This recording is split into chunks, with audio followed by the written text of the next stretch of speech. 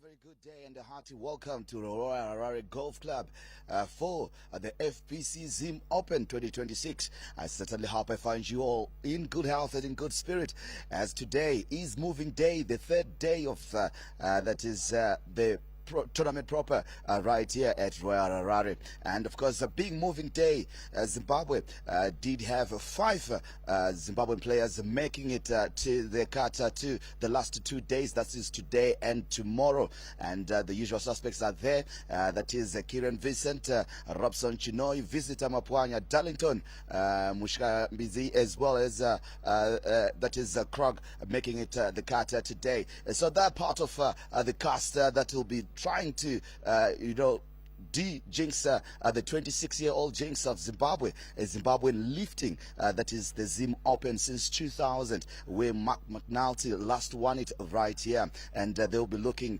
to raise the Zimbabwean flag high, and the field looking immaculate, being led by the Chilean, that is Tigana, and of course he's on 11 under from a perfect 2 days to start the tournament, and of course he's the one leading the peg and looking to consolidate his lead. He'll be teeing off a little bit later on this afternoon. That is Tigana is closely followed on 9 under by Van der Mare and Van der Weyer as well. The two South Africans is closely following him as well on 9 under there, and also on 8 under we've got that is Priesolo as well as Bautista being part of the cast. The Australian also looking to do something good. As for Zimbabwe, the biggest hopeful will be, of course, Kieran Vincent as well as Darlington Mbizi, who is also on 2 under and finishing tied for 12th before this round.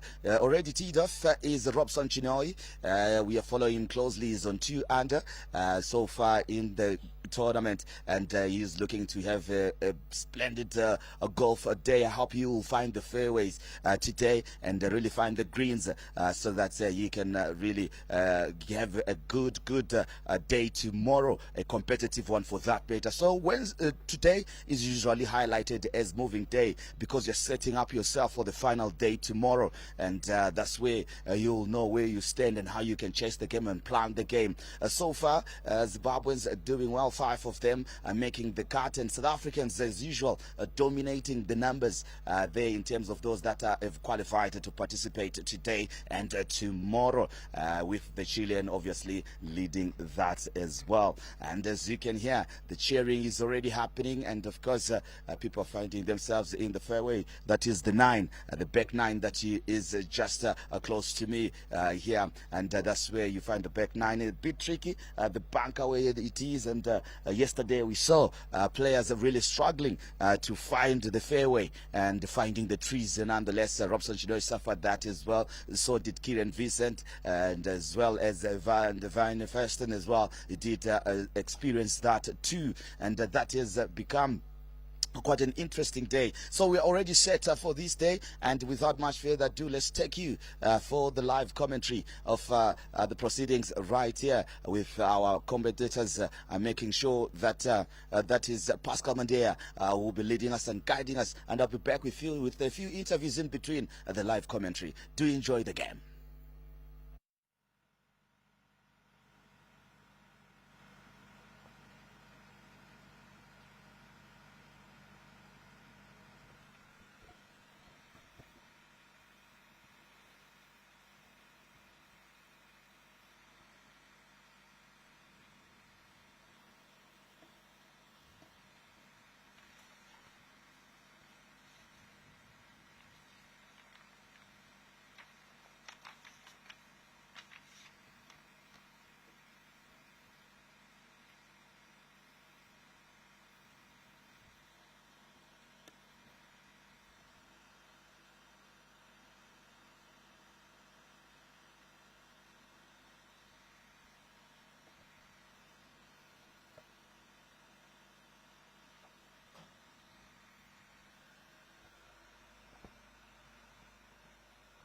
Are we live now? Are we live now? Yeah, we're live now. Okay. Good morning and welcome to Royal Harare. Valentine, thanks very much for getting the show on the road. On our screens, we have our first view of hole number 9. As you may be aware, the local interest in the tournament now rests on 5 Zimbabweans who made the cut. All in all, we had a field of 144 players on Thursday. And then after 2 rounds, which was Thursday and Friday, the field was reduced to the top 60 and ties. So we had 3 people tied on number 60. I beg your pardon. We had 4 people tied on number 60. So we now have 63 people in the field, 63 players in the field.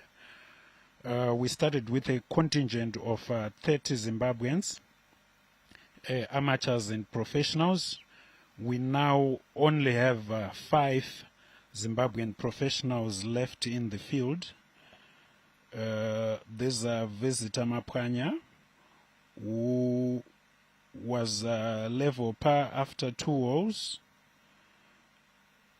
Robson Chinoi, another hometown favorite, was on 2 under, was on 1 under, I beg your pardon. Kieran Vincent was on 2 under. The local contingent is now led by Darlington Shikanjamidza, who was on 5 under.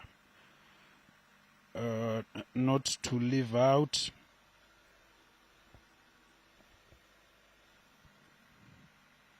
Michael Wallace, another young Zimbabwean, who was also on 2 under. Play resumed today at 07:35 with Otto van Binder playing alone. He has now made his way through the first 14 holes. Last night we experienced light showers, and we thought perhaps maybe the course would be playing a lot easier, but so far no one seems to have taken advantage of those showers.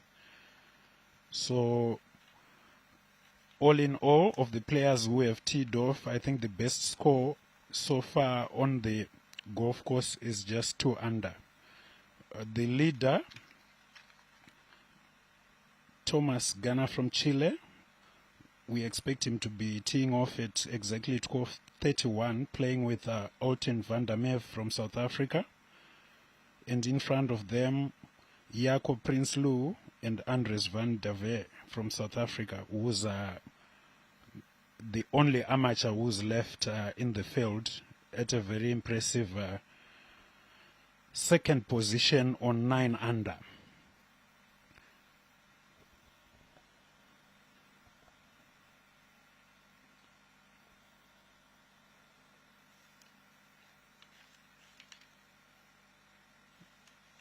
Again, images of their practice putting green at Royal Harare, that is between the 9th hole and the 10th hole, where the players who are preparing to tee off,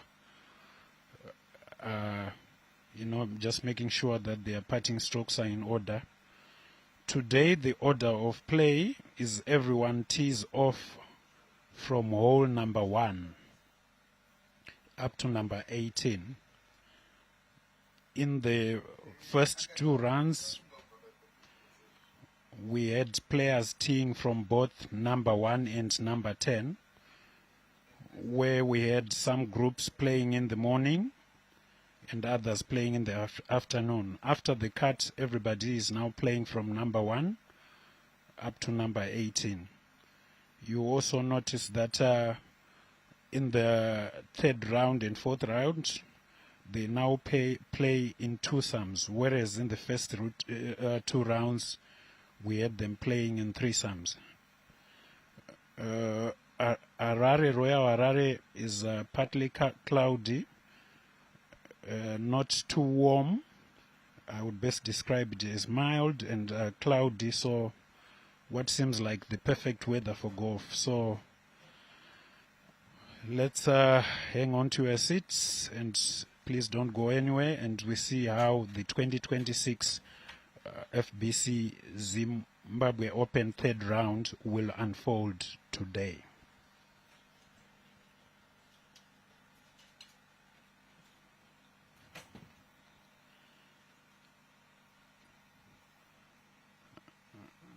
Again, another nice view of the practice putting green. And in the background, that is the fairway of wall number 10. As you can see, interest in the Zimbabwean Open seems to be increasing every year. So we have a lot of people attending in person.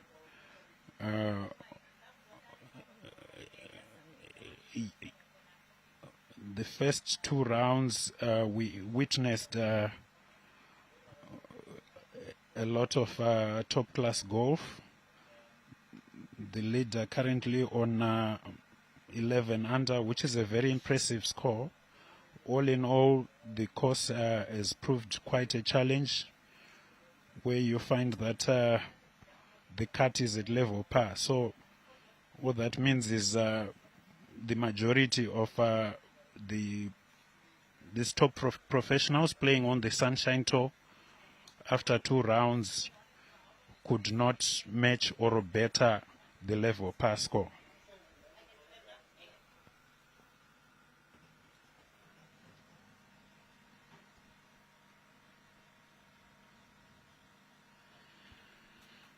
Just to talk briefly about the 5 local contingents.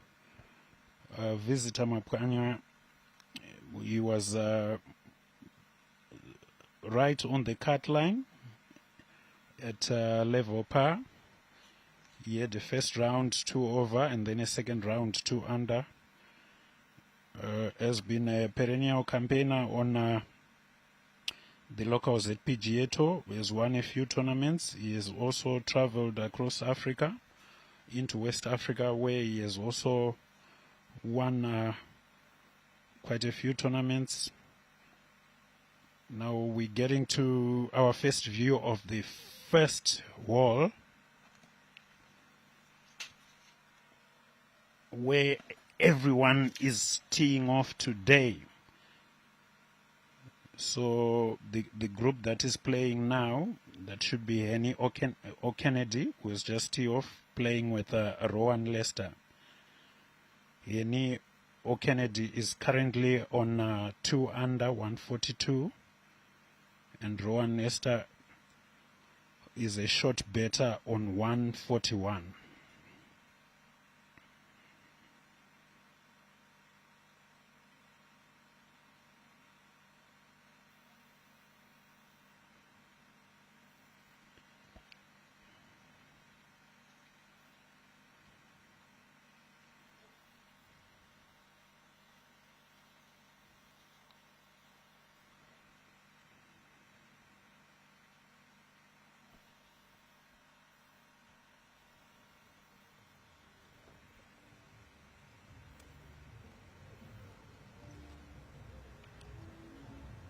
So this is footage from yesterday. And that is Jason Roots from Dave and Country Club in South Africa, currently sitting on 5 under.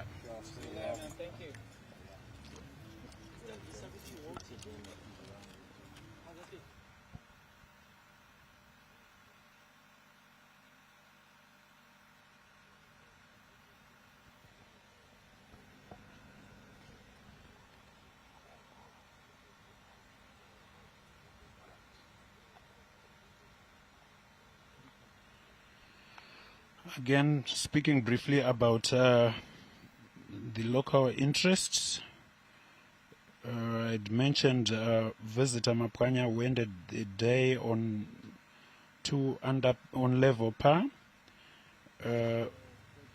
Just ahead of him by a shot, Robson Chinoi didn't do so well yesterday, played 2 over 74. The day before, he had played much better with a 69, so he ended the day on 1 under 143.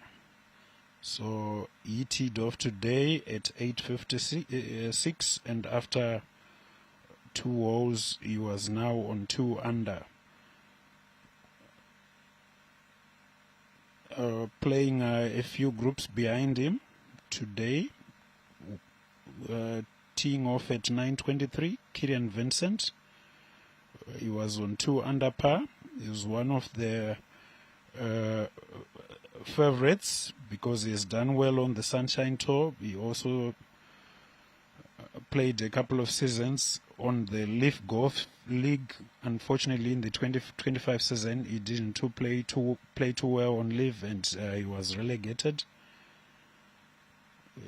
He was on 2 under par, playing right behind him, teeing off at 9:32 in the morning.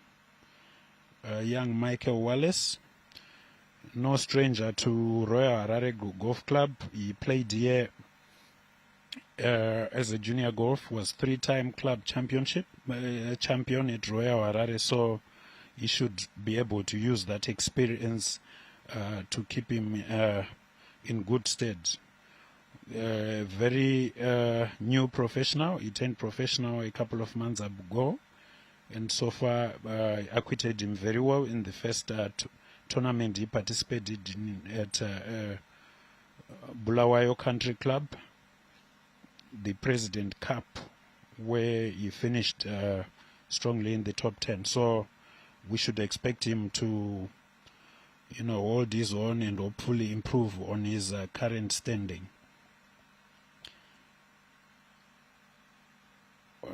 The best of the local contingent is Darlington Chikanyambidze. He'll be teeing off at 11:41. Started and learned all his golf at Royal Harare. Played for the national team a few times, acquitted himself very well.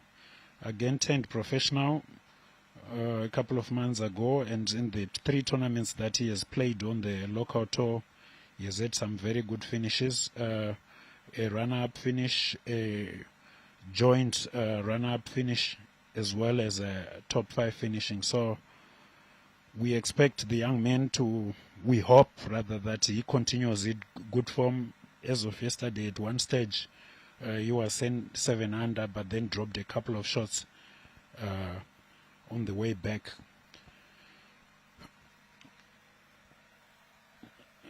On your screens, we now see last year's winner, Luis Carrell from Mexico. Didn't do as well as he did last year in the first 2 rounds.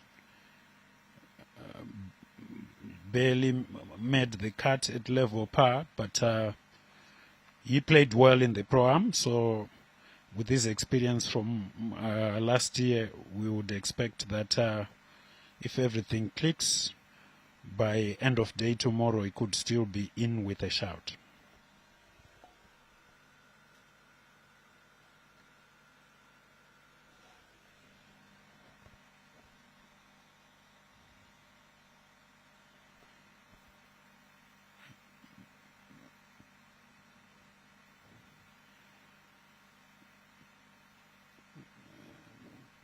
The greens at Royal Harare have been, cut and rolled to a fantastic speed of 12.7 on the steam meter today. So they present a fair but exciting challenge to the professionals. As you have just seen, even the shorter parts, you have to respect them and not be too aggressive, because if you miss with some of the subtle slopes on the greens, you will have difficulties making the one coming back.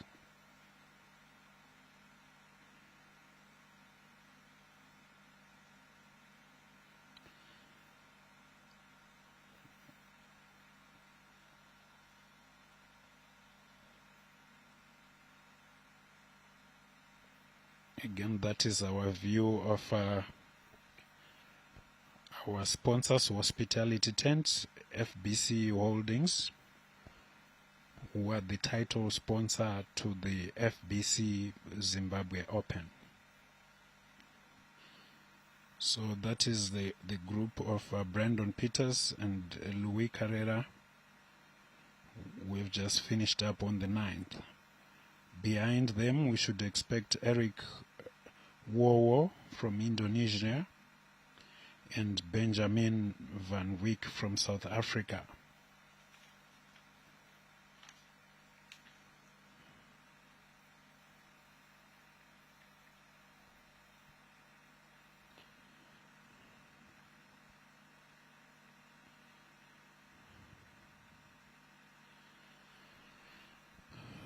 Louis Carrera has started well today. He's picked up a shot. He's now on 2 under through 9.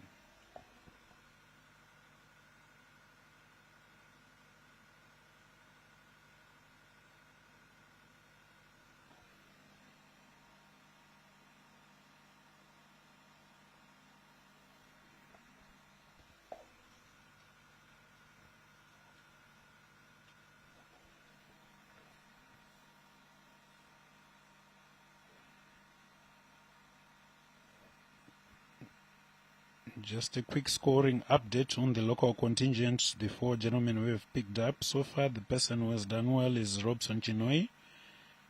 He has picked up 2 shots through 4 holes.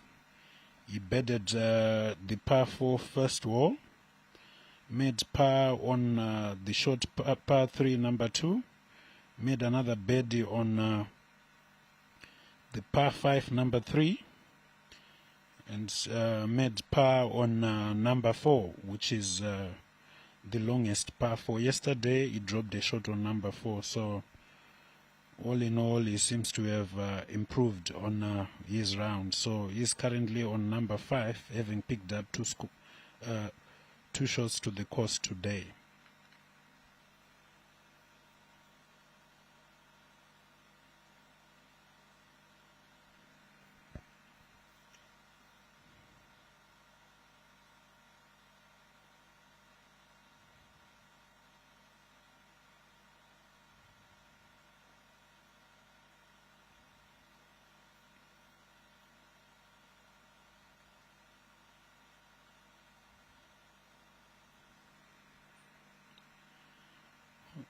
Visitor Mapkanya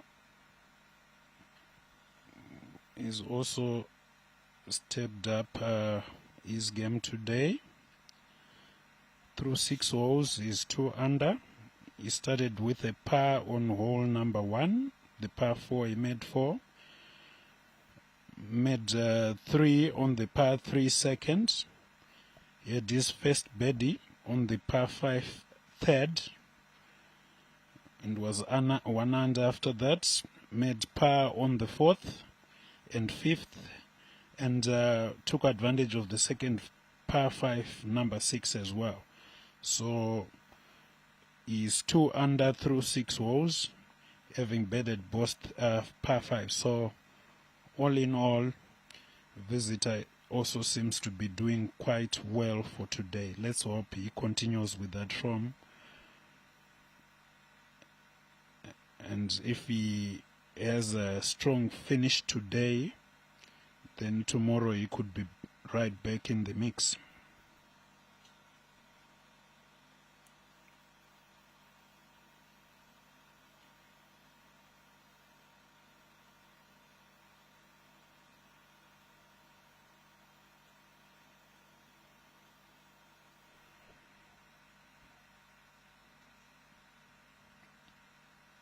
Kieran Vincent has just played 2 holes so far, the third of the local contingent.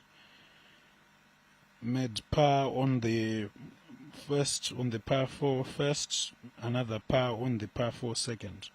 So for today, he is still on level par, the same as Michael Wallace, who's playing right behind him. Michael also made par on the first, the par 4 first and another par on the par 3 second. So they are yet to change their scores from yesterday, but with 16 holes to play, there's still room to produce fireworks and, as they would like to say in the lingo, go deep.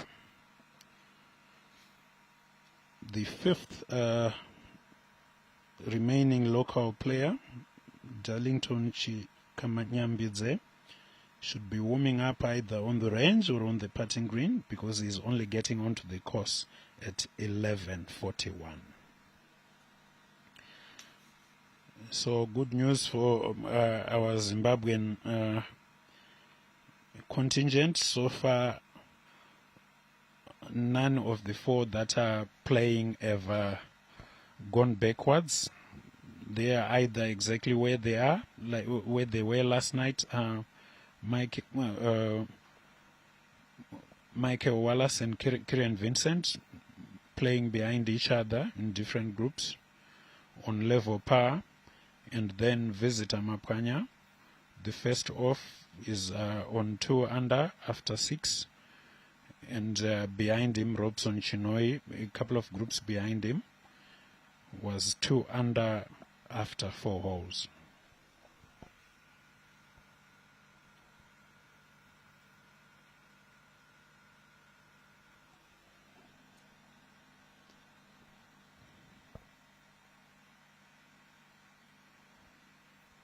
Footage from yesterday showing that even the top professionals, I think that's Rob Van Wyk, don't always hit it where they would want to hit it. So nowadays with technology to speed up plays, to speed up play, distance measuring devices allowed. So instead of getting your caddy or the player himself to start pacing up and down to calculate how far they are from the flags, they are allowed to use those range finders to get an accurate measurement of how far exactly they will be from the green. So excellent camera work from our ZBC TV crew there. Let's see how Rob handled this one from yesterday.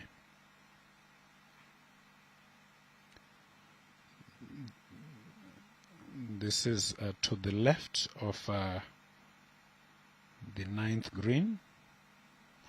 I'm sure I didn't have a direct shot to the green there, so it's just played a short one to the fairway. With the changes that have been made since last year's Zimbabwe Open, hole number 9 used to have a very big eucalyptus tree to the left of the tee box. It was cut down because occasionally the course designer, the person who did the last remodeling, Nick Price, usually comes in the country and takes a look. As we all know, the golf course is essentially a living thing. So I think that tree with time was now presenting an unfair challenge to those who cannot move the ball from left to right.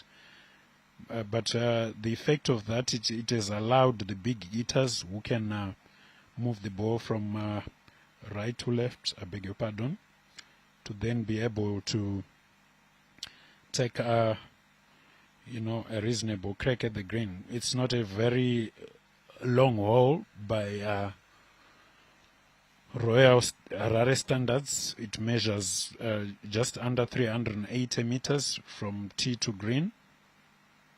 So with some of the young and longer pros carrying the ball over 300 meters, so if they hit a good one, they will have just a little pitch to the green. So as you can see, both players in our screen, they had missed their tee shots to the left. So after playing out back to the fairway, now they will try to attack the flag and hopefully salvage a good score.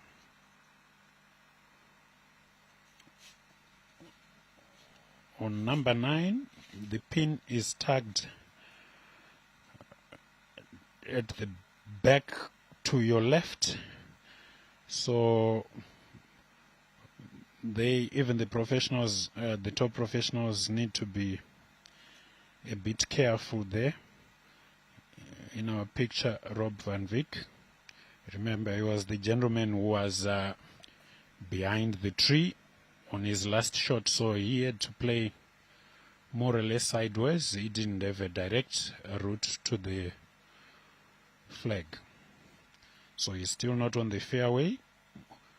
The rough is not as deep as in other courses, but it's enough to create a challenge on its own, because then they can't spin the golf ball coming out from the rough.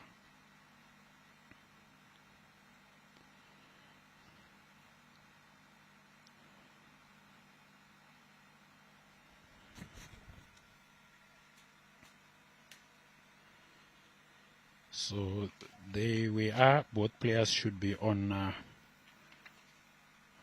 number 9 green now. Let's see whether they will be able to salvage par there. Again, as I had mentioned before, the pin is at the back to the left. There's a little ridge where Rob is now walking. From there on, it's downhill towards the hole.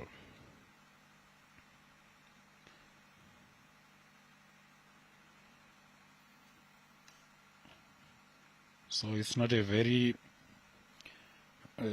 it's not a straightforward putt by any imagination. The first half of it, the first 5 or so meters, is putting up the hill, and then from there on the remainder is downhill, but it also moves because that little mound slopes to his right, so that part we expect it to move a bit from his left.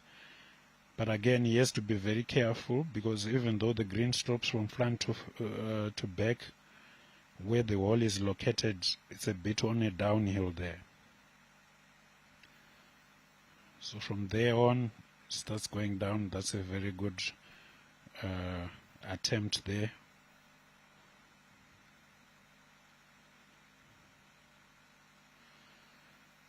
So good 2 putts.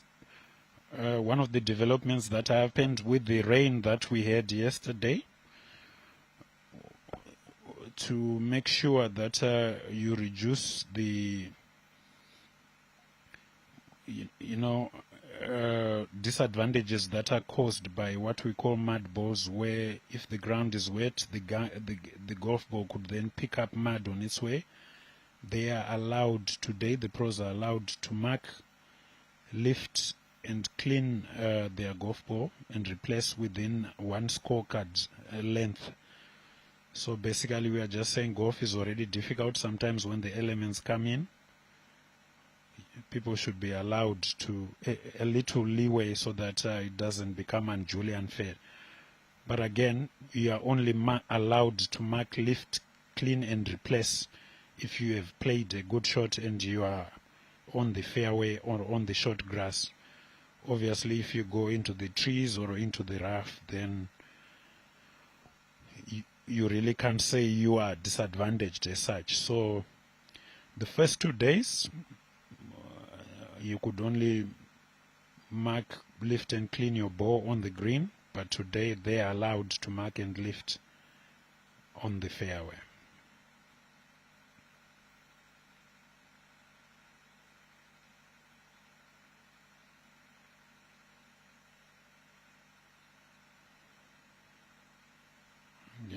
very nice view. As you can see, even the professionals pay a lot of respect on the short horse. That is the shortest wall on the course, the par 3 number 5.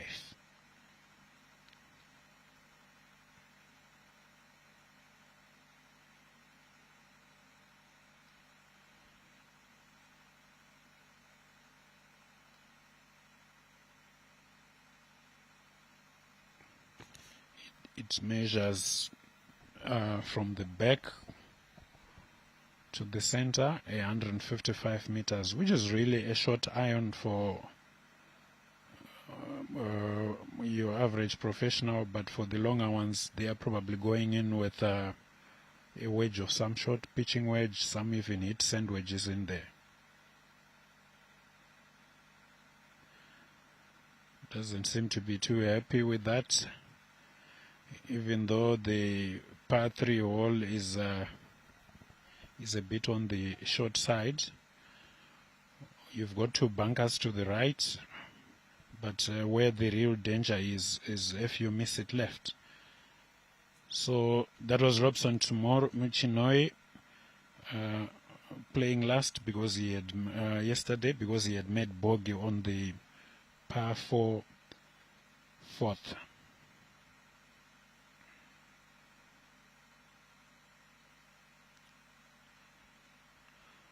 Didn't have the best round that he would have hoped for, but managed to hold it together for a gallant 74, just to make the cut with a shot to spare. Not so fortunate was Clive Nguru, who had played very well in the first round at 3 under. Unfortunately, he ended up shooting a 6 under 78 to miss the cut by a few shots. But otherwise, Clive Nguru had done very well in round 1.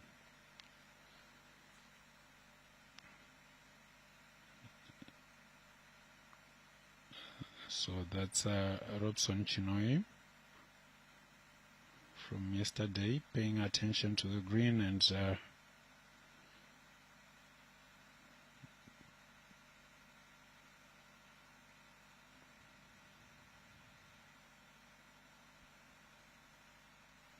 well, didn't get it that time. Leaves a little one to tape in. So hopefully today's round, the way is started being 2 under after 4, he should be playing that same hole today.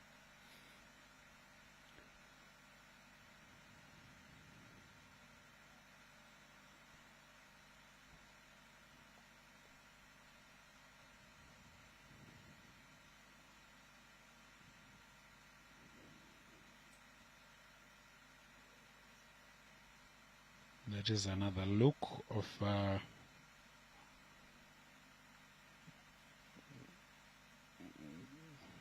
Royal Harare Golf Club.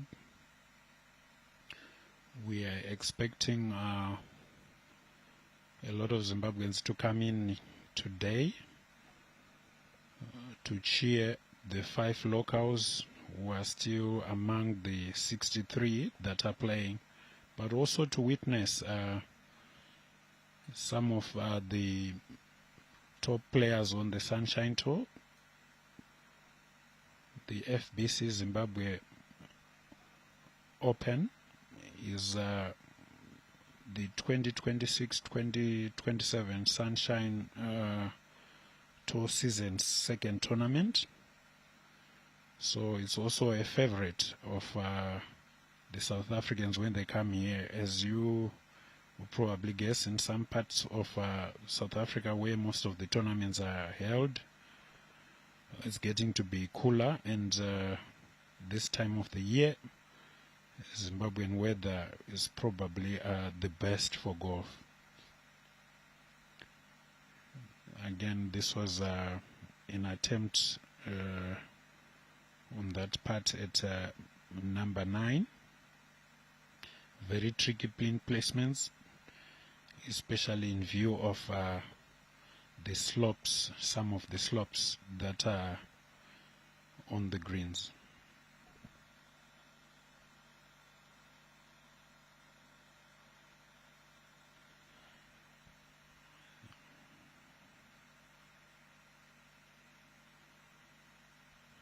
Again, the player in this caddy giving that quite a bit of respect.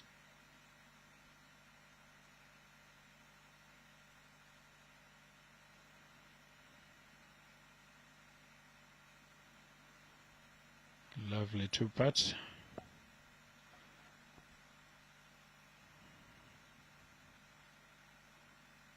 So after 9 holes, unlike our usual social games, the professionals proceed to play the 10th. There is no break, so they always have to keep the momentum moving.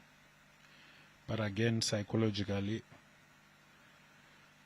you would be aware that half the round is almost gone. On your screens, the latest update of our leaderboard, nothing has changed at the top. Thomas Garner, followed by Van der Merwe and the amateur Van de Veer. They haven't teed off. We expect Thomas Garner to be teeing off at 12:31 with Alten Van der Merwe, and right in front of him, Jaco Prinsloo will be playing with the young amateur Andries Van de Veer. So our first look at hole number 18, that should be Otto van Bijna from Silver Lakes Golf Estate, who was the first competitor.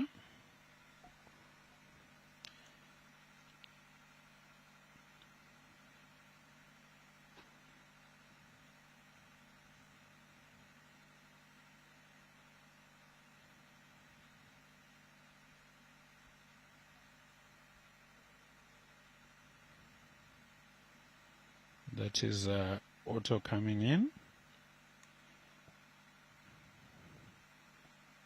He is playing alone with, of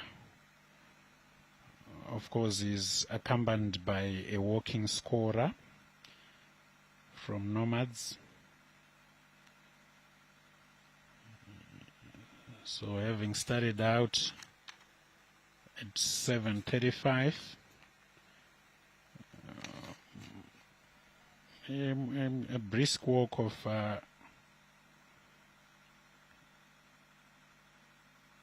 under 4 hours.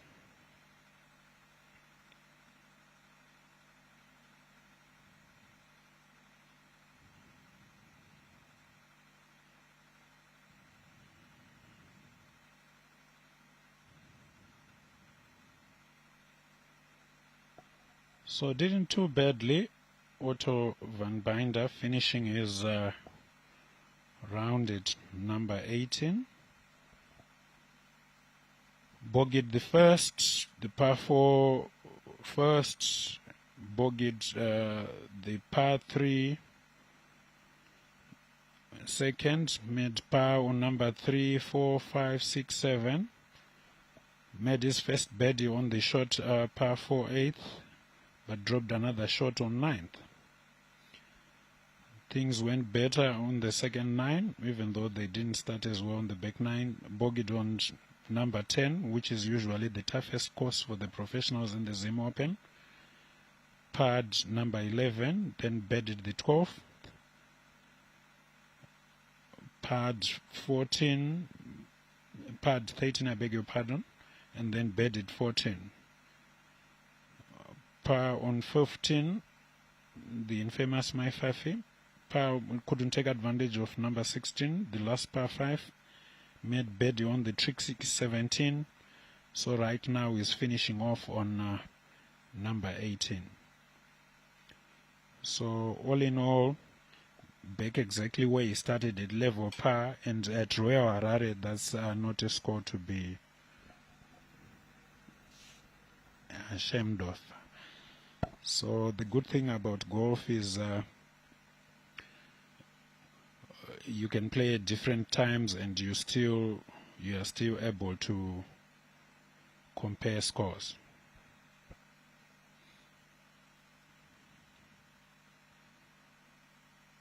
So yeah, that's Otto van Bruyne, our first competitor, finishing up on number 18, right behind our outside broadcasting van there. Another view of the interesting pin on number 9.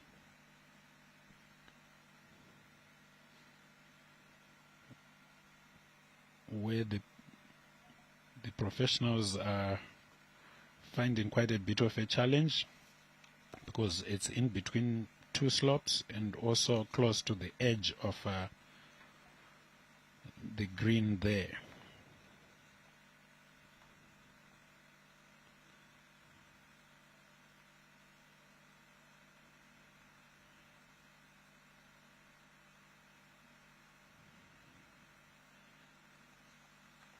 So on our screen, that is the pairing that started off at 8:24, Oliver Goldhill and James Mark, both from South Africa. Behind them, we should expect to have our first view of Visitor Mapkanya, the first of the 5 Zimbabwean competitors to tee off today. The last time we looked at his score, he had done he had played well. He was 2 under through 7 holes, having made birdie on the par 5s on number 6 and number 3, the 2 par 5s on the front 9. So he's just finishing up on number 8, and in the next 10 or so minutes we should be seeing how he deals with that interesting pin placement on number 9.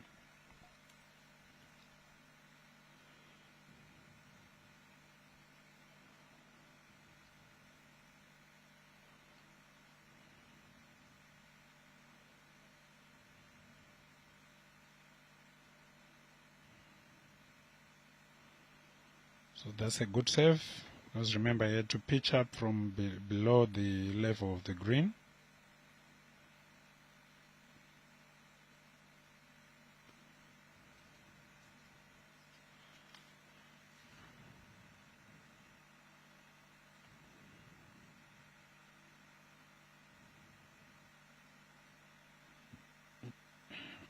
A good 2 putts. 4 is never a bad number on number 9.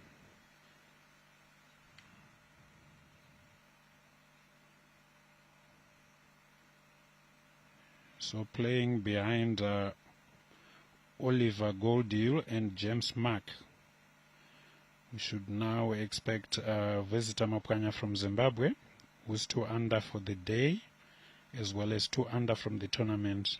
He's playing today with Pierre Villanex from France. Again, as I had mentioned before, the leaders haven't teed up, and so far no one has overtaken them. Interesting view from the bunkers at Royal. That is the greenside bunker on number 6.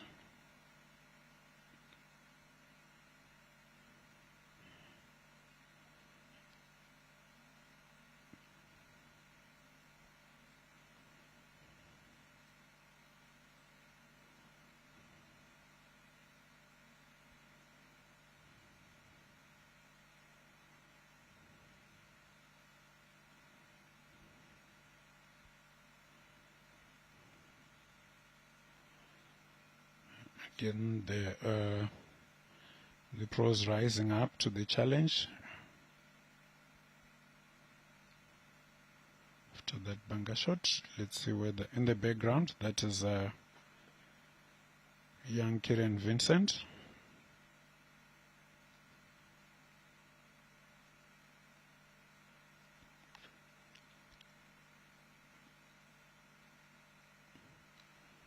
As you can see, the pros treating the royal greens with a bit of respect, which is well earned for their speed, because if you try to be too aggressive, you could end up putting more than twice.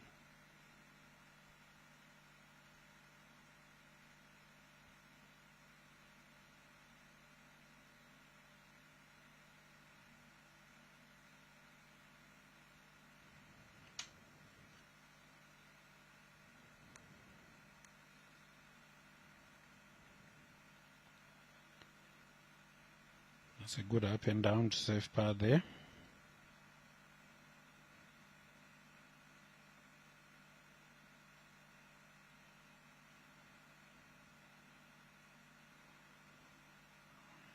Just a quick scoring update.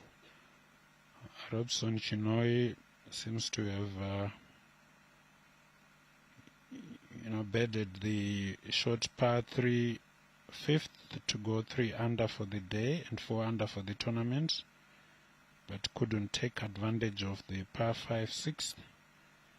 So in 30 or so minutes we should be seeing him on our screens as he plays out the front 9. So all in all, a good start.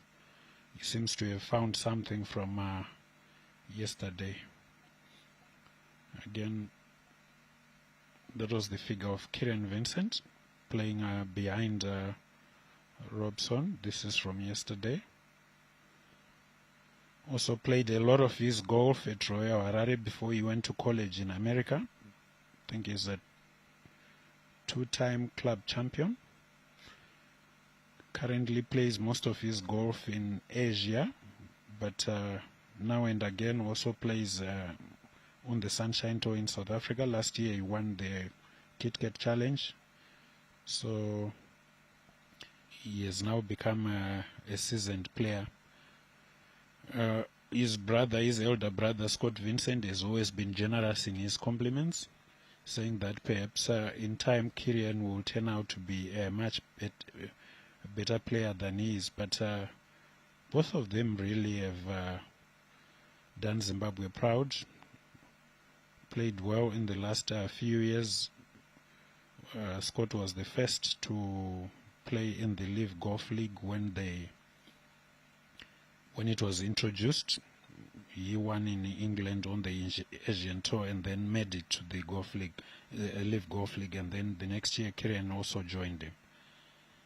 So the Vincent brothers really are global ambassadors for Zimbabwean golf. Another interesting shot from our crew.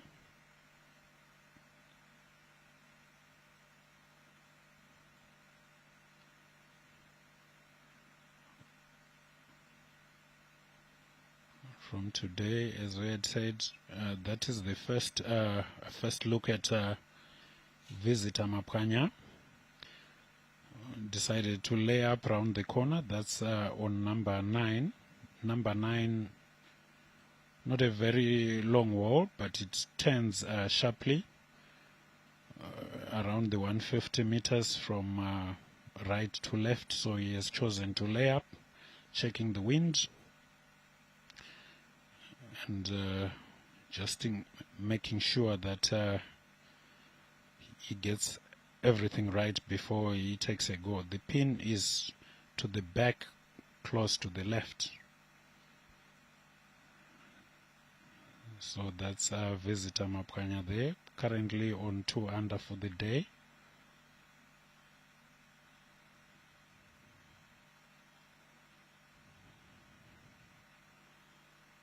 Doesn't seem too happy.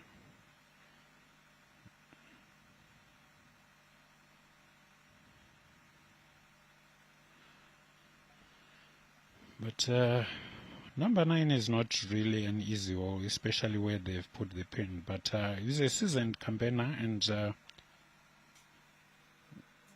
we hope number 9 doesn't, hole number 9 doesn't,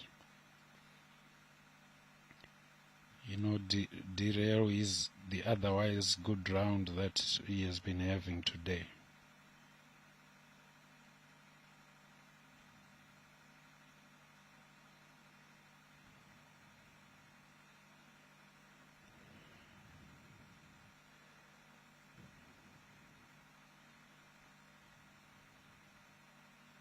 As I had mentioned before, he had parred the first, the second, bedded the par 5 third, parred 4, parred the fifth, bedded the par 5 6, parred 7 and 8. So now he's playing number 9. Let's see where he ended up. So all in all, not a bad 9 holes. Visitor Maprangnya, who started his golf career in the southern regions, started playing at Renko Mine Golf Club in Masvingo.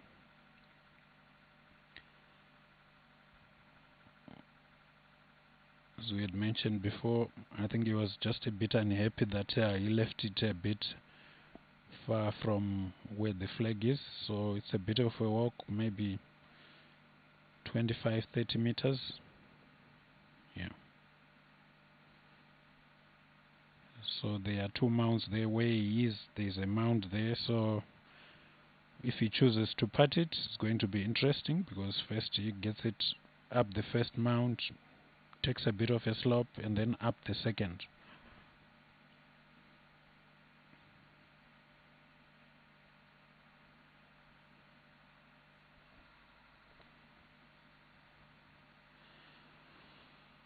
So he chooses, as expected, to go with the famous Texas wedge, the putter from off the green. In our statistics, fortunately, even if you use the putter, if you are on the green, that shot is not treated as a putt.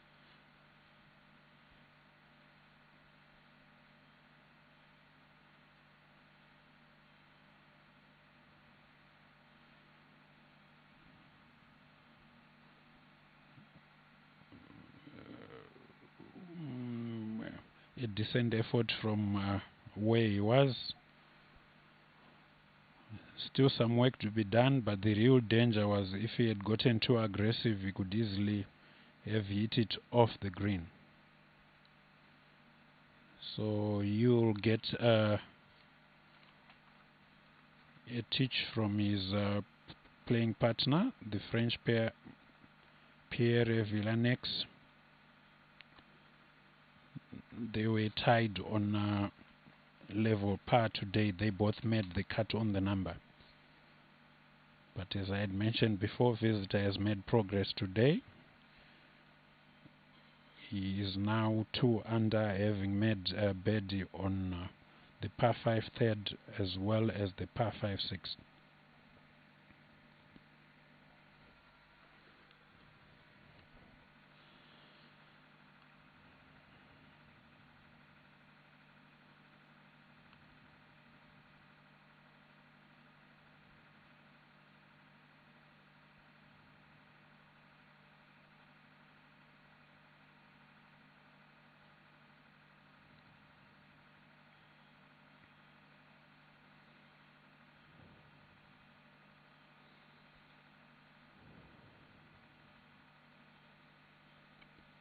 A bit aggressive Pierre there.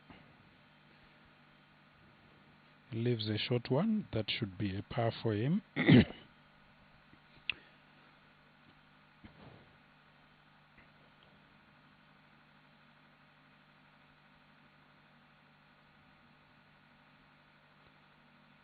Doesn't waste time. 4 is always a good score on number 9. So now it's Visitor Mapkanya's 10. That part is still a bit downhill. Moves A little bit from, by my reckoning, from his left, but he really shouldn't be either. He should pat it at the edge or inside left, depending on the pace. Normally a very reliable putter, so let's see whether he stands up to the test here.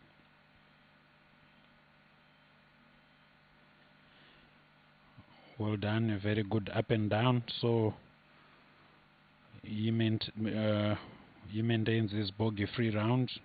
In our picture, visitor Mapkanya there started the day on level par after having gone 2 over on Thursday and then 2 under on Friday. So he's 2 under after 9 holes today.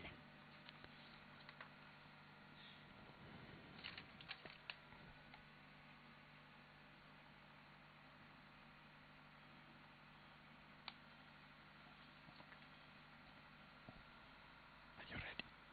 Are you ready?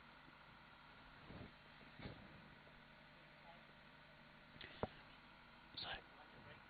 No, I don't know.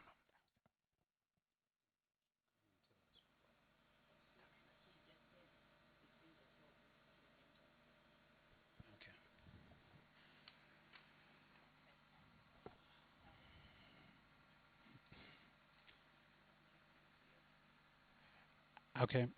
That is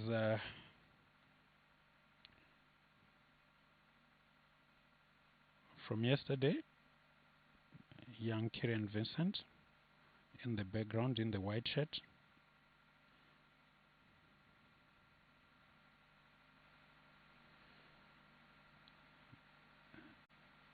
They were playing 3 balls yesterday.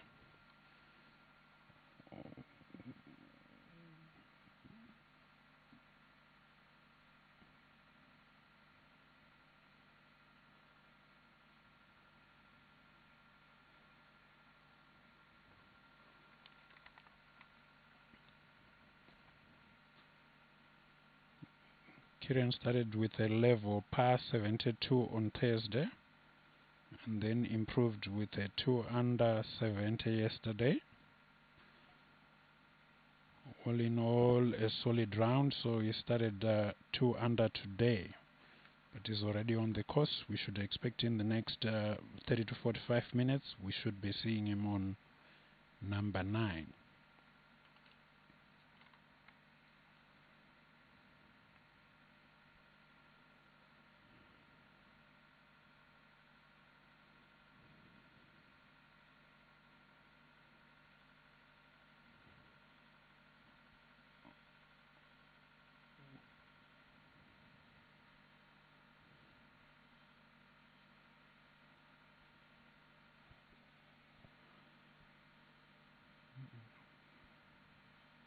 That is Jen Hugo, a past winner of the Zim Open a few years back. Tries to come back every year. Kieran from yesterday had found the fairway on number 7. He had a wedge of some sort.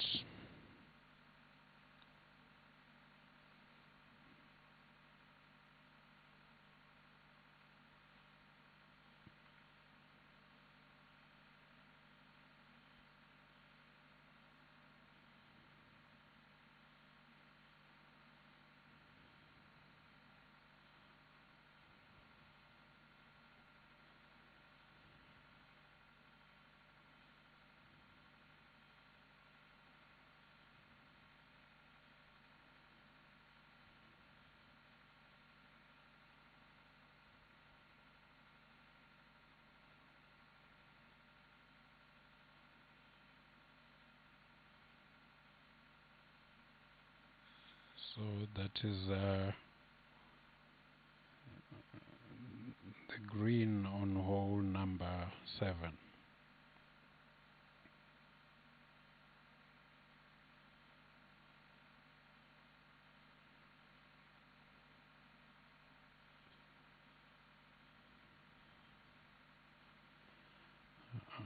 Robson makes a putt. That was his 3rd birdie today, I believe.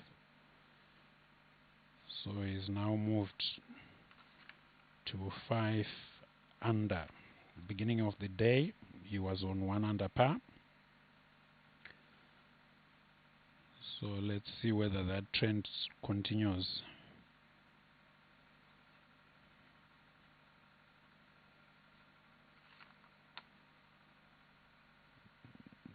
Today he is playing with Richard Alberts from South Africa, from Dundee Country Club, who was also on 1 under 143 at the beginning of play.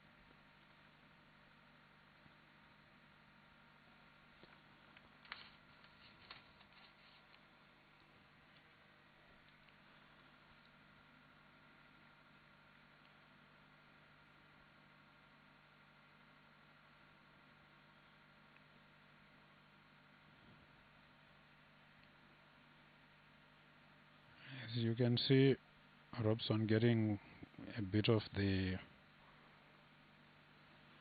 support. Some of our golf enthusiasts working with him.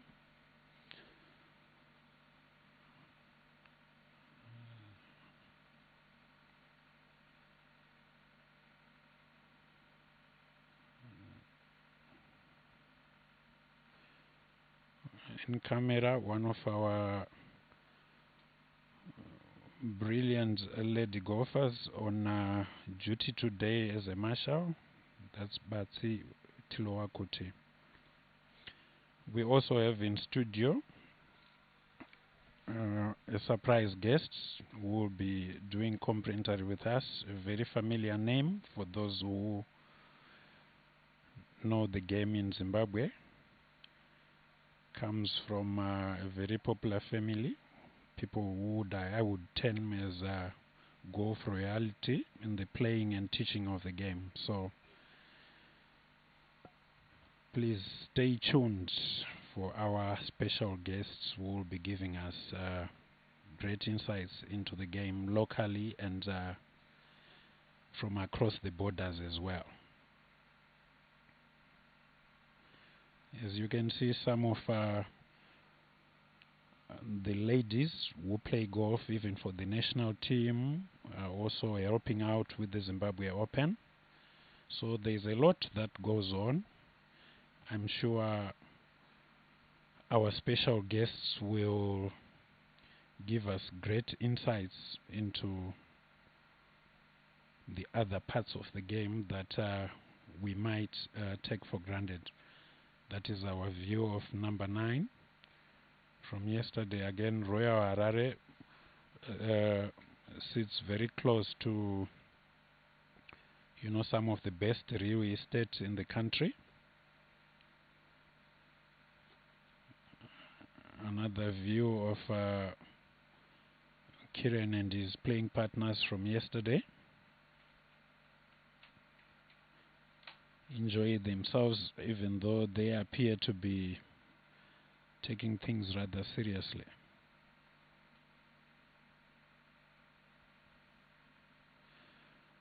Wonderful part. It also looks so easy when the good pros are doing it.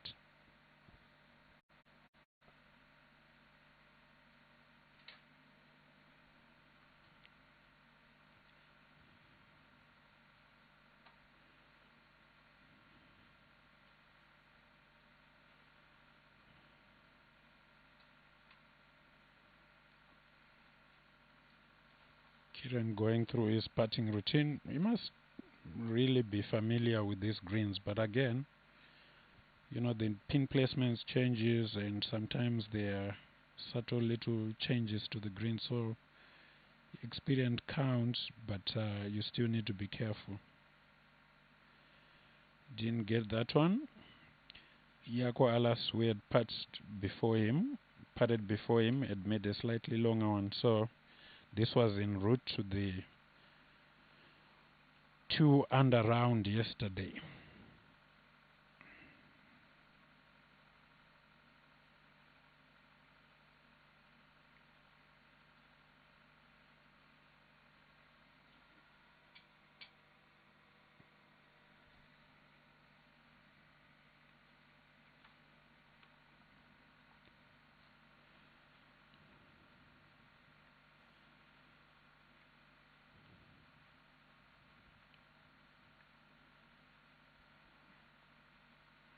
So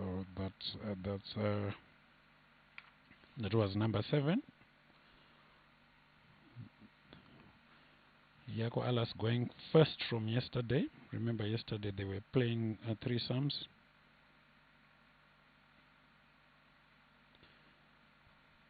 He's won a few tournaments on the Sunshine Tour. Usually comes over. I think from 2010 he's been coming over year in year out. He's had some good finishes.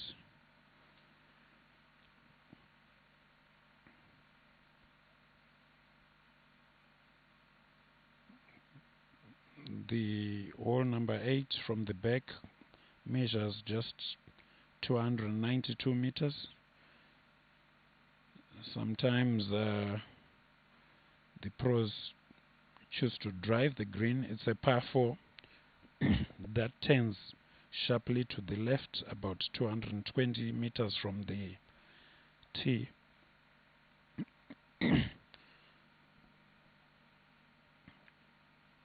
So Lobster, they're choosing to go with driver and taking it on.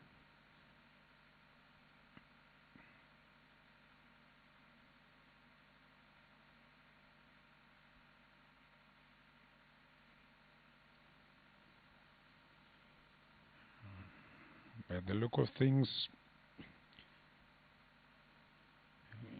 he definitely hit it left, but then there was tree trouble there. But if you hit it long enough, you are back on number 7 fairway.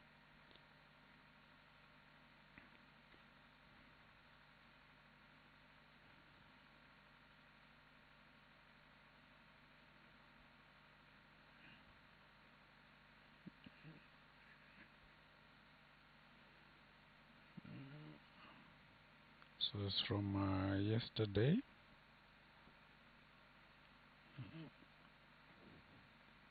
That's the group that Robson Chinoi was playing with yesterday, as he was fighting to keep his round alive. He ended up shooting a 2 over 74 yesterday, but today he seems to have well, he has definitely started much better than yesterday.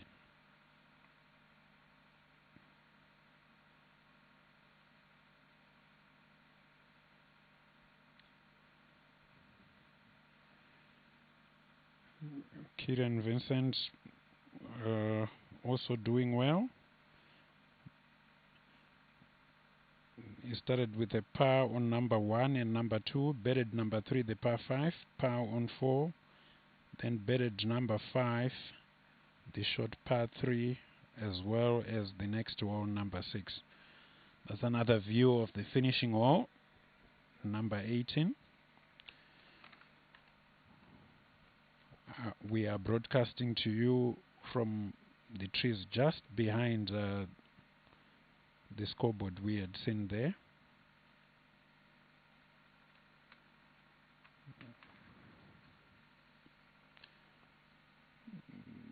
This is Robson Chinoi today. It's just a few meters from the green. He has a 4 under round going. The weather is a bit nippy today. That's why you see the young man is putting on a jacket. So not a bad leave given where the flag is.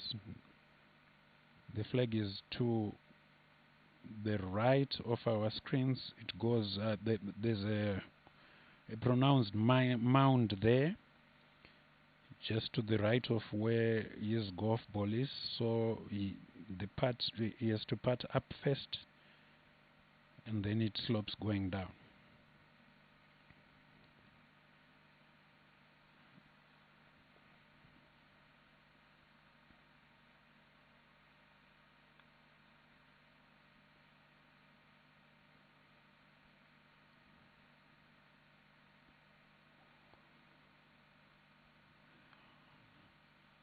So let's wait and see whether he'll be able to convert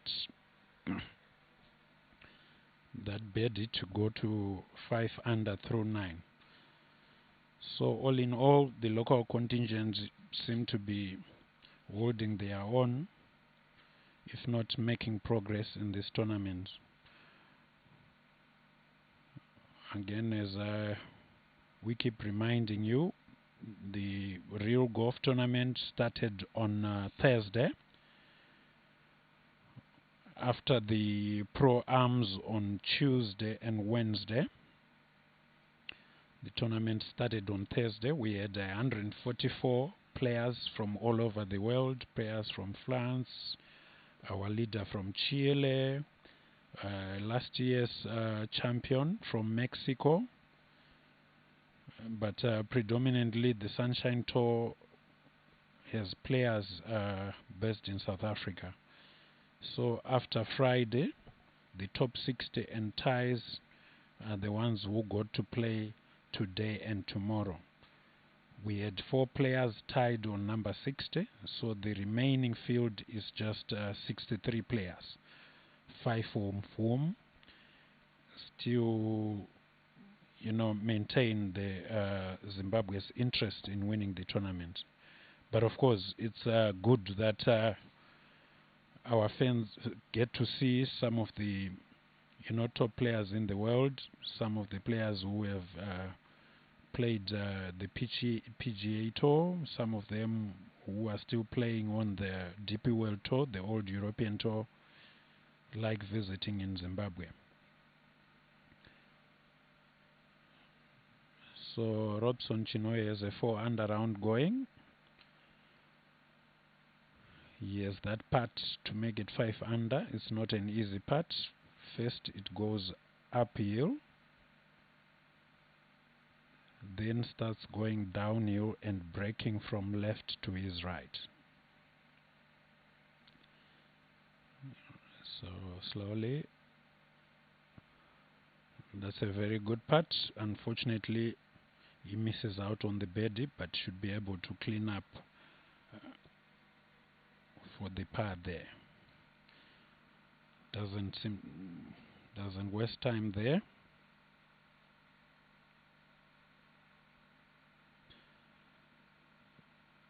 Quick update on Kieran Vincent. He's now sitting for the round.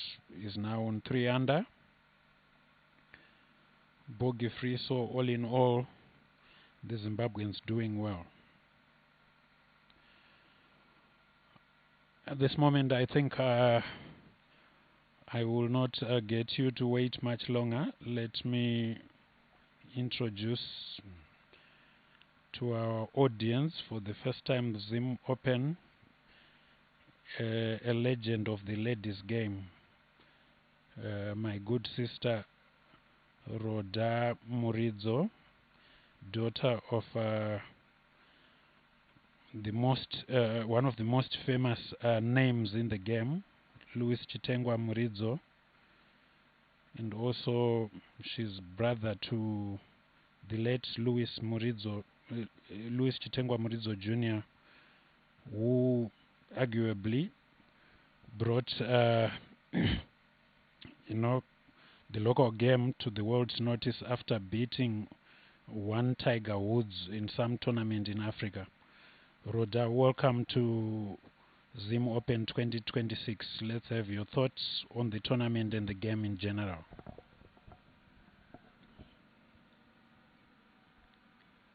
Thank you so much. Good morning, Zimbabwe. Good morning to all our viewers.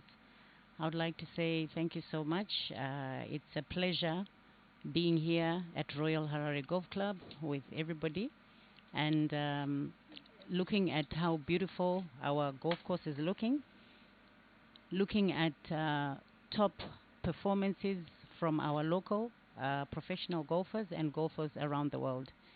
Good morning once again from the Royal Harare Golf Club here in Zimbabwe at the FBC Holdings Zimbabwe Open. Thank you so much for a great introduction. What I would like to really touch on is a bit of background with regards what used to be called the Zimbabwe Open.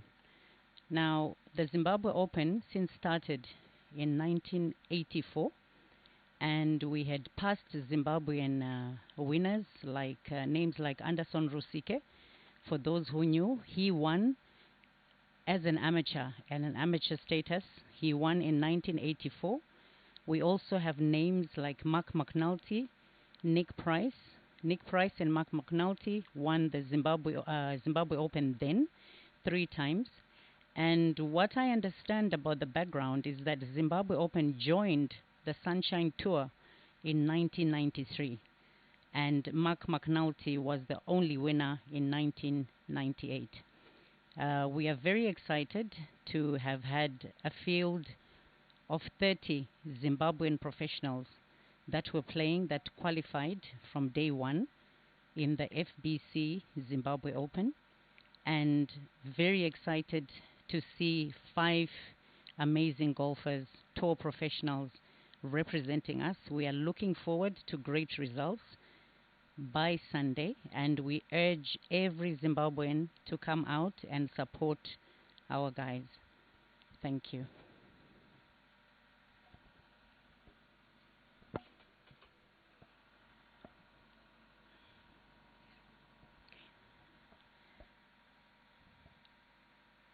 So I'm also very excited to talk about a young gentleman, Robson Ginoi, who won the Zanaco Masters Championship in 2023 in Zambia, Lusaka. And I would love to say that I witnessed that win when he went for a playoff with Neil Schkitkat on a score of 271.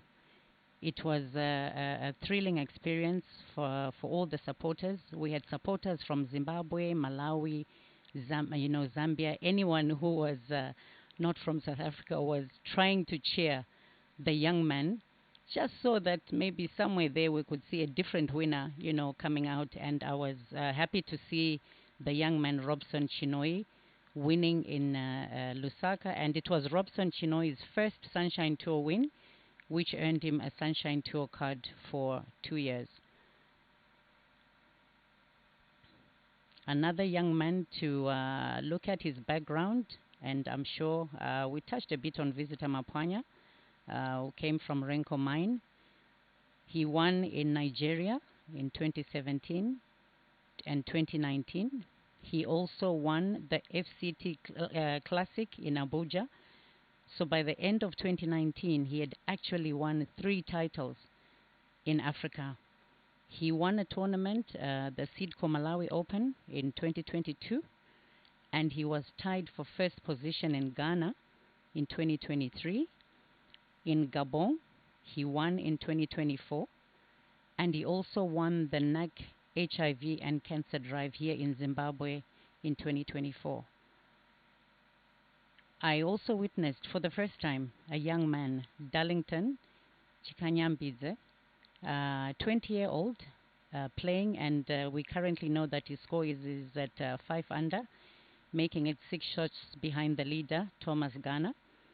He carded a -2 in his first round, and then by his finish yesterday, he played 3 under, bringing his score in round 2 to -5. So we're really looking forward to see Darlington, who will be teeing off later on today.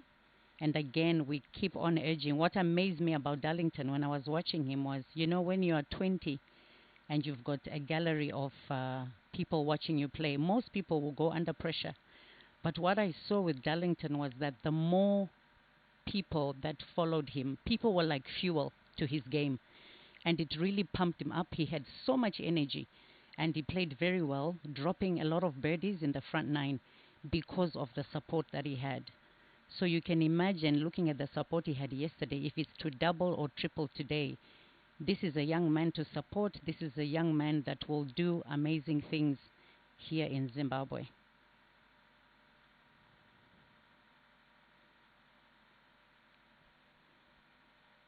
I've also had a look at Kieran Vincent. We had a brief chat. We spoke about Kieran as well, who turned pro in 2022. Kieran played in the Asian Tour. He's playing in the Asian and Sunshine Tour. He was a former PGA Tour player in Canada and Live Golf. And looking at his wins as a professional golfer, he won the Asian Tour in 2023 and also won the Kit Kat Cash and Carry Pro-Am, which is a Sunshine Tour event in 2024. He also won the Waterfall City Tournament of Championships, again in 2024. And he's also a man to look out for. I know as of yesterday he was on -2 tied with Michael Wallace. So again, we're urging you, Zimbabwe, let's come out today and support our guys. Let's support our local pros. This is our event. And I know these young men are going to do amazing exploits on the golf course today. Michael Wallace, an amazing amateur from Royal Harare Golf Club. He won the Muzilikazi Classic in 2025. First round he shot 75, and second day he carded a 67, which is like, he played 5 under. He also was a runner-up of the Zim Open in South Africa. And in 2023, he finished 22nd position in the Orange Bowl, which is a junior tournament that my late brother Louis played in 1992. And this was against top pros like Tiger Woods, who was a junior then. So Michael played in the same event in 2023, and he came number 22. And some interesting background is that his father actually caddies for him, which Michael said that his dad being on his bag is good motivation and moral support. So even as family, we can come out, we can support, which I believe for Kieran as a golfer, meaning that his dad is also a golfer. And this has really supported him, having his dad on his golf bag supporting him. I also want to believe that FBC Holdings Limited, this is their 5th sponsorship. This is 5 straight years sponsoring this amazing golf tournament, the Zimbabwe Open. And our prize purse for this year is 200,000. We also have associate sponsors like Zimre Holdings Limited and Caledonia Mining Corporation. Last year, we had what they called the Swing for Cancer drive, and it's a campaign that raised over $10,000. So when the golfers are playing, it's not just about playing golf, but there's a cause behind it. Lives are being transformed, lives are being changed through the sport of golf. So we appreciate all the work that is being put in, and we want to acknowledge and appreciate our sponsors.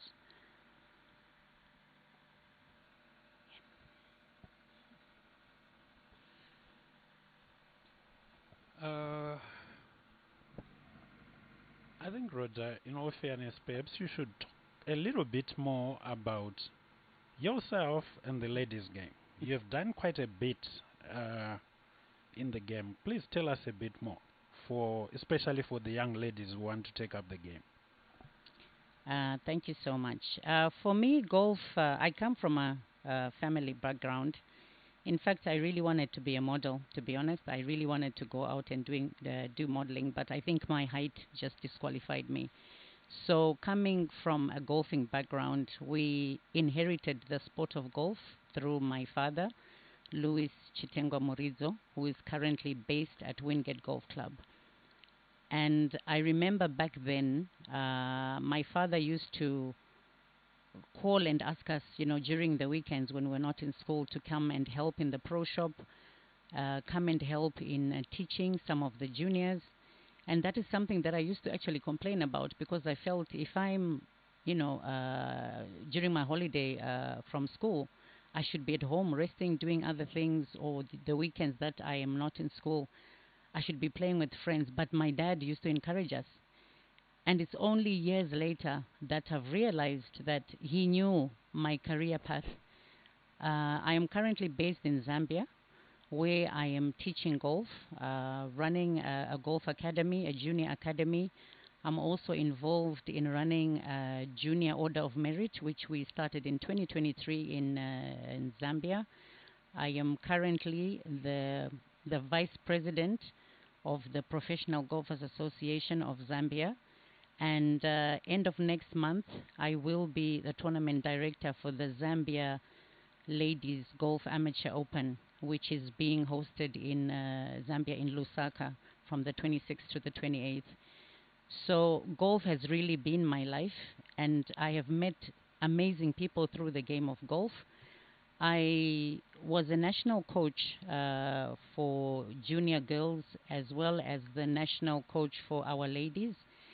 And I remember we traveled to Botswana for a junior tournament, and that's where I met one of the coaches from South Africa. And I told her I had turned professional, but I hadn't played golf in a number of years.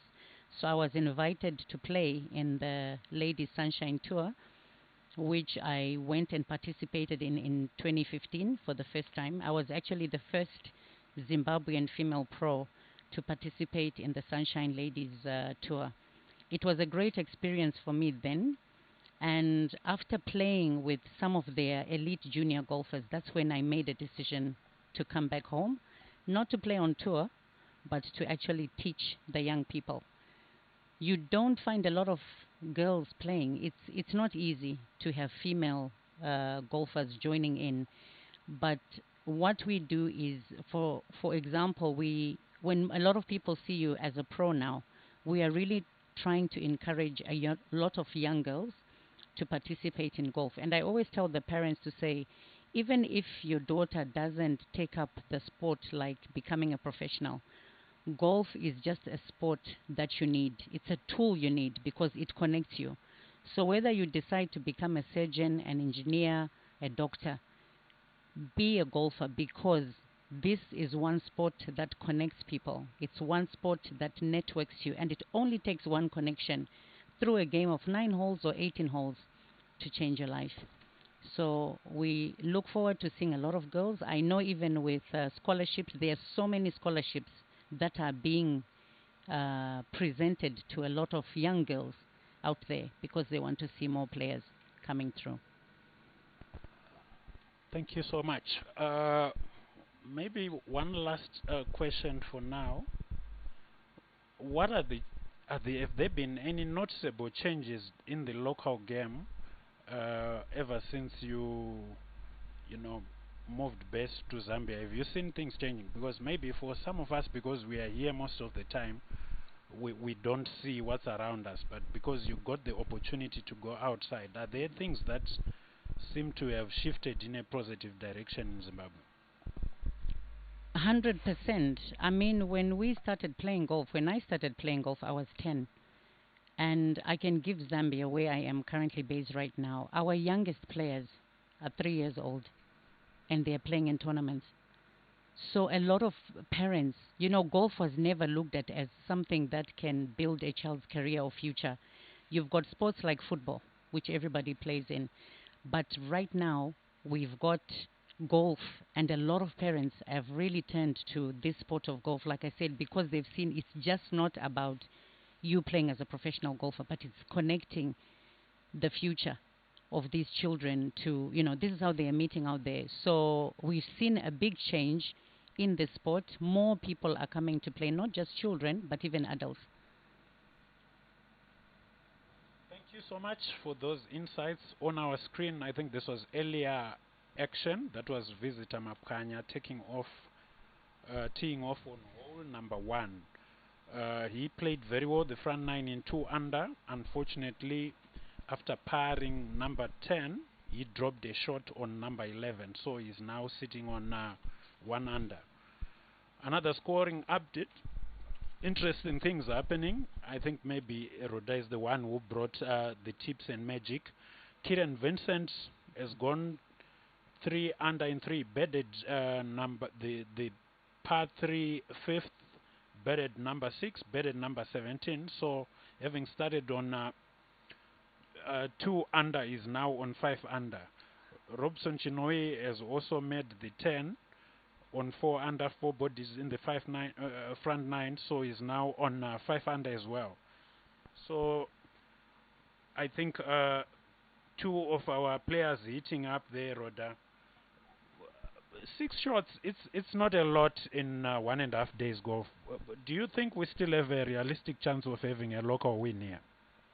100%. 6 shots is not a lot. 6 shots can change over a couple of holes. I mean, the guys are just turning, and I have a good feeling about this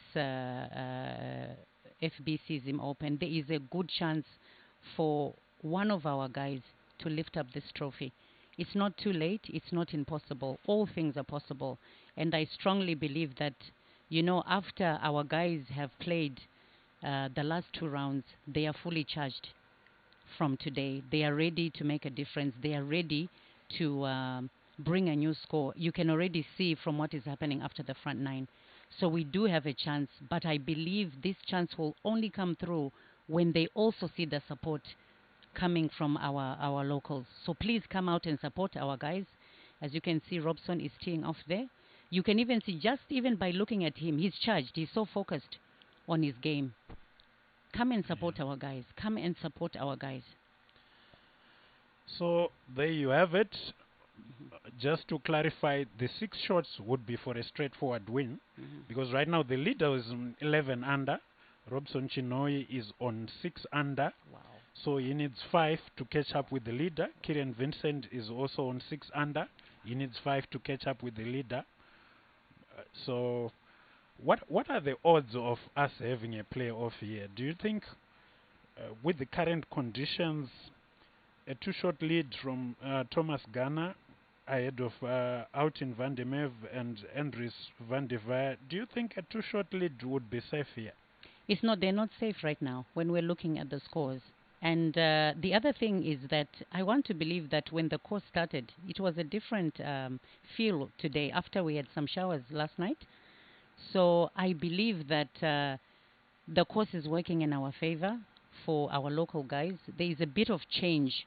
When it rains, because it's been hot the last couple of days. But those few mils that we received yesterday, they definitely made a change to the grass today. And getting back to the shots, 2 shots is nothing. These guys haven't teed off, but I'm sure from where they are, if they are watching the leaderboard right now, they can see that something is already happening. There is a change. So 2 shots is not a lot. Okay, you mentioned Anderson Rusike. By my recollection, I'm not a very good historian, is probably the only amateur to have won this event. But this year, we have Andries van der Veer from South Africa, is one of the 2 guys chasing the leader on 9 under. What would it take for an amateur to really beat the pros now? Or is it in the past perhaps the pros were not so good?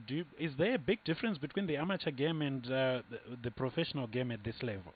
What I've seen throughout the years, or rather, if you look at golf, from a coaching point of view, golf is a mental game. It's all to do with the mind. So it depends how you program your mind when you're playing this sport. I think this is that's Kieran on number 9. Taking a that's shot his there. Second shot. Look at that beautiful swing, that beautiful follow through. Let's see where this shot takes us. He normally moves the ball from right to left, so that looks good. So that pin to the left would not be too difficult. So as I was saying, golf is it's a mental game. So I found that even when you look at guys like Tiger Woods, even when I look at my late brother Lewis, you could never tell whether he was having a good day or a bad day. Golf is not played on the course. Golf is played from the mind before you even go on the golf course. So most of these guys, by the time they come onto the golf course, they already know what they are supposed to do on the course. So it has nothing to do with the status to say this one is a pro, this is an amateur. Anyone can take this trophy, be it an amateur, be it a professional golfer. So Gerald Pepler there, playing with Kieran Vincent. Let's hope he makes another birdie there to go to 7 under and really put pressure on the guys.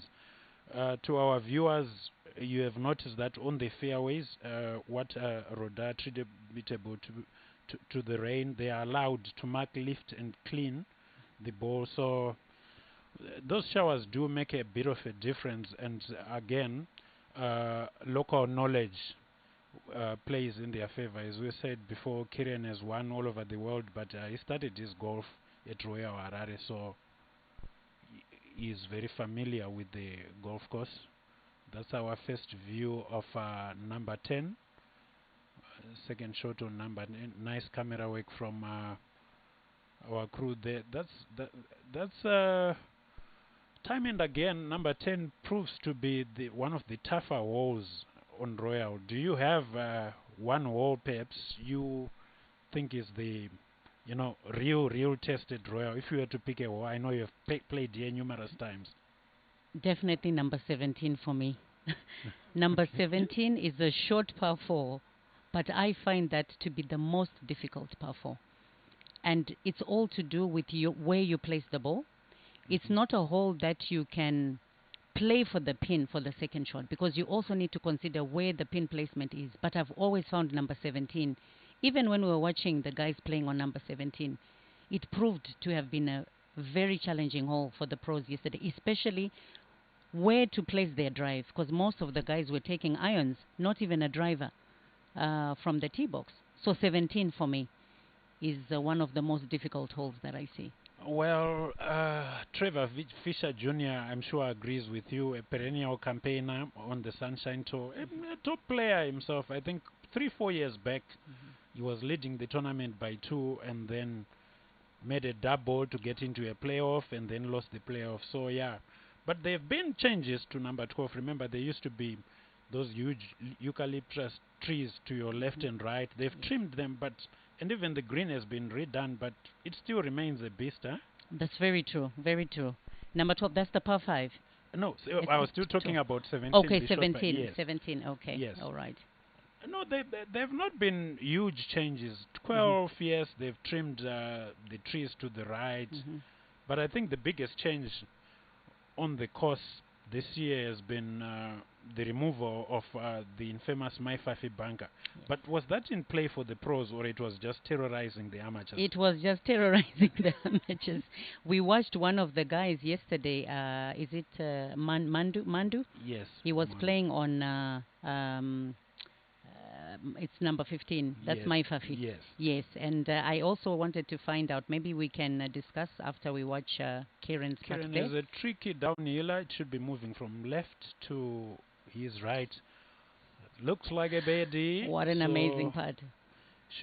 That should get him to 7 under. Wow. Some amazing things are So happening.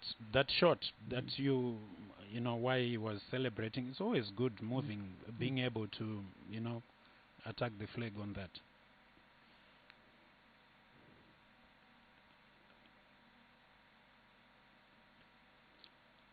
Different types of putters on the golf course. Is it really about the technology, or it's about how to use? What I've realized is when you're putting, even from a coaching point of view, we always tell our clients to say, when it comes to putting, you as the player, you decide how comfortable, because putting is about a feel. Okay. So you need to be comfortable. It's different from the grip that you have when you are playing a long shot with your driver or with your irons.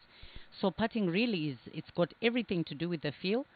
So all sorts of putters, as you can see, there's another stance there, very different. You have to feel that putt.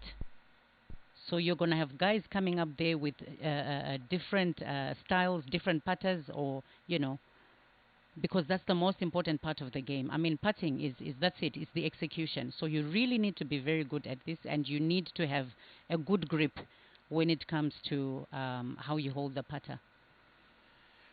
Interesting take there, but I'm sure sometimes the amateurs also are inspired when they see that even the professionals meet the little ones, isn't it? This is what we tell our clients when we're teaching them. We say always watch golf.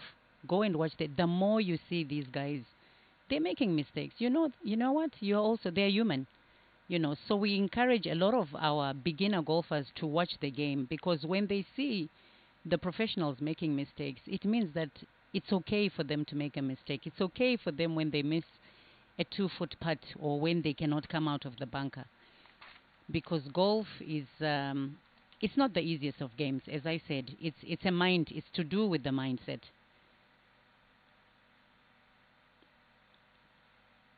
So we have our 4 Zimbabweans in the field. I think that view is for the people just finishing up on 18 now.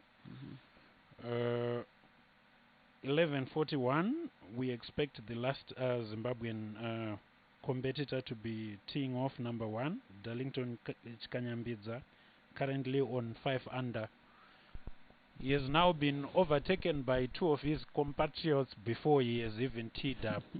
What's the mental effect on playing at the back of the field when you are leading? Is there a big difference knowing that other people are catching up with you, or do you think perhaps it really doesn't matter?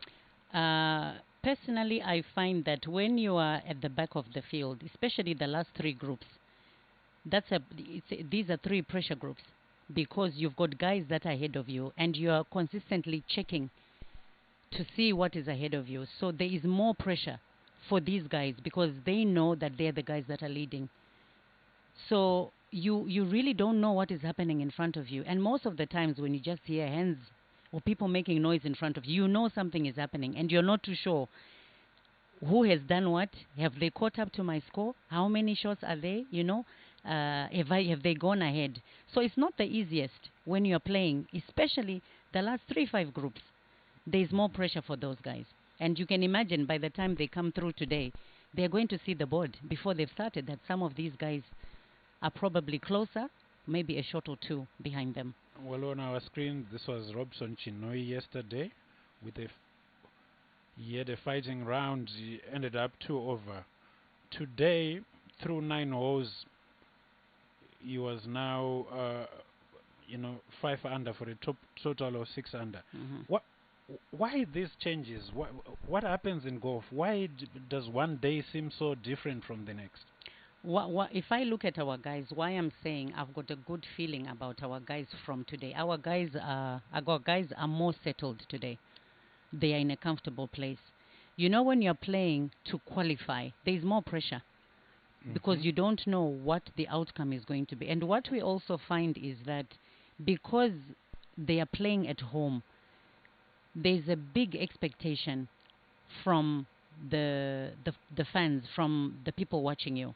So you want to play your best game, especially the first 2 rounds, because after the 2 rounds, there's this cut that comes through before you go into the last 63 players, like the ones we have for this weekend.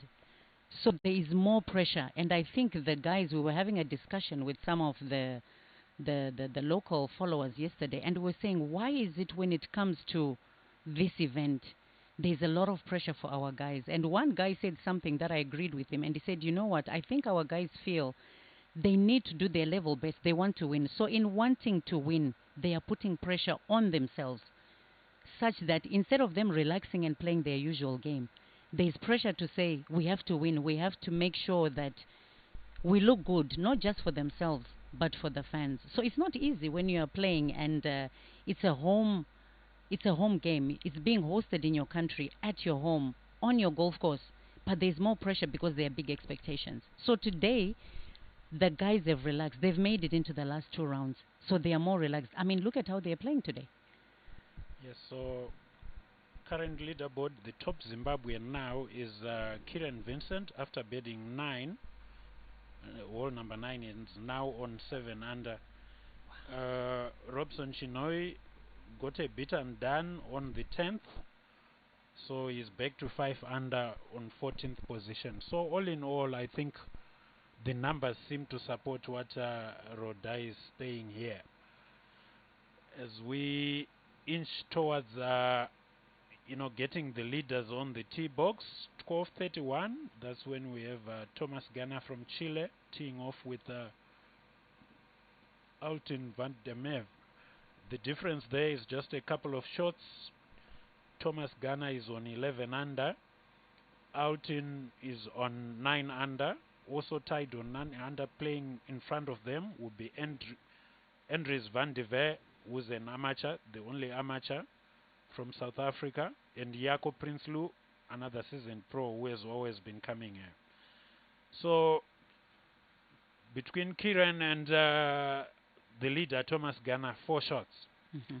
So I think the numbers really justify what you're doing. Mhm. Is it too early to make a score prediction as to what you think maybe the winning score should be by end of Sunday?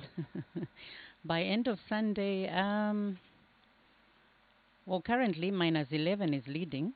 I would say -18. Okay, we will. I'm not a betting person, but our viewers, there you have it from our experts in the field.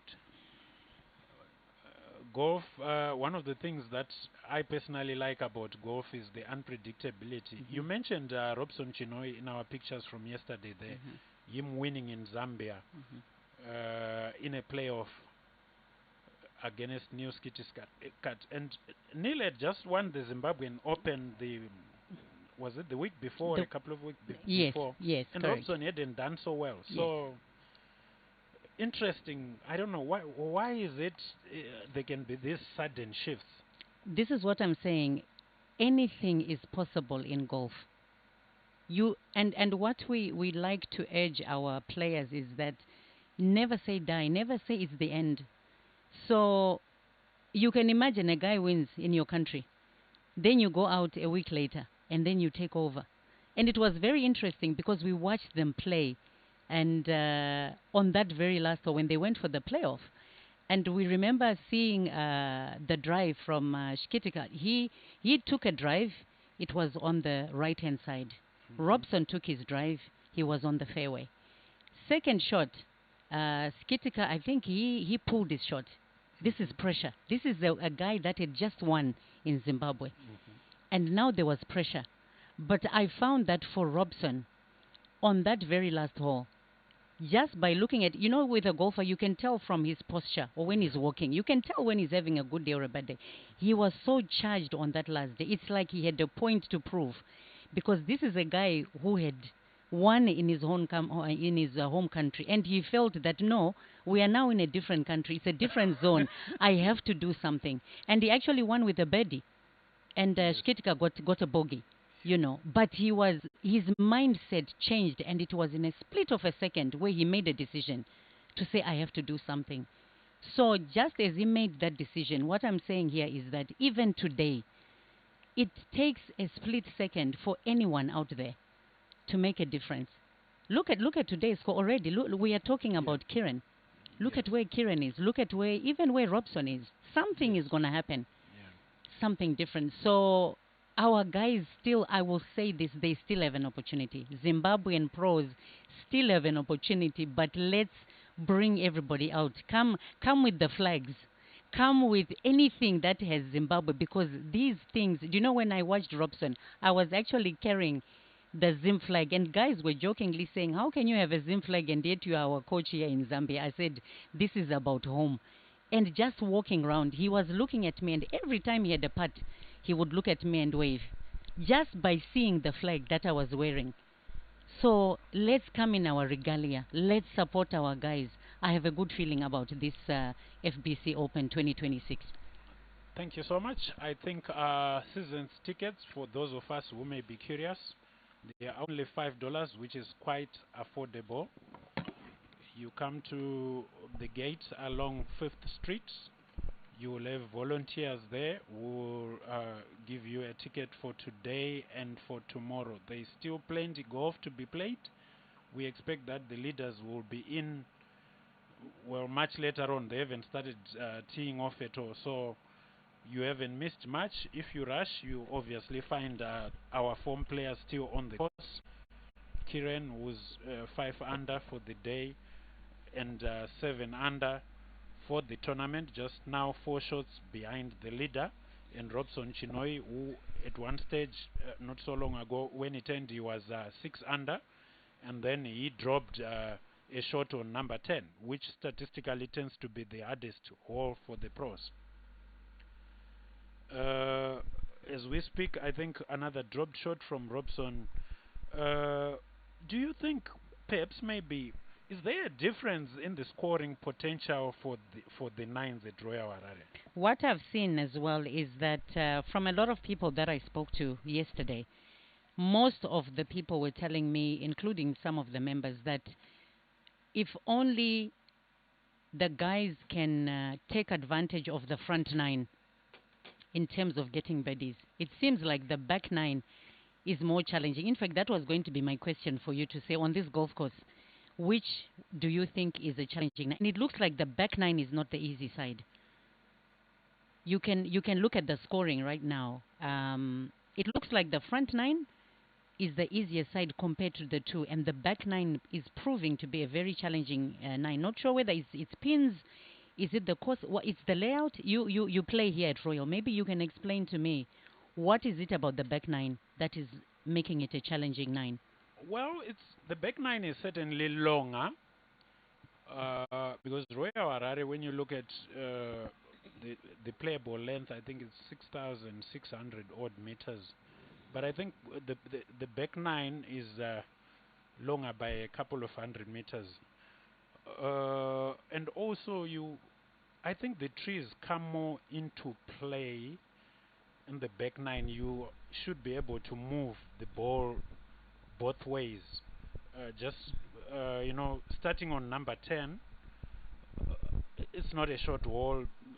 The wall dog legs from around 150 from the right, so you should be long enough to go past that dog leg if you want to have a clear shot to the green. And then the green is raised, so if you miss, I think that's where a lot of our pros get unstuck, because if you miss the green on number 10, you don't have easy up and down. Sure. So already that's a challenge. 11, it's not an easy par 3, longish.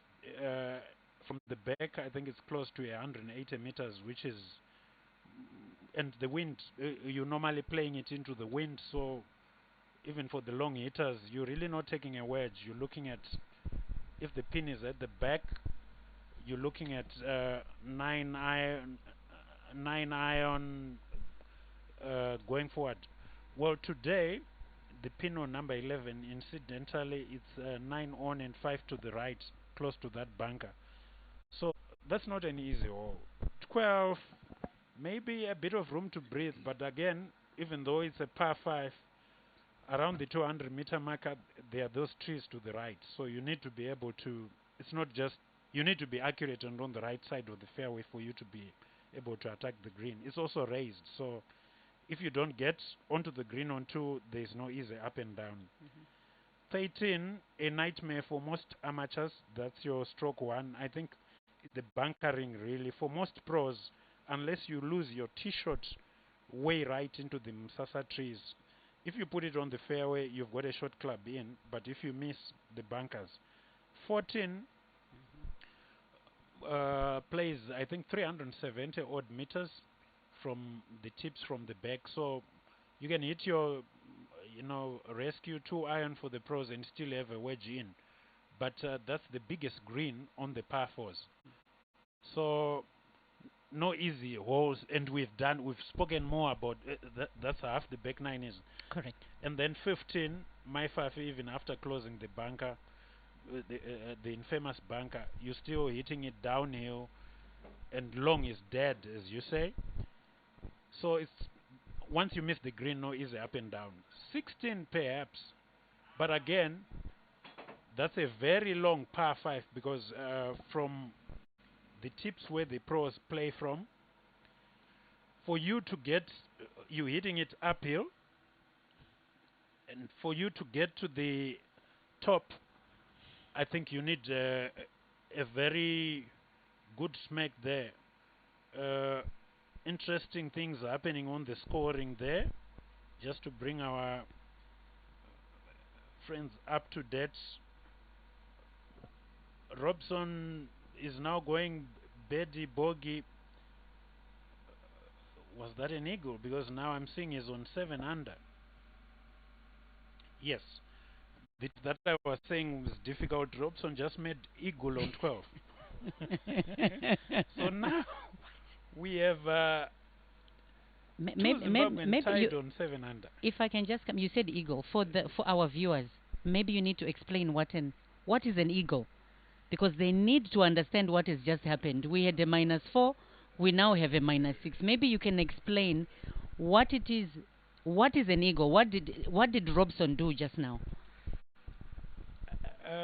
It's never easy. That's why most of us commentators avoid describing what par is. I mean, as a joke, when somebody says, I'm under par, you think, oh, they're having a bad day. Right, right. But in it's golf, true. when you say, I'm way under par, everyone is clapping as you're doing well. Okay, just coming back to eagle now. It's a name for a score that is 2 under par on a hole. So, number 12, I'll get to describe par later on. Number 12, that is a par 5 hole. So, if you play it in 5 shots, then you have maintained par. But then if you play it in 1 under, if you take 4 shots to get the ball from the tee into the wall, that's your bed, that's your 1 under. Eagle, or the big bed, is where you take 3 shots, where you're supposed to take 5. Ordinarily, it's easier to achieve on a par 5, because then if you're a long hitter, you can then get the ball onto the green for 2 and then make a putt. But sometimes you can hole out, you can chip in and whatever. So what Robson did there is, instead of taking par, let's use the word standard loosely, taking 5 shots, he then took 3 shots. I hope I have done justice. You have done justice there. So so a par 5 means you have to hit the ball from the tee box up until it gets into the hole. What is designed there is hitting the ball 5 times, correct? Yes, And what Robson did is he hit it in 3 shots, yes. which is not normal. Well, For most golfers, I mean, these are professionals. For professionals, it's normal. It's their lifestyle. well, the whole idea of the greenkeepers and the tournament committee doing this is to defend par. Right. People Right. shouldn't just, you know, score easily. So Right. yeah, but it also helps that Robson is a fairly long hitter Right. and accurate as well. So, but to put it into context, in scoring terms, a hole in one is an eagle, is 2 under. I'm not saying it's the same level of difficulty, but the rewards in terms of scoring is like if you have a hole in one on a par 3, that's how much an eagle can impact a score. So Robson there is just moved from being 5 under, 7 under. So before the leader is teed off, it looks like there may be good rounds going on there. So can we safely say Robson is showing us that he's a professional golfer? This is what pros do. You might think that the pro is down and under. He's gone. He had a bogey here. He dropped there. Then all of a sudden, he's playing 2 shots better, 2 shots than what is expected. He's gone under. I always say when people are asking me about scoring, I use video games. And I'm saying there's a certain layout that is there, and this is what you are supposed to do. Remember, they've got trees, they've got bunkers. These are all distractions. So playing golf, it's like you are playing a video game. And now you are being told here, this person cannot make anything but 5. At least we are expecting 5. Then Robson comes out and he makes 3, which means he has done better than what was said by 2 shots. And according to this game now, it has jumped his score from -4 to -6. And it means he's now only 5 shots behind Thomas Ghana. This is before Thomas has started. He's coming to see that there are guys like Robson who are almost catching up to where I am. And remember, he's on hole number 12. He hasn't finished. He still has another, how many holes? Another 5 holes to go? Yes. Well, there's still 6. Yes. But of course, that includes your least favorite hole, number 17. But when you look at it, hole number 17, with what has happened at Royal Harare, I don't know whether you have noticed, Ian and his team have sort of taken care of the rough. They've, cleaned up the place. You no longer have balls disappearing into leaves. Do you think that then encourages the players to be a bit more brave, to to hit it as far as they can, or maybe strategy is still the biggest part of the game there? Definitely strategy. Whilst we're talking about 17, I had a chance to watch Robson playing yesterday, and I hope today he's going to make a different decision in his tee off. He took a driver yesterday on hole number 17 because he wanted to use the tiger line Okay. on the right side, and he took a driver. He hit one of the branches and it pushed him way right into the rough. So he had nowhere else to go but to punch back, and he almost went into the bunker for two. His third shot went into the bunker, which was close to the green, and he managed to finish with a bogey. And that was a lucky bogey that he got there. So strategy is definitely needed on 17 because most of these pros were using irons just to play it safe on the left side, close to the bunker, so that they can attack. So definitely 17 needs strategy.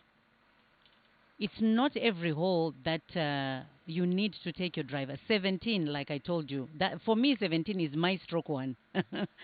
You know. Just looking at the pin placements here while you're talking about 17. Sorry, we have switched now from our beginners defining par to those of us who probably uh, pin 17. It's 16 on, 4 from the left. Okay. So now there's that fall off to the left there. If you then play for the fairway and you're holding short iron, maybe 9-iron wedge, are you not disadvantaged from? Because I've seen Scott Vincent, for instance, from the tips there, hitting it into the bunker. It's reachable. How much does pin placement affect the decision of the tee? Because like right now, if you put it in the bunker, your left green side bunker for one, then from the sand you can spin it and stop it. Correct. Wouldn't that be better than trying your luck with a wedge? Or maybe you are just saying if the pin is located where it is now, everyone must just play for par and run to the next tee. So that's what. So when you're looking at, when I look at golf and pin placements play a huge role in how you decide. And there are certain holes, like if we're talking of 17, there are certain holes where you should never think of attacking the flag and just play for the wider part of the green and walk away with the par. So there are certain holes that you should say to yourself, here, if I get carried away, because if you go for the flag here on 17, the chances are if that ball doesn't stop, it's going to go off. So there are some holes that you have to tell yourself, let me look at the wider part of the green and just be on the green. I do my two putts and I walk away with a par. Because look at the amount of money that these guys are playing for. It's not a small amount of money. And when you're looking at this game, what we talk about is cost management. You need to, it's a game plan to tell yourself how best can I come out with the lowest score without making a lot of mistakes. So you need to look at this green, look at where the pin is, especially these pins where they are very close to the edge of the green. Or let's say, for example, even if you have a pin that is right in front, like very, at the beginning of the just from the fringe there, don't attack. Try it one. Even if you go 2 meters past or 3 meters, it's safer. You want to walk away with a par. Because remember, these are the last 2 critical days, and you cannot afford to make any mistakes. That is earlier on, visitor Mapkanya and his playing partner, the French gentleman Pierre Villanex, showing us exactly what would happen if you miss the green, because these are raised greens. And that was on hole number 8. So, yeah, all sorts of tricks and mental gymnastics needed to understand what to do in a specific hole. Doesn't that defeat the whole concept of par then? To say perhaps maybe the way a certain hole is set up, the par really changes mentally. So if, for example, when I'm talking about the wider greens, it's specific. I think it's on the most difficult holes. Let's look at number 12 and where the pin was. For Robson to have been able to make an eagle, it probably means he saw that there are certain holes that you can go for, and you can take a gamble, take a risk. And there are certain holes you have to tell yourself, no, no, here, let me babysit this hole and come away with a par which is safer. So I would pick the hardest holes on the course, which I'm sure are not a lot, and just walk away with the par. And where the holes that are easier, that's where you can take the bigger risk of going for these eagles and going for these birdies. So we are not still dismissing that par, but we are saying for these professional golfers, this is how we see when they are playing out there to say, if someone is saying I'm a professional golfer, it's they're a professional golfer based on the decisions that they make on the course at the end of the day. So it's not just hitting it far, finding it. You can hit it far and it can be far, but in the rough. Let's just see how Visitor is doing there. That's from earlier on our screens there. But it done well, no disasters perhaps. I think as Roda was saying, they've now settled down. But he had made a couple of gains, played the front nine in 2 under, but is back to level par. Would that be a disaster, or saying it's still a decent showing, Roda? It's definitely a decent showing. He's on par. He's on level. He's on hole number 14. I still believe that with the last remaining holes, hopefully he can finish off minus in the reds. I have hope in Visitor. You know, some of these guys, they've got so much experience, guys like Visitor. You know, the name underdog in tournaments. You never dismiss a person. This is a guy who is playing very well outside, you know, in Gabon, in Ghana, Nigeria. He's well known for his performance. He's won a couple of events. So I won't dismiss him yet. But all I can say is today, if he can just come out in the reds by the time he finishes 18, I believe tomorrow again, it's another day to see something amazing from Visitor Mapwanya. He's an experienced pro golfer. Yeah, Visitor there, the course getting the better of him on number 11. The 3, not really short, over 170 meters. He made bogey there. And then on number 14, another par 4, the one before my 554, 380 odd meters. He also made bogey there. So 4 holes to play. I think if he picks up a couple of shots there, he should be in with a good chance for a very strong finish. We definitely need some red numbers from Visitor Mapwanya. Talking of scores, there are some who are not finding it easy. Jacob van Zyl, a few years back, winner on the Sunshine Tour, I think winner in Europe, also played the PGA Tour, second last on 3 over par. Merrick Bremner also won a few times on the Sunshine Tour on 4 over. So it's not really a pushover, but perhaps maybe people have settled after the cut. We did see some interesting numbers from qualifiers and amateurs the first 2 days. So today, as you said, I think the numbers are now showing the kind of settling that the pros have made now that the dreaded cut is passed. I believe that cut, those 2 days that they play Thursday and Friday, I think that's where most of the guys have pressure because they will make it. I mean, look at the pre-Q. Pre-Q, they said the pre-qualifier, they had how many? About, is it 90 players? And they were only taking 8 spots? Well, they say the Monday qualifier, even though here it was held on a Sunday, is probably the toughest test in all golf. Because sometimes you'll have 100 people trying to get a shot at a couple of spots, maybe one spot. Everybody really goes for it. So you do have some interesting numbers. Brandon Am, I believe, one of the local amateurs out of Mutare, comes from a golfing family as well. His brother David turned pro, and a few weeks back won the President's Cup in Bulawayo. Brandon Am shot 5 under, and we thought game is looking good, but the young man in the proper tournament. Do you think perhaps maybe after that pressure, sometimes players relax a bit more? What I think happens, these tournaments come in different stages.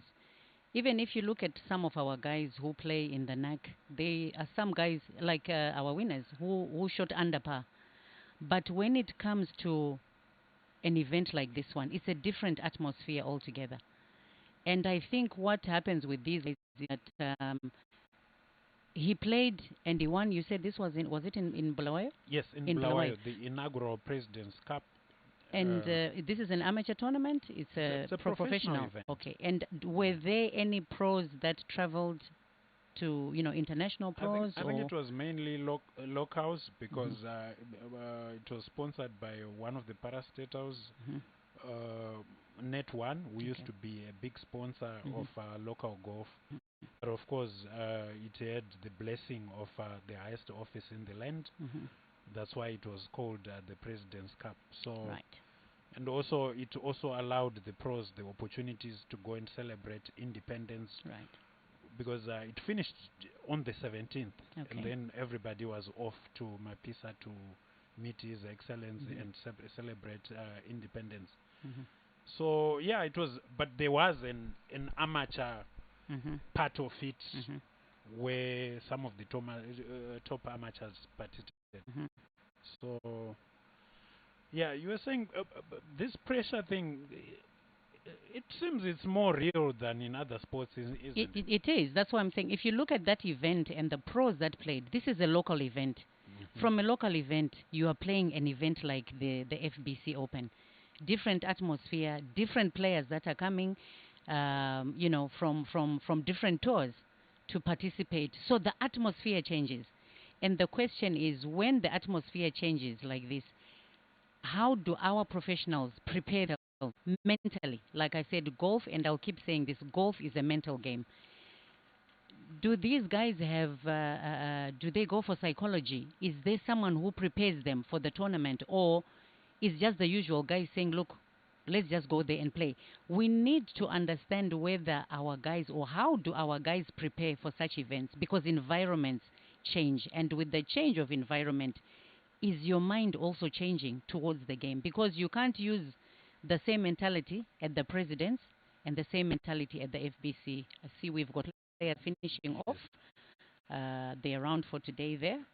Yes, and speaking of which, I think all the 5 Zimbabwean professional golfers are on the course, because Darlington teed off the first a few minutes ago.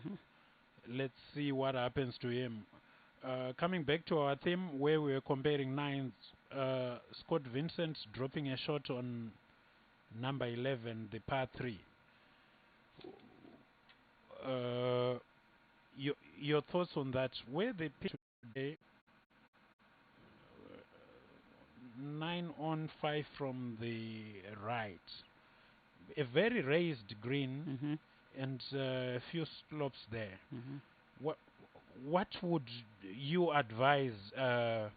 Well, you coach players. If you have a hole like this, where quite clearly it's proving a bit difficult even to the pros, what do they do? Do they go for broke? What would be your advice if you were coaching somebody? This is why I said you look at certain holes and ask yourself, where is the widest part of the green for me to walk away with the par? Remember, when you're playing golf, when we are coaching, we are saying to the players, you've got a card there. You've got 4 par 5s, 4 par 3s, and the rest are par 4s. And when I'm coaching, I always tell the players, especially the top amateur players, to say, it is mandatory and compulsory for you to get a par on a par 3 and a par on a par 5. Those ones we don't negotiate. So according to your mind, you already have 8 pars before you start playing golf. for the par threes and the par fives. The par fours you can play around with depending on where because there are some par fours that are not very easy to play. So I said earlier on that golf is a mindset, it's a mental game, and you need to play this game from your mind. So certain holes that you're going to play today, if you see that pin placement is difficult, don't go for the pin. Go for the widest part and walk away with a par. But you're going to find that as professionals, it is in them, like any pro, to say, wherever the pin is, I have to go for the pin, because at the end of the day, pros, when they are playing, they're not going for pars. They are going for birdies and eagles. That is their par. A birdie is a par for a pro. So for amateurs, a par is a par. But for a pro, when he gets a par, it's like I haven't done well. That's why you find guys like Robson getting eagles. That for him is normal. It's a lifestyle, you know. But I'm saying you can still make a birdie by taking by not taking risks and just going for the wider part. You can still think if your putting is good, you can still make birdies, but don't go for every flag, especially when you see it's critical and if you're playing very well today. Well, Robson producing a bit of a roller coaster after making eagle on 12. That's a 3 on the par 5. Then he proceeds to 10. What is ordinarily the stroke 1 hole and drops a shot. So still level for the back 9, but it's looking like the back 9 is getting to be tougher for the players than the front 9, as we had suggested. Your advice, if a player is having a hot round, what do you do when you feel that perhaps things are no longer worth it? Let's say you were coaching Robson after going 5 under front 9, you then drop, and then do you say see the round out, or try to take more chances? What would be your advice in this case? Remember, the fuse, the holes are finishing very slowly. So once you see that I am struggling in a certain area or it's not looking okay, it's better to put a par in your mind and say, at least let me maintain whatever score he has right now. Let me finish in the reds without dropping. So we are trying to say to Robson, from now going forward, it's either you are coming with a birdie or maintaining the pars. We don't want to see him dropping anything from where he is right now, because the holes are finishing at the end of the day. So he now has to babysit some holes and make sure, because I would really love to know what he's going to do today on hole 17 after I saw what he did yesterday. So looking at where he is, he has to set it in his mind and make a decision immediately to say, okay, if I am -6 or if I'm -5, let me hold on to this -5, because it still gives him a great chance to do something different. Yes, there you have it. Advice from our seasoned coach, Rodach Tengwamridzo. For the record, Robson Chinoi has a 5 under round going today. Made 5 birdies, no brogies in the front 9 for a 31. And then made a bogey, an eagle, and a bogey in the back 9. Is level so far. So this is a much better turnaround from the 74 of yesterday. Speaking of players and rounds and whatever, what advice would you give young Darlington after yesterday's round? He was the top placed Zimbabwean, and obviously when he got onto the course he noticed that his compatriots Robson played well. Do you think he should also try to be super aggressive? Because if he gets a 31 on the front 9, he's on 10 under. What advice would you give a player in that situation? Watching that young man yesterday, that young man is very calm. He's the youngest there, if we look at our 5 guys that are on the field. But like I told you, he had no pressure with the gallery that was surrounding him yesterday. The more he played better, he had more people coming to join him. I think there's a tongue there. Is that Gary Todd? Yes, with one of the players. Kieran Vincent, I think that trademark hat.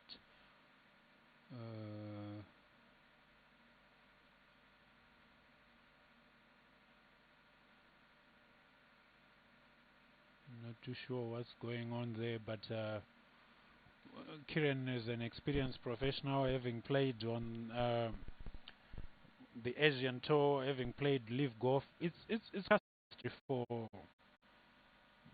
these exchanges to happen. Your thoughts on the standard of refereeing in this tournament and in Zimbabwe generally, the issue of rules. What can you tell us about that? You know, I was privileged last year in Zambia. We had the rules, the level 2 rules workshop. You know, knowing your rules is like knowing the ball. You need to know the rules of the game. And what we also realized is that most players have a disadvantage when they don't know what the rule is, because at times, even to drop, where to drop, sometimes you can disadvantage yourself by not knowing the rules of the game. So for professionals, they understand their rules. That's why we are looking right now at Gary and Vincent. And when you find a rule booking, and there's a player and a rules official going on, if we look at even the timing that is going on, it also tells you the experience that he has as Kieran to be able to want justification made on a certain ruling. So as professional golfers, you have to know your rules. You can't just play anyhow or leave it to the rules official to decide what to do. So I had an opportunity to be in a rules. It was a 2-day workshop, and I used rules, and you look at that book and see how thick it is, and you're thinking, why should I learn all that? But doing the workshop, it was fun, it was exciting. And when I play golf right now, I've changed the way I look at golf because I understand the rules. And you'll find that one thing we notice is that most people are playing golf using their own rules, not the rules from the rule book. Okay. See that? Look at that shot. Yes. Look at that shot from Kieran.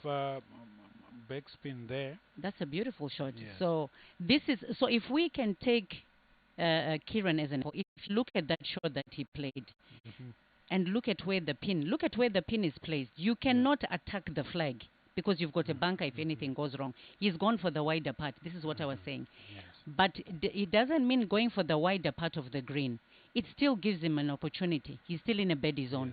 Yes. This is what I was talking about. To say there are certain holes where you say, instead of attacking and leaving it that close, let me go for the wider part. You can still be 1 meter, 2 meters away and sink your birdie.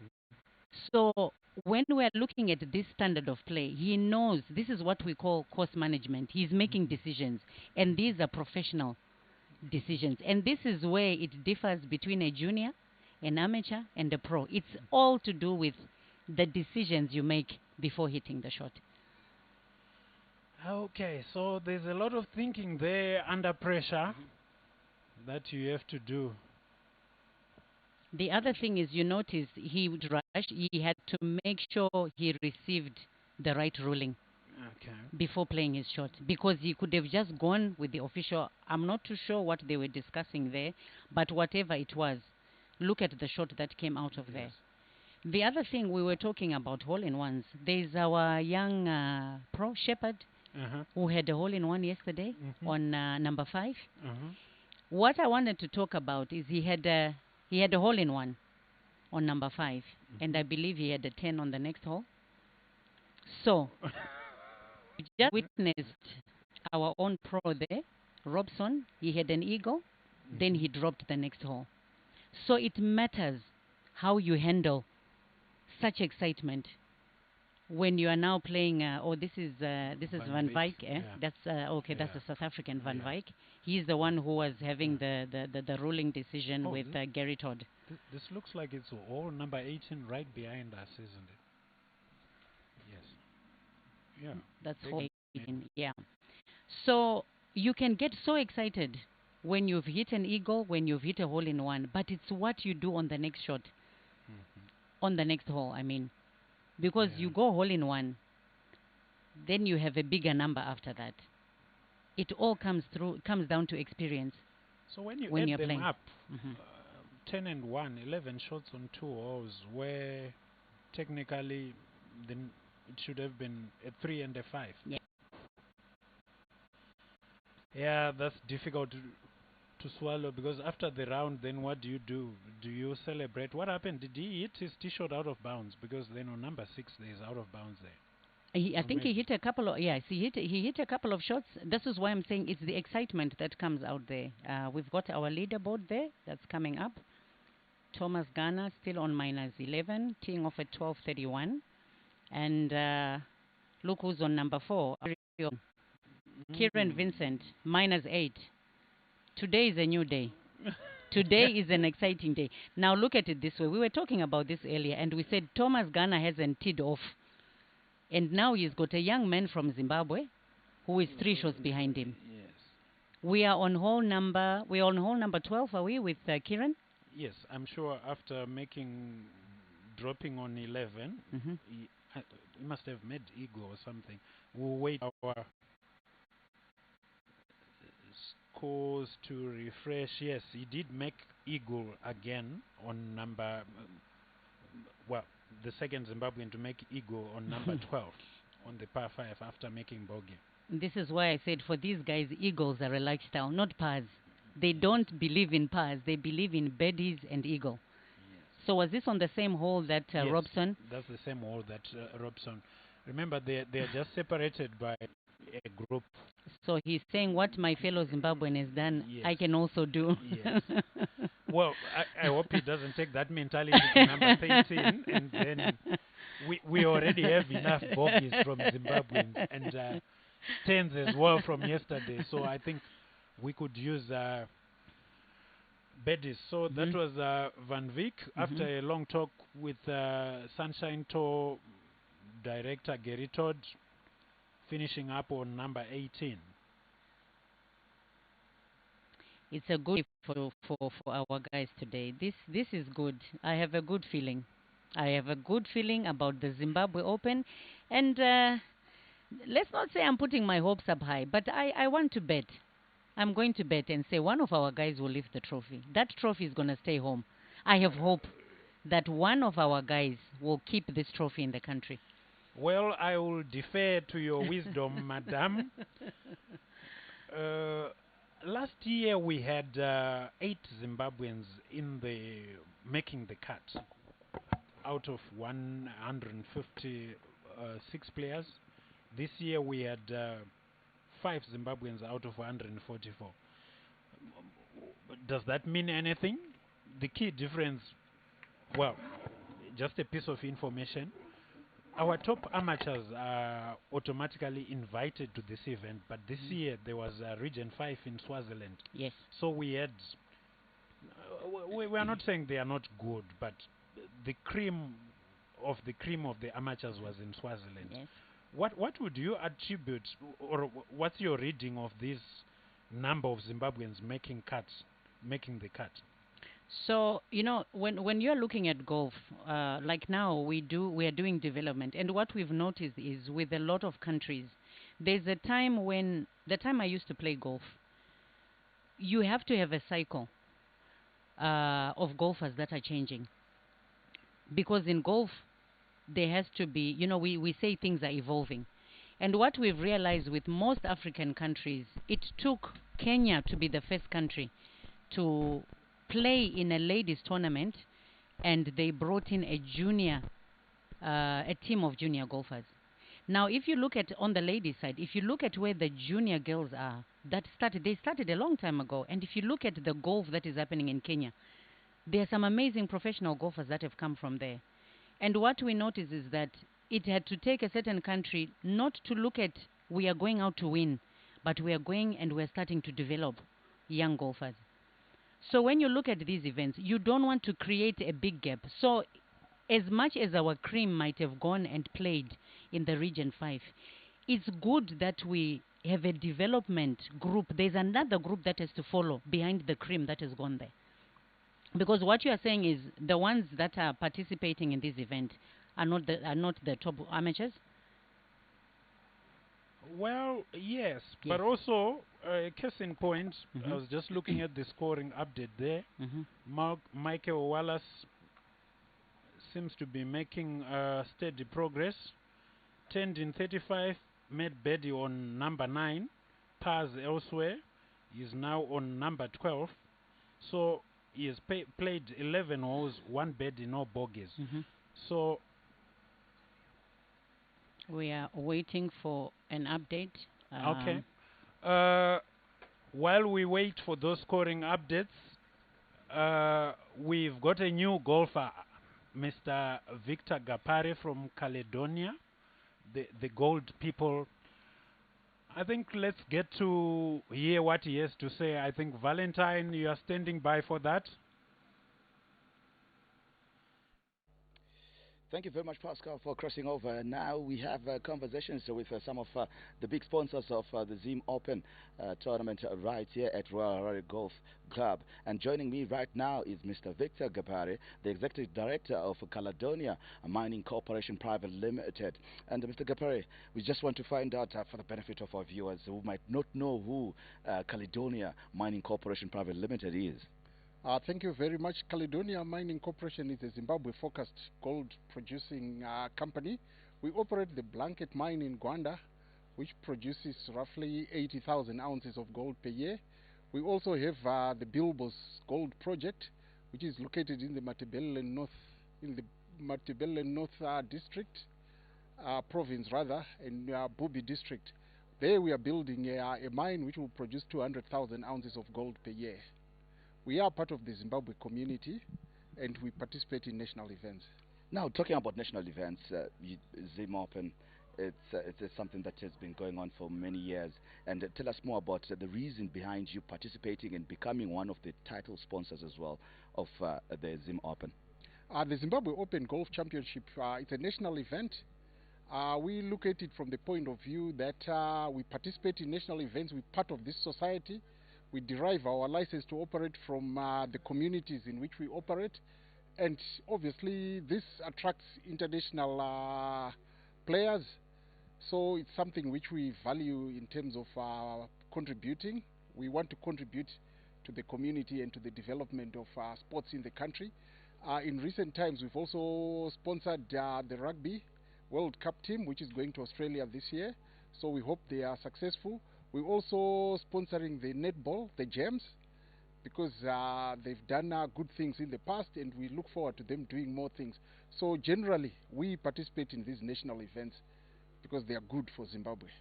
Indeed, they're quite impressive with what they're doing, giving back to the community, with the community that they work with, and from the community they are extracting the minerals from.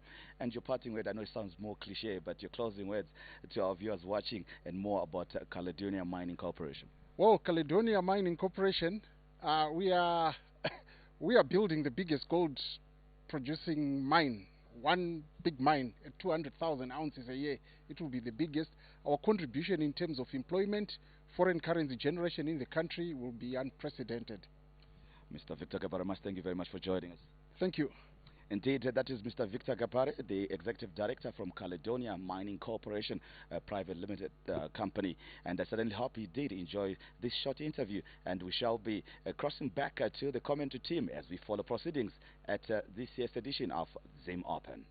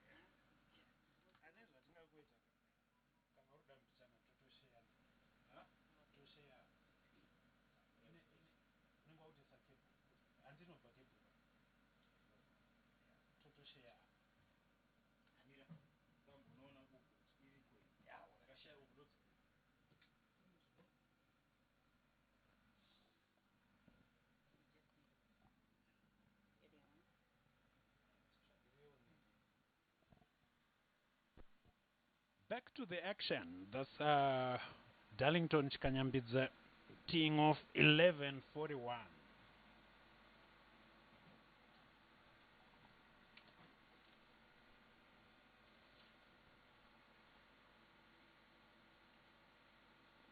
He is playing with Benjamin Kedochim from France.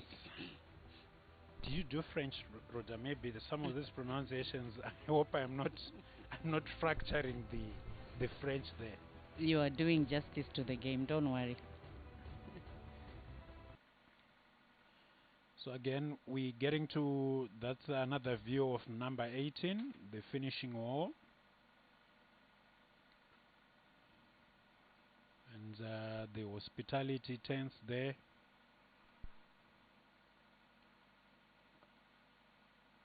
You don't get a lot of flat spots on the Royal Greens. You don't get a lot of flat spots on most of the golf greens. I mean, even if I look at Lusaka Golf Club in Zambia, it's the same thing. You know, there are a lot of slopes. There's nothing that is straight. So you seem to be getting this, as I was mentioning earlier, you see most of these pros are going for the wider parts of the green, you know, just playing it safe. I mean, if you can look at the shot from our previous player there, he still has a chance to make a birdie from there, you know. They are not attacking the flags. They are not going for the flags. And some amazing shots there. Is it a question of first protecting par, and if you get the chance, improve on that?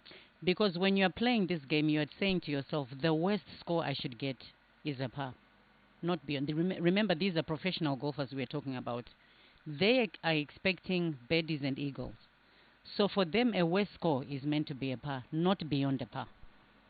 So there are times when you find looking at the scores, and as they are finishing, because someone has to look and say, where am I? Okay, I'm -5, I'm -6. Do I really want to take the risk, you know, and gamble and add more shots, or I want to maintain what I have so that at least I can still finish with a good score and have another chance in the final round tomorrow? So I suppose that would be a different mindset from the usual Stableford format that most amateurs play, where if you hit enough shots, you just give up on the waller. No, that's true. You know, that's what I was saying. If you look at a junior golfer and amateur golfer playing some of these tournaments, you take risks. You gamble. You've got nothing to lose. Now, when you're playing for amounts like 200,000, your decision matters, because at the end of the day, are you taking a check home, or are you just walking away with nothing? So here it's all to do with decisions. Every decision that the golfers are making throughout these rounds, it matters. Decisions. So if you are just joining us, welcome to our coverage of day 3 of the FBC Zim Open Golf Tournament, by far the biggest golf tournament in Zimbabwe on our calendar, which has been held continuously since 2010, I believe. Rhoda, you said that. It's also part of the Sunshine Tour, which is really the Southern African golf tour. Most players come in from South Africa. As we know, globally, South Africa has always produced your golf legends, your Gary players. In the past, who won all 4 majors. In the not so distant past, your NELs, the Big Easy, now playing the senior tours in America there. And then you have other major winners like Louis Oosthuizen, Charles Schwartzel. So they all came through the Sunshine Tour, and this week the Sunshine Tour visits Zimbabwe for our National Open. Historically, foreigners have dominated this event. In the past, we used to say South Africans, but then last year we had Luis Carrera coming from Mexico playing in the event. This year, after round 2, our leader is also a foreigner coming from South America, from Chile. So if you are just joining us, this is International Golf at its best, being hosted in Zimbabwe, and we are coming to you live from Royal Harare. I have in the studio the voice of Rodachi Tengwa Muridzo, lady professional, has worked in Zimbabwe and Zambia, comes from a golfing family. That's why you can hear intelligent conversations coming to you from your screens. So, Rhoda, we were talking about the amateurs before we had Valentine talking to one of our sponsors. I was about to mention that Darlington didn't play much amateur golf. He started, I think, in 2020. But as well as young Michael Wallace, they were part of the junior setup. In fact, a few months ago, Darlington they were part of the amateur setup. First the junior setup and then the amateur setup. So a couple of months back, Darlington went to represent Zimbabwe at the World Amateur Championships. Do you think perhaps when others leave and go and turn professional, maybe the other amateurs following them need a bit of time to adjust to being the top dog, so to speak? This is why I was saying you always need a cycle. You know, you've got the guys that went to play golf in the Region 5. There has to be another group right behind them. You should never have a gap where there aren't new golfers that you're producing, new crops that are coming through. Because now, if you look at Darlington, he's now a professional golfer. Let's look at guys like Visitor. Let's look at guys like Robson. So it means we're actually on a good path right now. You know, you've got the two Vincent brothers that are out there. You've got Visitor. You've got Chinoi. You've got you've got now a young golfer that is coming, a young pro. So this is actually good for Zimbabwe. This is good for us. We are being represented very well, and it's a good cycle that we're having. Because a guy like Wallace, Michael Wallace, he's a top amateur golfer. He hasn't yet turned pro, which means he's a pro golfer now. Yes, he turned a month or two back. Okay. So this must be his second tournament after playing in the Bulawayo event, the President's Cup. Okay, so we've got a very good cycle that is happening in Zimbabwe, which means when this group is going, I want to believe that the group that is going to play in the Region 5, those are the ones now you're also looking forward to seeing, following suit. So having a guy like Darlington producing such scores at the age of 20 in an event of this magnitude is a good sign for Zimbabwe to see that the future of golf in this country is very bright.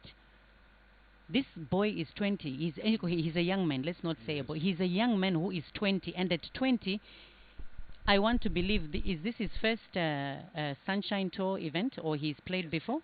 It's his first Sunshine Tour event. He had never played the Zim Open before. That looks like Visitor coming up the 18th, isn't it? That's Visitor Mapwanya on the 18th hole.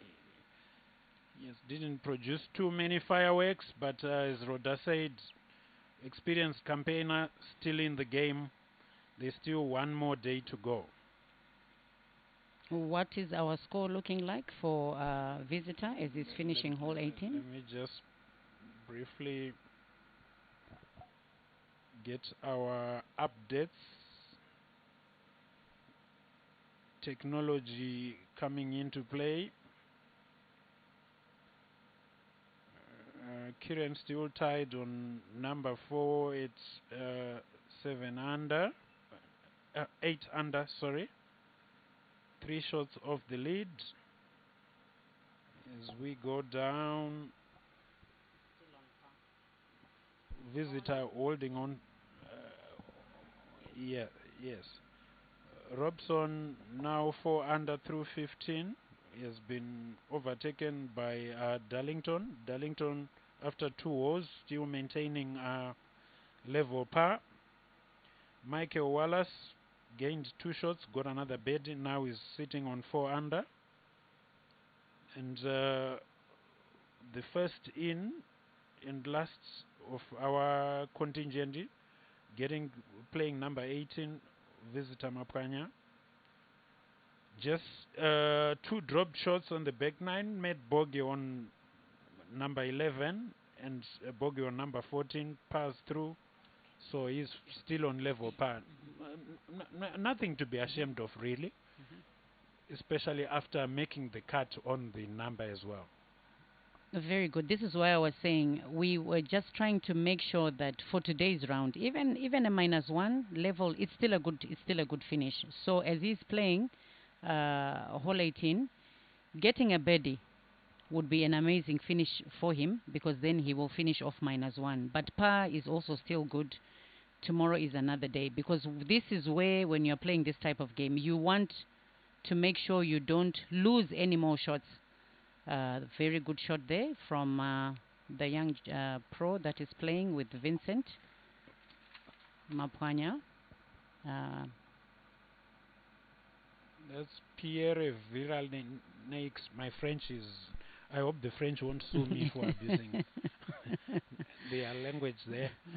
So, everybody, I think maybe what may be lost to the audience is that everybody who's here after 2 rounds was in the top 60.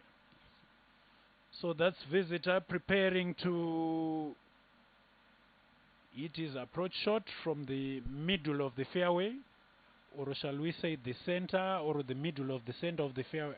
That's wonderful. Beautiful. So we have an opportunity there for visitor to get back to red numbers. But that little part of that mound is still a down layla, isn't it? Yes. And I would imagine it moves a little bit from his right to the left, or from on our screens from the left to the right. So if he makes that, that's for 1 under on the day. All in all, what a good effort. I think I agree with you there, and maybe everything to play for tomorrow. No, we are still doing well. Level finish or -1 finish, is still good, and it's just good to know that Zimbabwe is being well represented. It's not easy, even for the guys that have done well, the guys that are leading right now. You will find that after they've teed off and they've seen what is happening on on the golf course today, there's more pressure, because now they are also going to try and make sure that today I need to make sure that I still stay ahead, because you can see that other guys are improving. So with this game of golf, you never say it's finished until you play the last hole, which is number 18. Anything can happen. Anything is very possible. You can have a guy that is leading, and there's a guy that is 6-7 shots. Look at how Tiger Woods would play. 1 minute he's 5-6 shots, and on the last day, which is his red day, in his red shirt, he can just have 6-7 birdies on the front 9, and that changes the whole game. Well, you were talking about the story of the hole-in-one and then a 10 afterwards. I believe the last time Tiger played the Masters in 2020, he was defending champion. He made 10 on a par 3 in number 12, but then played the remaining 6 holes in 5 under. So this is a difficult and intriguing game. You would never believe that unless you saw it, that Tiger would make a 10, and he was defending champion. So yeah, it's a good game. Maybe that's why it's so addictive. So the first Zimbabwean out to the left of our picture, that's visitor Mapwanya, originally from Rengo Mine in Masvingo. Plays all over the continent, as Rodai had mentioned before. One in Nigeria, has played in most parts of Africa. Good ambassador for the game. Now has a putt to go 1 under on the round. Not a very long putt. I believe it should move from his right to the left, which is from our left to the right on our screens. So he has that for birdie.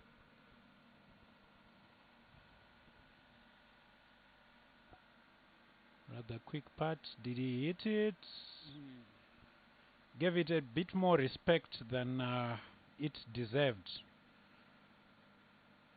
So, Visitor Mapkanya, the first Zimbabwean to go out today, is coming with a score of level par. He made 2 birdies on the front 9 to 10 in 34, and unfortunately dropped a shot on number 11, the short par 3, and dropped another one on number 14, a not so long par 4, and turns in a decent round of level par.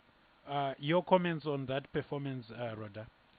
Because my next question to you was going to be, if you were to play and you come out level par, it's actually a very good game. It shows you consistency in his game today. So he made sure that no matter what happens today, par is he made a decision from just looking at how he has played and his card. He made a decision to say, whatever I do, my worst score should be a par.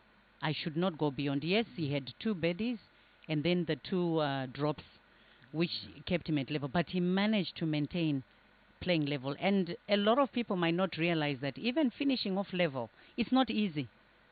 This is a guy who's gone out to say, after this, now that I know that I'm level, I have to make sure I don't make a mistake. He made a decision not to make any other mistakes and continue. So level is actually good golf. I was going to say, if you were to play, I mean, if you were to shoot a score like this, not from a pro's point of view, from an amateur's point of view, you would have played a very good round to finish 72. Very few people actually get to shoot level par at all. I think a survey was done was it in America? They say the average handicap globally is 19. Wow. So level is not too shabby at all, especially under tournament conditions like this. So a job well done to Visitor Mapwanya. It's a good performance for today, finishing off level par. And we look forward to a different day. I still believe that whatever the outcome is, I'm sure we will see him in the red numbers tomorrow, being our last day. He's a seasoned golfer, very well experienced. And this is why we need our professionals to go out there. You know, exposure also plays a huge role in this game. These guys are playing outside in other courses, playing with different people. And so, yes, the first 2 days might have been a bit of pressure. Like we've both agreed that when it's the first 2 days of the tournament, the Thursday, Friday, where you want to qualify, I think it's not only our guys, but I believe all professionals had pressure to just make sure that they made it into the last 2 days. So experience is another word I can use for Visitor. If I was to say in one word, can you describe Visitor's game today? I would say it's experience, because he managed to maintain and finish level par for his 18 holes today. There you have it, ladies and gentlemen. We're getting to the stage where the leaders should be teeing off now in a minute or so. Just as a reminder, the tournament leader is Thomas Ghana on 11 under, a visitor from Chile in South America there, followed by 2 South Africans, Altin van der Meer, who he is playing with, and also Andreas van der Vyver, who's playing ahead of them, who is an amateur. And the current leaderboard, Zimbabwean interest is in Kieran Vincent, who's now only 3 shots behind. He started on 2 under today.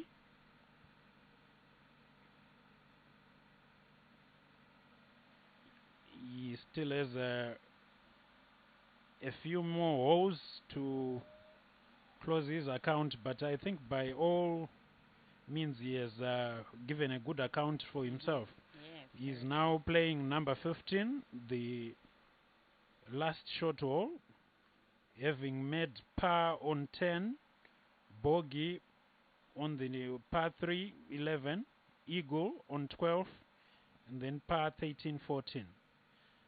So again, our expert in the studio, Rhoda, if you were to advise Kieran now, what would you say? He's got a 6-under round going. Do you try and force things to catch up with the leader, or you maintain and live to fight another day? He still has another par 5 to play there. And it would be good for him to go for the same, be it an eagle or a birdie, especially on the par 5 that's coming up. And then, so he still has an opportunity to even change those figures, to go even lower with the few remaining holes. Because the next par 5 is that hole 16?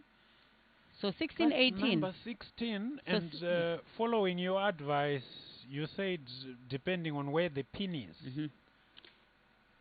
It's saying 24 on 5 to the right.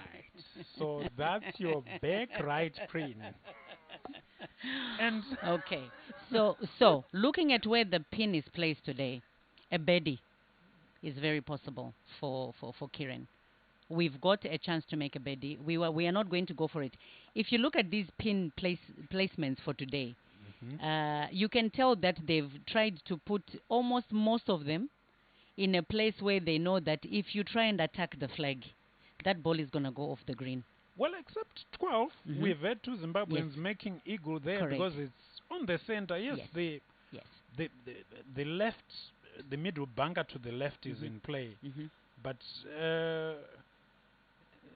so it's understandable. But eagle on 16, that back pin, and remember, the pros tee off on 16. It's a long tee shot, uphill, and sometimes into the wind.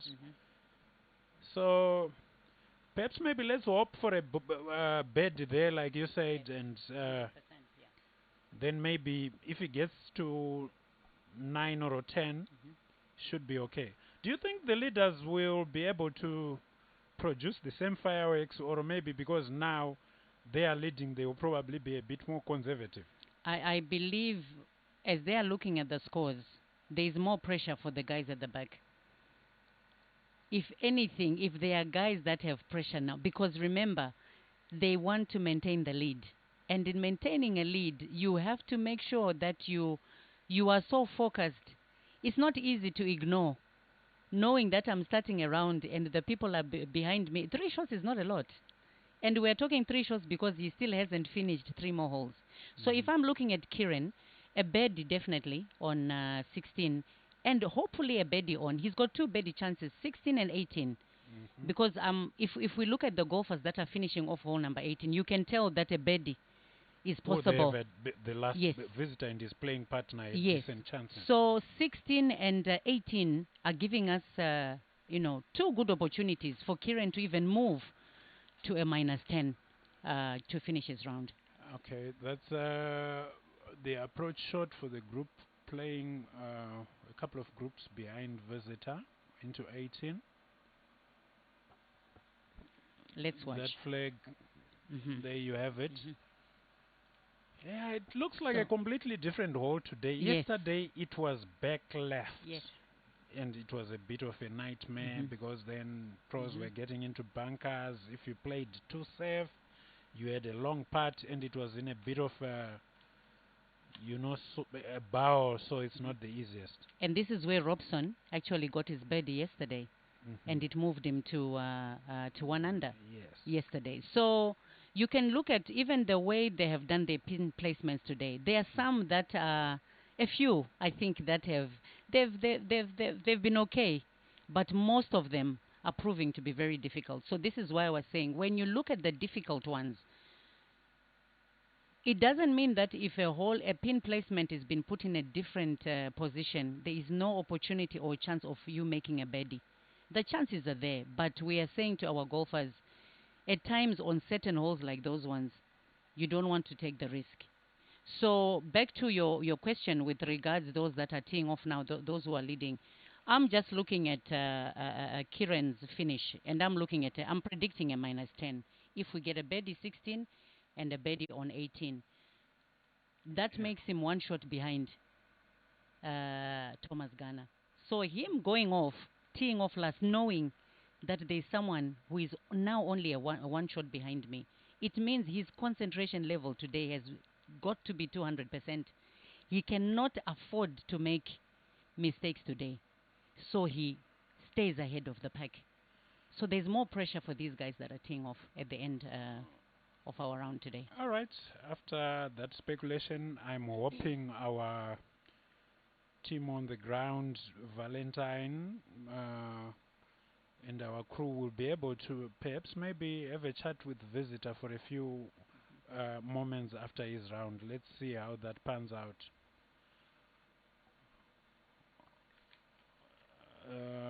In the next few minutes, after these gentlemen have finished, I think that should be Jacques de Villiers and Jean Hugo playing on 18.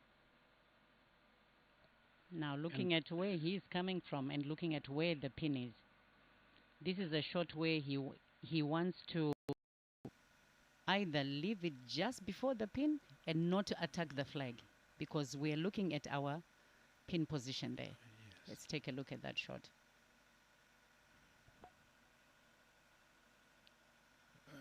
Lovely. Very good shot from the bunker there. Chance for him to save par and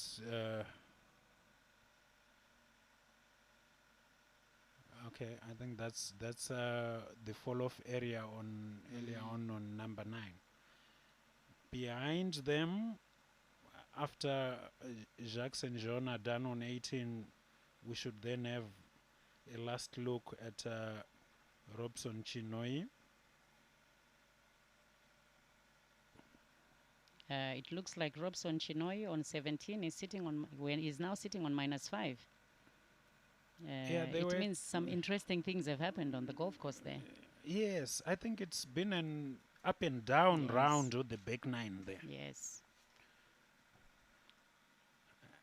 Currently on -5 as he plays. He's off on hole 17. And 1 to go. Kieran has just parred my 5 feet, now playing on 16. Hopefully your birdie prediction will come into play, but looking at that back right pin, it's no longer that too easy 2-putt birdie, whatever.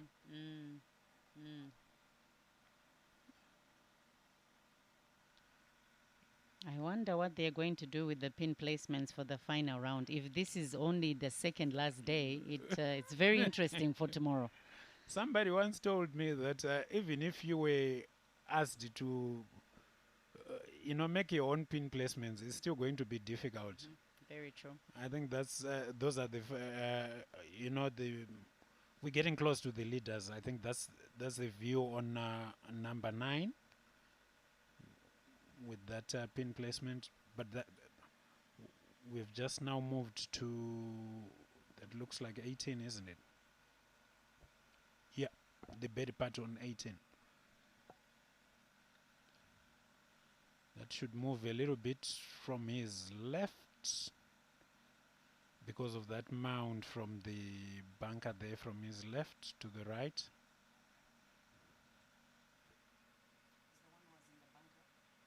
Yes. I think that's Jacques de Villiers playing with Jean Hugo, a former winner of the Zim Open.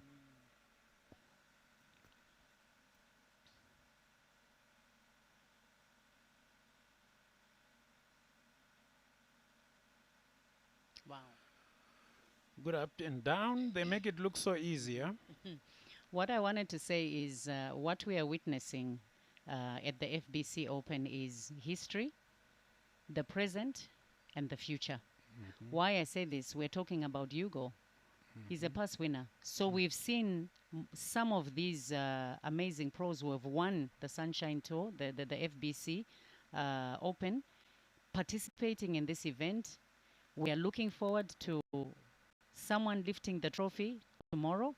And I want to believe that from the same people that are participating in this Open, we also have our future winners that will one day lift up this trophy.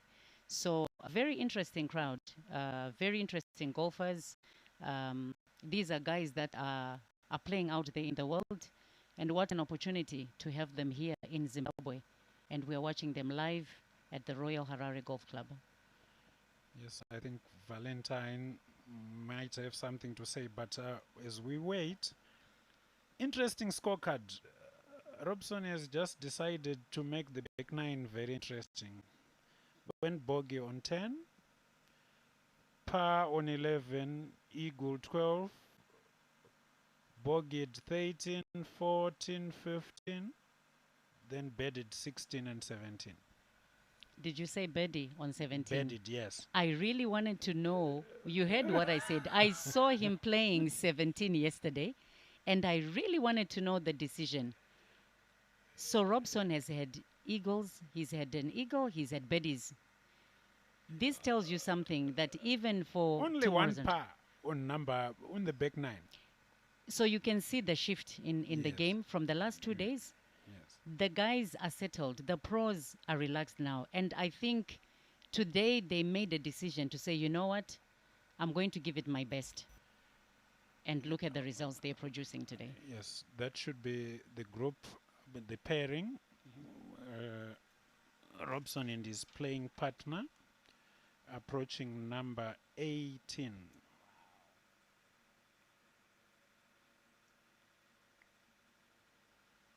Rihat Albete from South Africa is the one who's playing with Robson. That was a huge backspin that we had there for the second shot. It actually pitched on the right side of the flag and then rolled all the way back. Oh, would that be his drive? I don't think that. Probably in the bunker for two. Yeah, I didn't see his tee shots, but that's usually not a good sign because you rarely get. It's a long hit of the ball, but you rarely get drives getting in there because that wall from the back is over 200. It's over 420, I think. Yes, 420.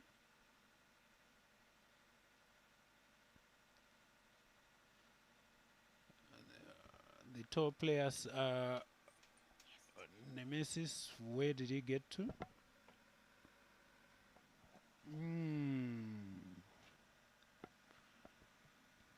The long bunker shot.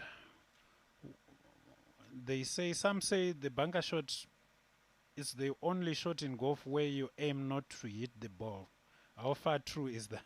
What I've realized in this game is that a lot of people don't practice the bunker shots.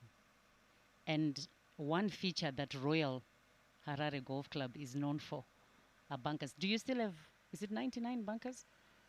How many bunkers are at Royal? What I'm sure about is it's one less and a few members will miss my Fafi.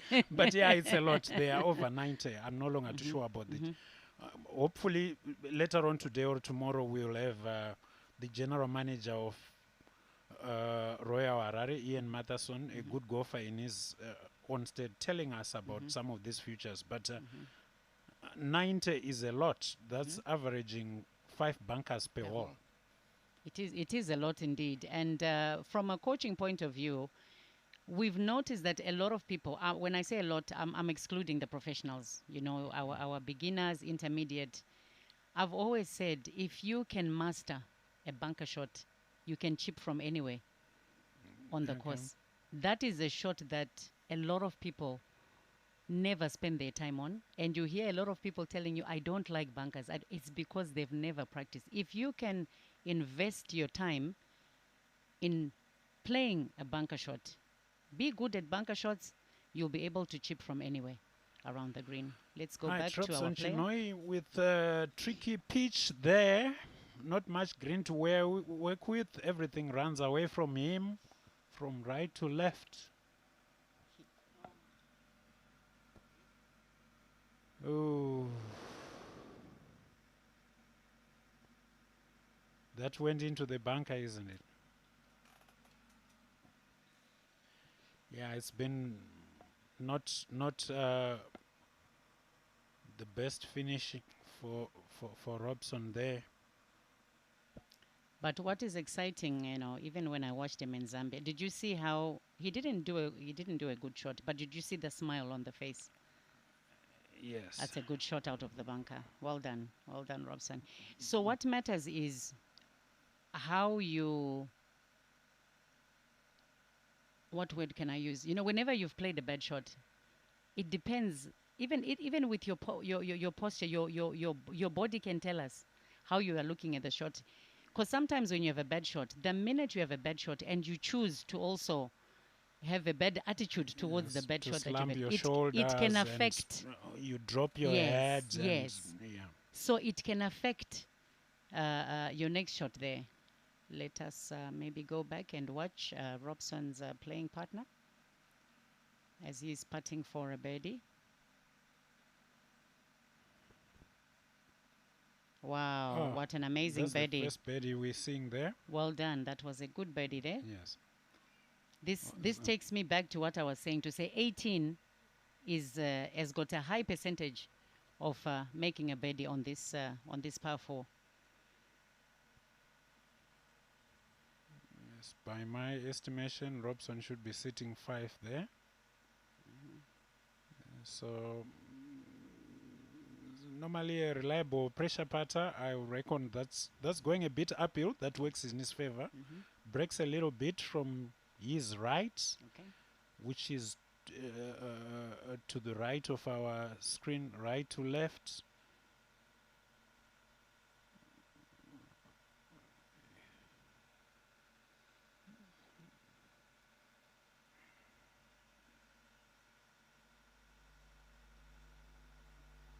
Wow, lovely up what and an down. amazing save. Well done, Yes. Robson. Well done. Bit of damage control. Yes. That's very good.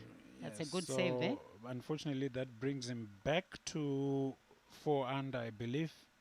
Another look at that pitch. From a teaching point of view, what would you attribute that to? Is What- it just the KQ grass, or is there What he did there, deceleration he there? actually dropped. He dropped his he hit down. In golf we say you hit on your upswing. Yes. He actually dropped. Okay, so his there hand was there. some sort of Yes. deceleration. There- and, yes, yeah. it's to do with him coming down to hit on the ball there. So he actually hit the ground first before he Okay. hit his ball there. Okay, second Zimbabwean come in. We'll wait for confirmation of the score, but he can't have done less than 2 under round. A 2 under round, fireworks going on. 1 par only on number 11. So it was either feast or famine, eagles, birdies, bogeys there, and perhaps maybe by my reckoning, a double bogey on the last. He's still in the red numbers, so we are still okay. I think today I'm very impressed with Robson's comeback after he played the game that he played yesterday. So still a good chance, and hoping that tomorrow, the more you play, the more rounds you play, you'll have an idea of what to do the next day. So I want to believe that after yesterday's experience, today he made sure he came out, did something different. You can look and see that today he was quite relaxed, and this is why he produced such scores. Ladies and gentlemen, as always, ZBC brings you the experts. Kiran on 16, you were right. Oh my, wow. There we go. Yes. There we go. There we go. We got a birdie. Yes. Kieran So Vincent Kieran Birdie. is now on second, tied for second on 9 under, after making birdie on 16. So we should be able to see him coming in the next 30 minutes or so. So Yeah. So how 70. do you do it? How do you predict this? You know what? It's so you're looking at how the player, you're looking at how his game is today. So from looking at his game, you can tell to say with the way the player is playing today. Today our guys were more relaxed. They are more prepared. You can see that they've improved from yesterday. So under normal circumstances, when you see a guy producing such scores, you should be able to say, give and take. If he continues to play the way he's playing, he's got a chance to produce this on a certain hole. That's why I said he still has two birdies. Even on, so 17 for Kiran, let's go for par. We are okay with a par. A birdie, wow, it's a bonus. But he must tell himself, if I walk away with the par, I'm still good. Then we're looking at 18. 18, we've got a good chance of going for another birdie. Okay. So there you have it, Zimbabwe. Our leading Zimbabwean now on 9 under through 16 holes, Kieran Vincent. Unfortunately, Kyle Barker has also done something to leapfrog Kieran into second position. So the scores are now as follows: Thomas Garner, 11 under through 1, Kyle Barker, 10 under through 3, Kieran Vincent, 9 under through 16. Young Darlington not doing too badly. Still where he started out on 5 under. Confirmation of Robson Chinoi's final score. He's on 4 under. He had a 3 under day to day, coming unstuck, making double on number 18. Just a quick summation of what you make out of Robson's day there. Only one par on number 11. The rest was either feast or famine. Because this is why I said today he improved. Because yesterday, the main problem that he had, the one problem he had was putting. And it was not your long putts. It's really the short putts. And these short putts that he would go for, they were just not dropping. So it's not that he really had a bad day in terms of his driving or his approach shots. It was on the green. And it's those putts that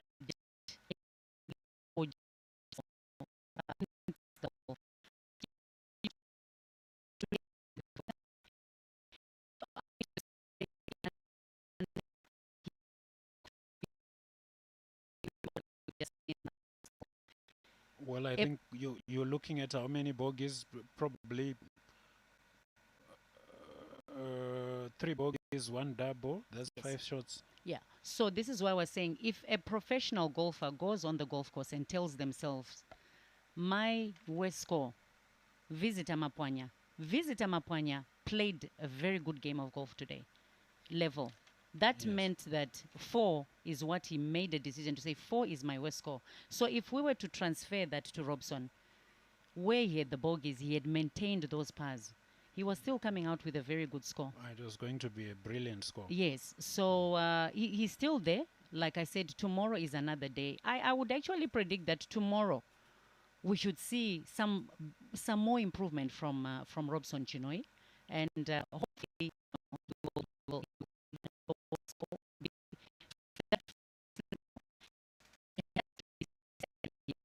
say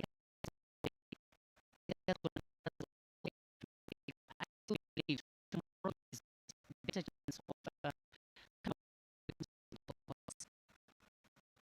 Well, just of I won't call it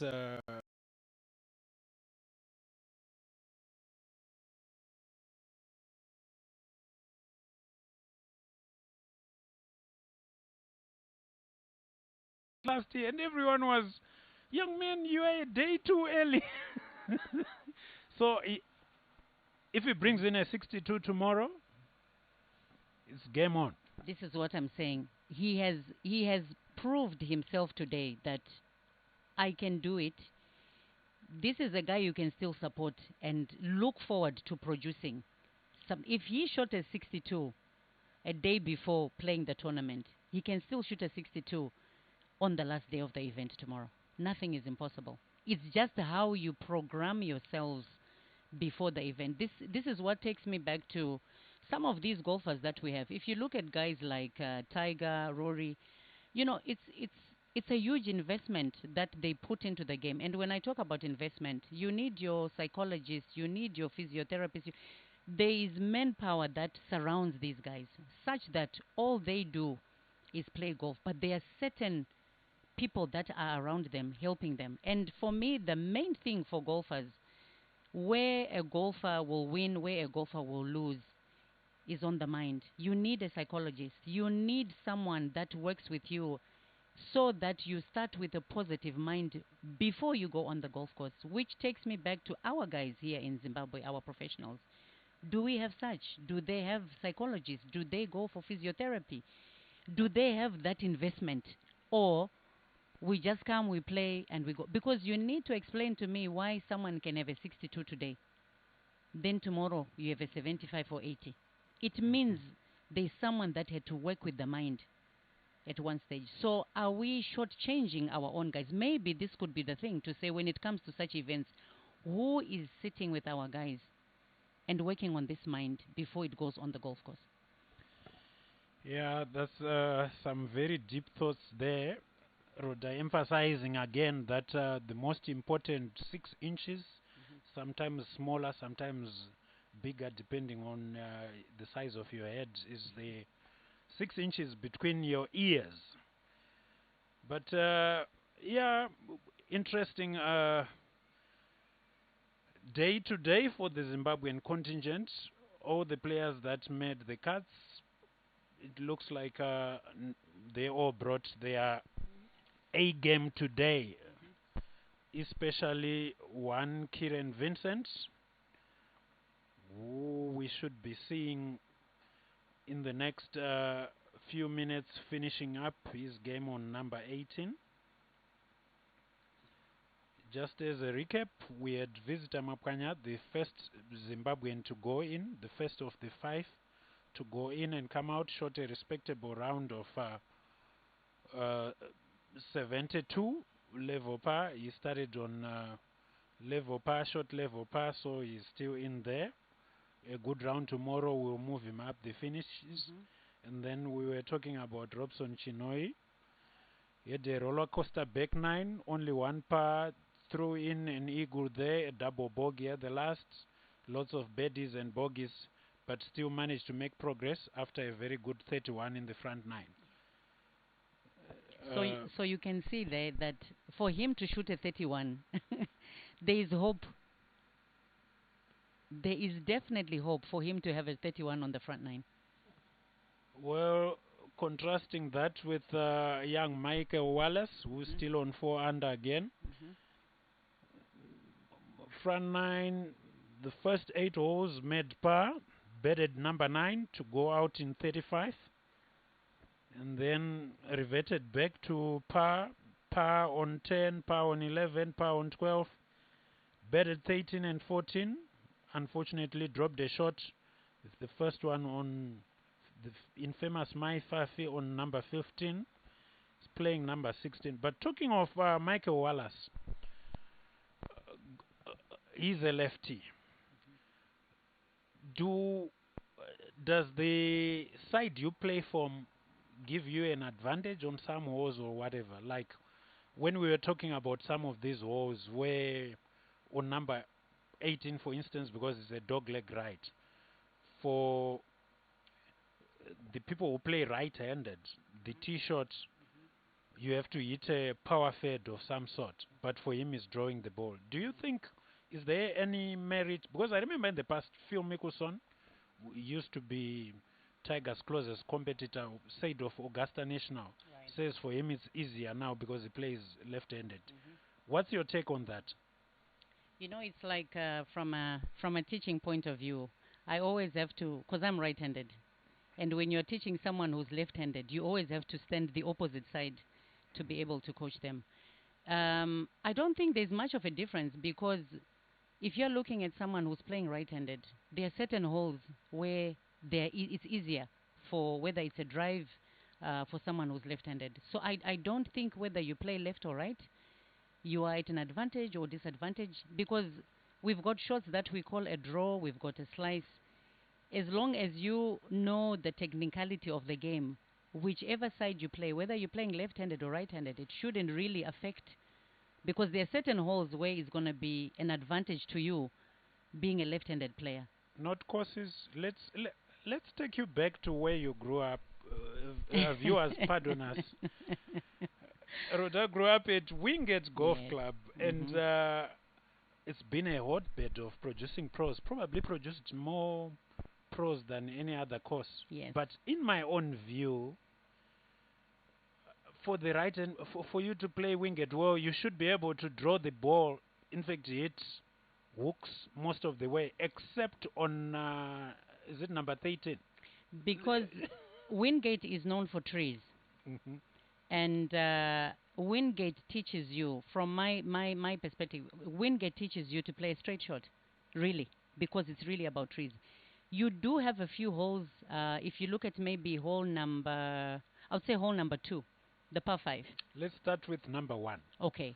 There's that gap in the trees Yes. there. You still need to You, hit a you, dive you shot. need to. Now, let's look at someone who's probably not even a long hitter who can fly over those trees.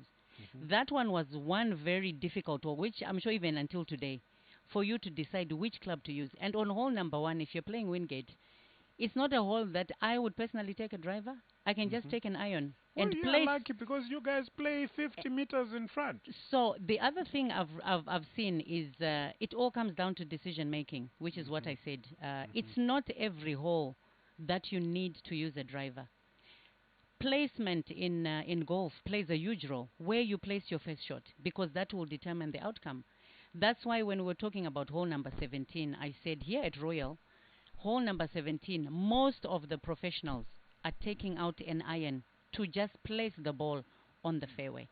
Mhm. This is what we call course management in golf. So for a Okay. lot of these holes, it's not always a driver, because you can hit a long shot, but that long shot can get you into trouble. So it comes down to where you place the ball. If you look at even a course like San Lamia in Durban in South Africa, it's a Mhm. short course when you're looking at it, Mhm. but it's not a course where you're bringing out a driver. Okay. San Lamia is known for placement, you know. Yes. So if you look at Wingate, what you're trying to do is to place your ball on the fairway. A few holes, you've got dog leg left, dog leg right. So if I go back to hole number 1, Mhm. whether I'm playing from the men's tees or the ladies, I will still take an iron. I don't have to take a driver. All I want to do is to place the ball on the So fairway. that you have a decent. Approach shot, because that approach shot matters in this game of golf. So placement plays a huge role. Where you place your first driver, it's not always the driver that you're bringing out to play every tee shot. Okay. Another pairing finishing off on number 18. We don't seem to be getting too many fantastic rounds today, so the course is holding up, I believe.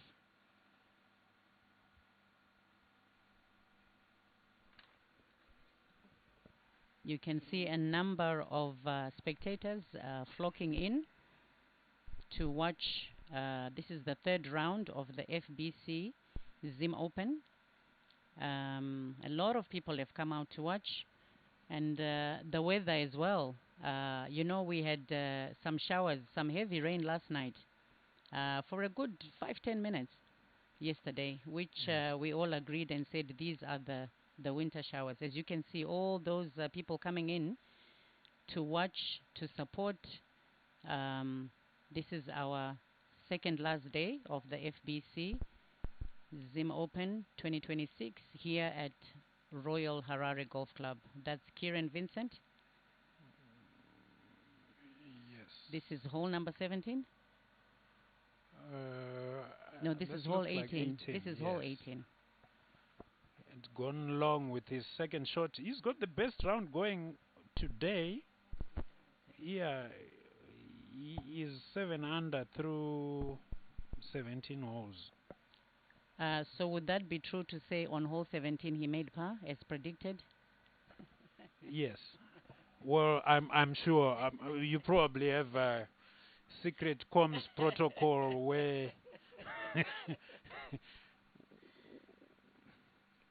Yeah, so straightforward pitch there.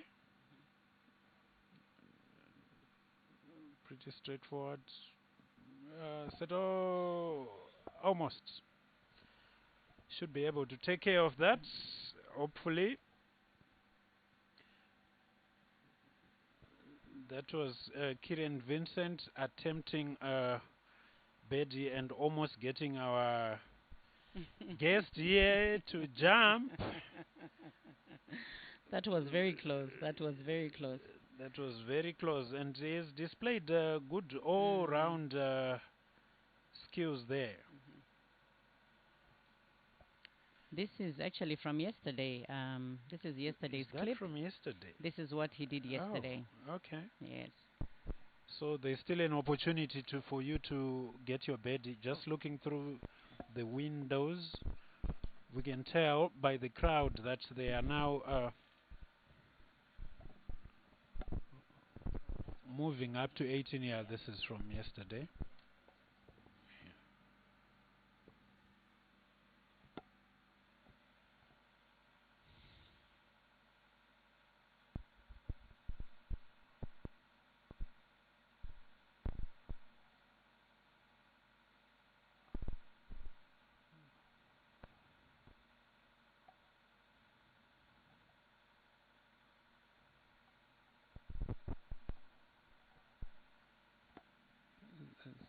It's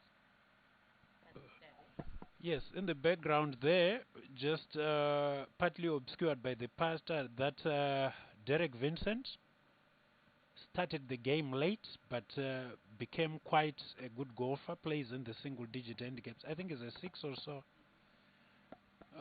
The boys dragged him to the course. I mean, when both your boys are, the top golfers, you end up. So I bumped him onto the course yesterday, and he says, I said, Derek, I thought you were in the field. It's like, no, I'm giving the other youngsters a chance. You can't win everything. So, yeah, it's a bit important. What do you, is there what is the impact of parental involvement in golf as a teacher? Yeah. So I was privileged, to have my dad teach us all. We inherited this game from our dad, and I mean he played in the Asian tour. He traveled in so many countries. He's been to Scotland, and it's amazing that when I look back today and see what I'm doing, this is what my dad was doing before. So even when we are coaching now, we've seen that a number of parents are actually getting involved. No, when I say getting involved, I don't mean they just bring a child and drop off. This is what used to happen back in the days. But parents come, they walk on the golf course with the kids. They are supporting. You even have parents that we allow parents to caddy for the kids just so that they are part of this experience. So the experience is really not just for the child, it's also for the parent. But support from the family is needed when you are playing this sport. There's motivation. There's a lot that comes with it when you know that your parent, whether it's your brother, your sister, your dad, your mom, that are following. It plays a huge role to have family being part and parcel of your journey, because then they're also part of the experience. So we are seeing a lot of parents now getting involved. I'm talking of like junior level, amateur level. It has changed, and we also would say to the parents, keep investing in the future, keep investing in the children, but be part of the experience, be part of the journey. Live action now on number 18. So that's Kiran, dressed today in black to the right of your screens, walking up with his caddy, striding up. I think 7 under would give you some sort of a bounce in your step, isn't it? The young man, I think, is done. Look quite at well look at today. look at the two shots. Those are two. That's on for two, and I want to believe that the one that is yet is to be getting a marked. read. Yes. So Kieran has to he has to justify what I predicted, and I believe in this young man that he will fulfill this birdie on the last hole on number So he has 18. one putt for a 64. Interesting take. While we wait for Kiran to take his round, yesterday in the footage where he was playing with Yako Alas. Yako's wife was kidding for him. Would that necessarily bring positive vibes And while we are still there, his elder brother, Kieran's elder brother as well, used to have his wife caring for him on the Asian tour, in Japan and Asia. Yes. Is it still the same dynamic, or perhaps maybe certain fights could just start on the course? So when you find the few caddies who have had their wives, it comes, it's maturity. I used to caddy for my late brother Louis. And what that did for Louis and Farai, actually, a few games. If there's one person that is important to a professional golfer, it's your caddy. Right. A moment as we wait for Kieran's playing partner to attempt to show Kieran the line. That's Gerald Pepler from South Africa.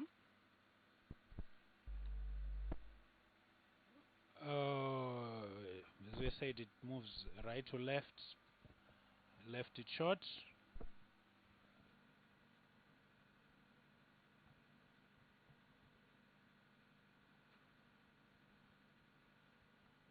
I'm sure everyone surrounding the 18th green now, as you can see from where we are, the people have been giving the young men support. They are all willing that part in. So, young Mr. Vincent, I know you can't hear me, but please just knock that in and give the people something to get really excited about before they start following the leaders and your other compatriots still on the course. So Kieran Vincent for birdie and a 64. That putt moves, it's uphill, moves from his right, depending on how hard he wants to hit it. I would say a ball at most if he wants to go firm. Perhaps maybe just the edge. What do you think? Yeah, so exactly, it depends with the pace. If it's a firm putt, definitely inside right. And I think our previous guy showed him what to do. He didn't give it a chance.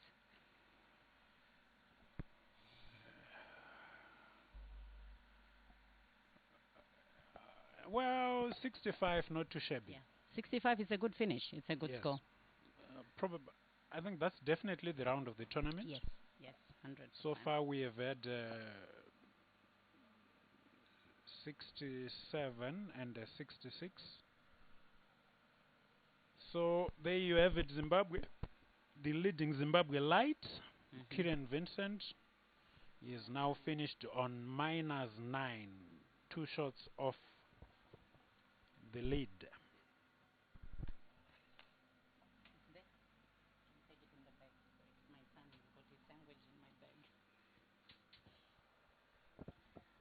Not a bad finish at all. Not a bad finish. Is that that makes him 2 shots behind Thomas Ghana? Well, unfortunately, things have been happening. Altin van der Merwe, now on 12 under. Wow. He started on 9 under and is playing with the round 2 leader. Made par on 1, birdie 2, eagle 3. So 3 under round going on, but still a lot of golf to be played. Yes, we still have about... There's still the back 9. There's still the back 9. The most interesting 9 at Royal Harare Golf Club. Like I said, it looks like most of our pros are trying to capitalize in getting a lot of birdies on the front 9. Seeing that the back 9 is proving to be more challenging, you know. So let's see what the end of the day holds. But some interesting golf. Come out, let's support, let's watch the amazing FBC Zimbabwe Open 2026 here at Royal Harare Golf Club. Let's come and support our team. Let's come and support our guys. They are doing amazing stuff. We still have Michael Wallace on the golf course. Yes, and Michael had a 4 under round going. He should be coming up. He was playing right behind Kieran. Still made 1 bogey on number 15, pad 16, pad 17. Playing behind Kieran Vincent.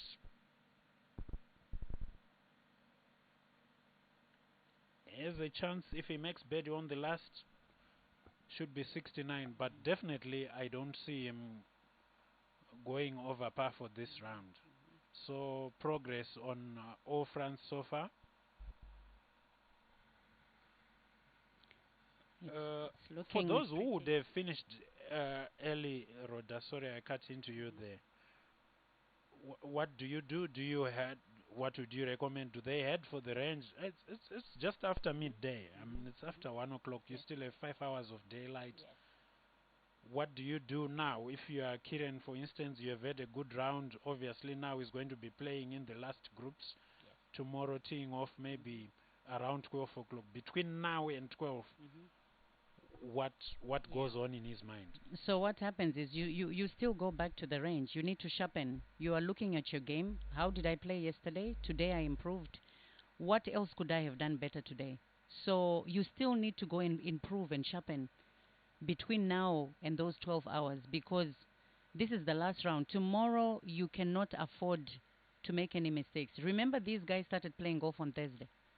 By the time you get to the last round, you've polished all the mistakes, because the last round you cannot, it's a critical round, so you cannot afford to miss, like the putt that he had on the last hole on number 18. That putt, so it's going back and working, whether it's 1 meter, 2 meters, it's polishing now. So today is about polishing for those who are finishing, who have done well. For those who are playing tomorrow, despite what they're going to come out with, the guys are winners. They've managed to make the cut, which was the most important part, was making it into the last 2 days. So Visitor, Robson, we can't say the day is done, we are finished. No, we still have 18 holes tomorrow. So they need to go and polish where they were having mistakes, because tomorrow we cannot afford to make the same. You cannot go back and say, today I three-putted. Today is the day to finalize and polish where you are making mistakes today. Yes. Kieran proving to us that Saturday is indeed moving day. Yes. Made a very big move there from, 2 under was like middle of the field after the cut. Now 9 under is really a good spot to be, unless of course if somebody decides to shoot lights out. But still a lot of golf to be played.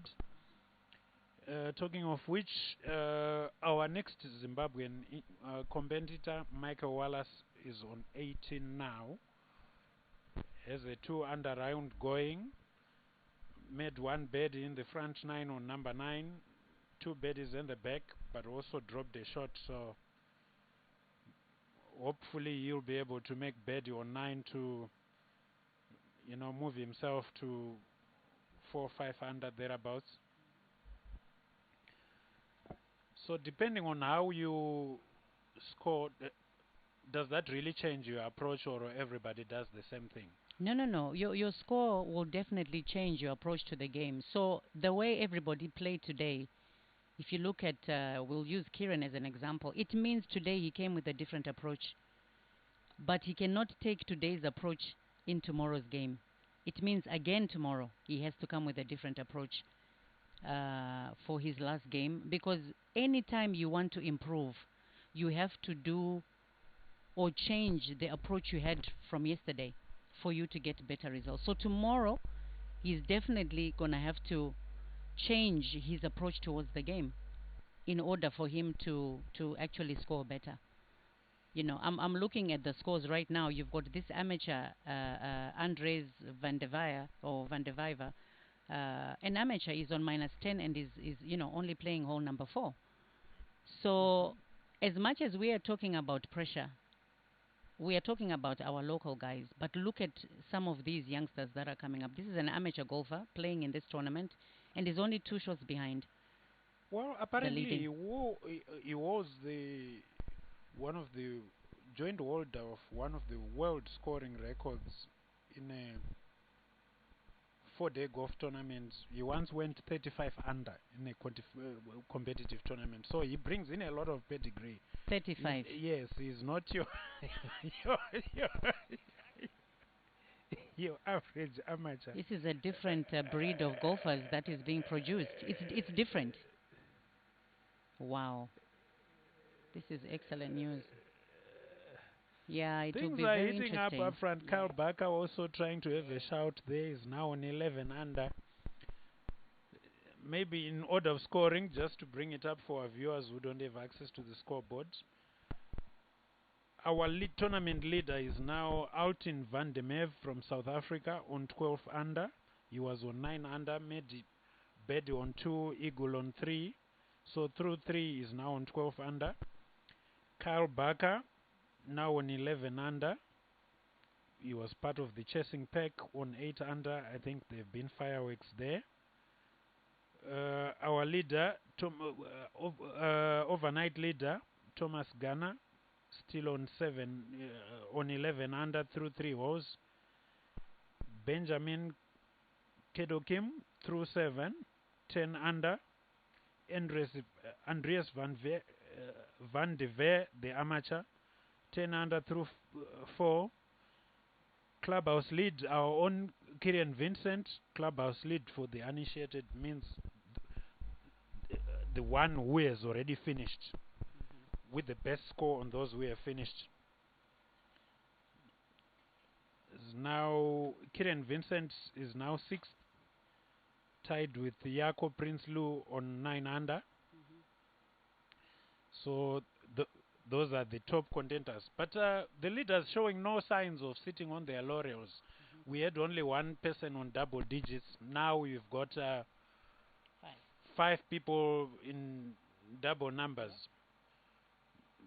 Interesting perspective. What do you make out of that? Do you think we could see the lead moving to 15, 16? 100%. I mean, you are looking at Altin, Van der Merwe, who's on minus 12. He's only on hole number 3. Again, if we are to maybe look at his game front 9, you are looking at him maybe coming out around minus 16 after the front 9, depending on how he's playing and if he manages to hold the court. And yeah, then we see what happens on the back 9. So definitely double digits. I'm seeing that minus 12 going up for Altin, and the other guys that are coming through. It's not easy. I mean, we've got 5 guys currently in the double numbers. So it's a very interesting first 9, especially the first 9. This is where we're getting results. So maybe a minus 16 coming up from the front 9, and then we can talk about the back 9 after that. All right. Apologies for a minor technical glitch with my voice. Apparently, my voice was not meant for radio, so our technical crew have just given me a more forgiving microphone. But of course, my voice doesn't matter for today. We've got the expert in the studio, Roda Chitengwa Muridzo, comes from a golfing family, a good player in her own right, also teaches, as international experience, as a player and a teacher, having played for Zimbabwe numerous times, and also having taught at the very top in Zambia. Also vice president of the Zambia Professional Golfers Association, and also coach to the national teams. So don't worry too much about my voice. At least you're getting clarity from the voice that matters. Thank you so much. Thank you. You know, this game is it's an amazing game. You know, the number of people that I've been privileged to meet through the game of golf. This is why I was saying, at times you are not playing golf to make it a career, but it's also to do with networking. And I believe golf is it's a tool that everybody needs out there. It is one game that you can do 2 things in one go. You are playing and you are interacting. A lot of people connect even through businesses, you know. They connect through playing golf. And this is how we've seen a lot of people coming to learn how to play golf, because they've seen that from a business point of view. This is where all the business gurus come to, the decision makers. So the other aspect of the game is even from a well-being point of view. Golf is very therapeutic. You are walking on the golf course for 5 kilometers, 7 kilometers, admiring nature. Very therapeutic. Then when you have a lot of guys after work, they come to the range just to hit golf balls, just to spend an hour, relaxing. So it's not just from a playing point of view, but there's a lot that the game of golf does. I remember during COVID time in Zambia, the only sport that was allowed to be played was golf. And it Ladies brought and people out. gentlemen, that's Michael Wallace just coming off on number 18 there. Yes, the one with the white cap there.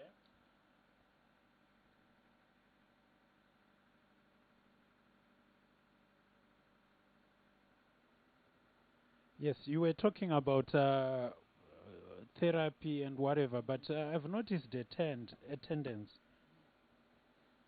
Not only do golfers talk to themselves, they also talk to the ball.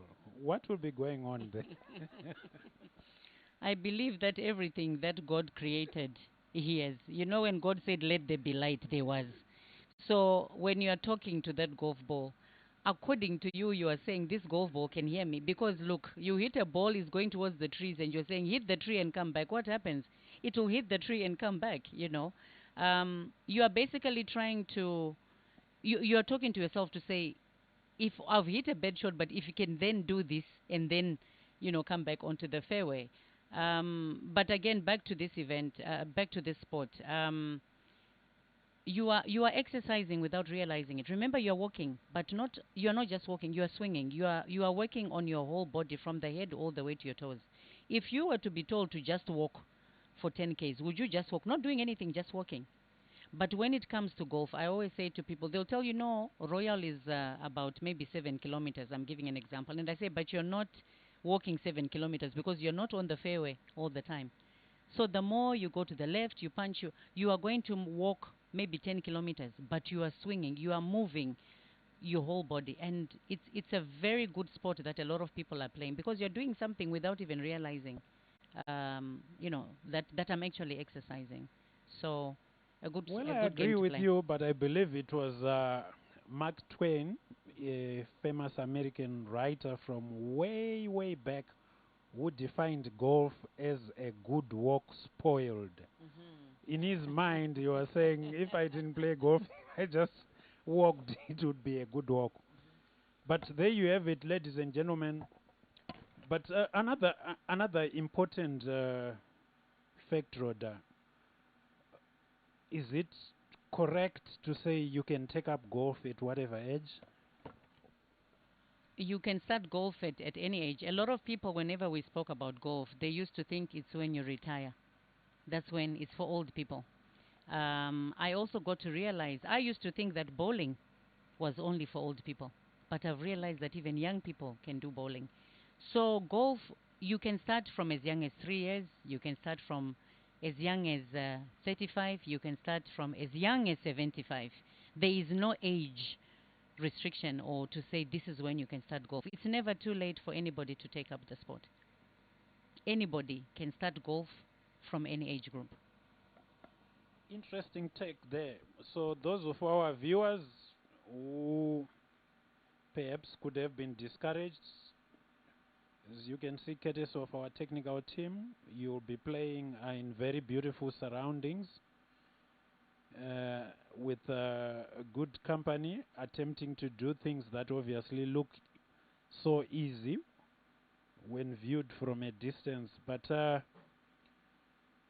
the pros tell us this is one of the most difficult sports in the world.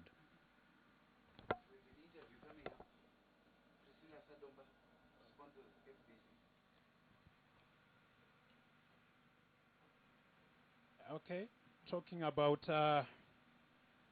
the FBC Zim Open. I think FBC have been quite generous in bringing to us this tournament for quite a few years now. Hopefully Valentine will be able to have a few words with Priscilla Sadomba, who is the representative of our sponsors.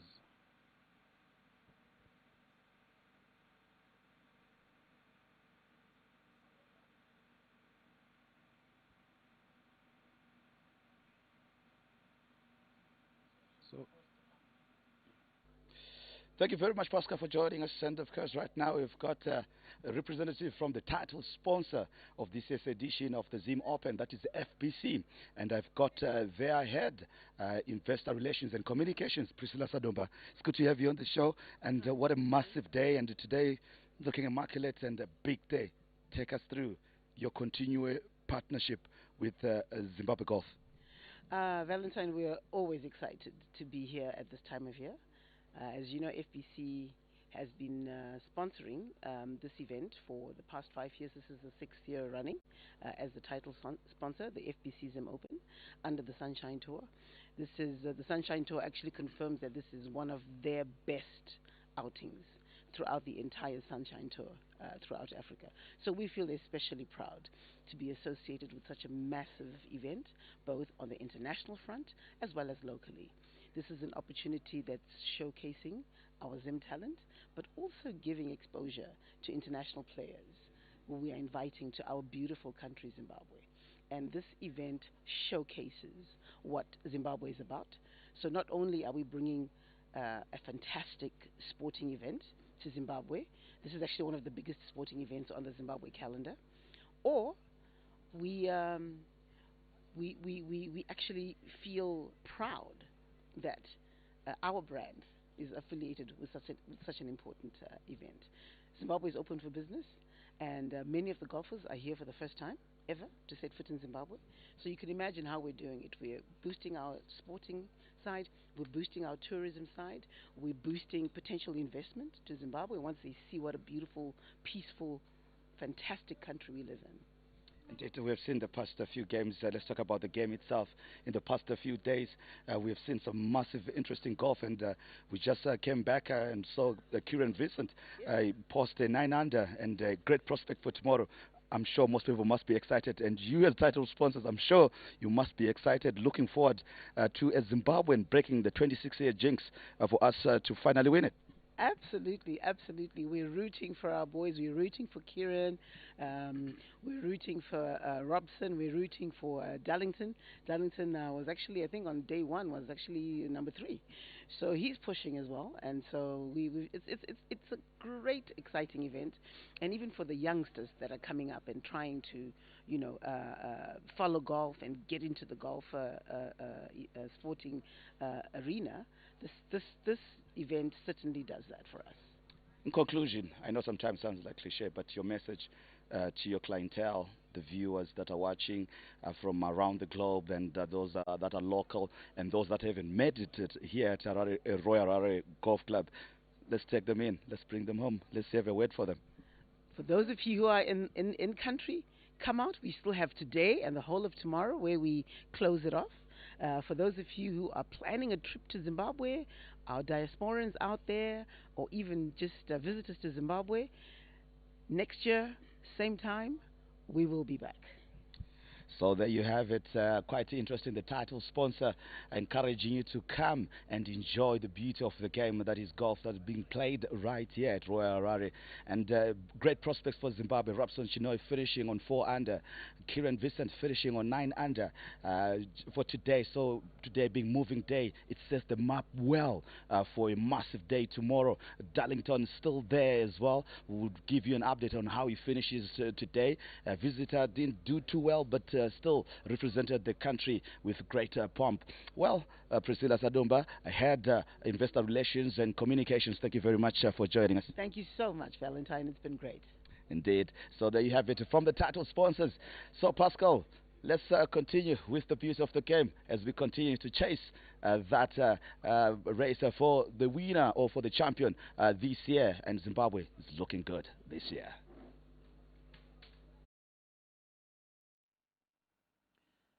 But Kieran today did us proud. Michael Wallace as well didn't do too badly. Darlington is now coming up on number 9. He has a one under round going. Bit of a mixed bag. Started with a bogey on 1.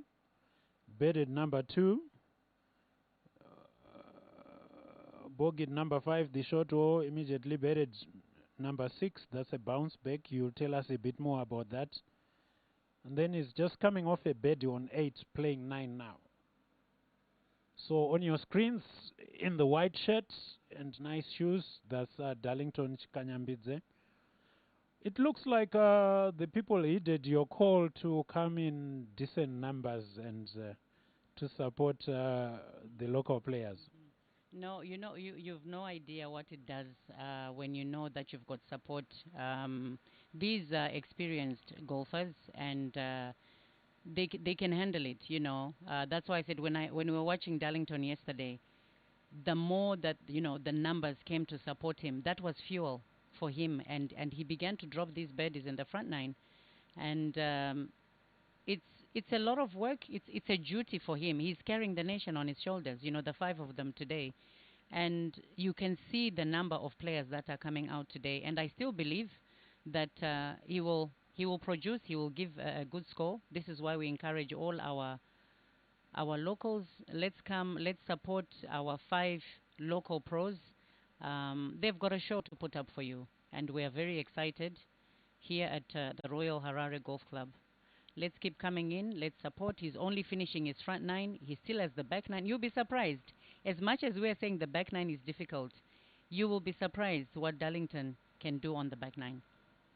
Well, he is a fearsome competitor, and goes for it when he thinks he's so. Really, again, he literally grew up at Royal Harare, so he should be able to feel comfortable around the course. Hitting the shots, of course, is something else. Talking of which, our defending champion, Luis Carrera from Mexico, managed to make the cut, but got stuck on level par. Finished his round is on level par. How much difference a year can make, isn't it, in this game? It's true. That's why I said this golf is, you can never predict the outcome. When you think someone is down and out, they will shock you. And I know tomorrow's round, different things are going to happen. I mean, even if you look at what's happening right now, I was looking at the leaderboard. You've got Kyle Barker, who is now on minus 13 and is on hole number 6.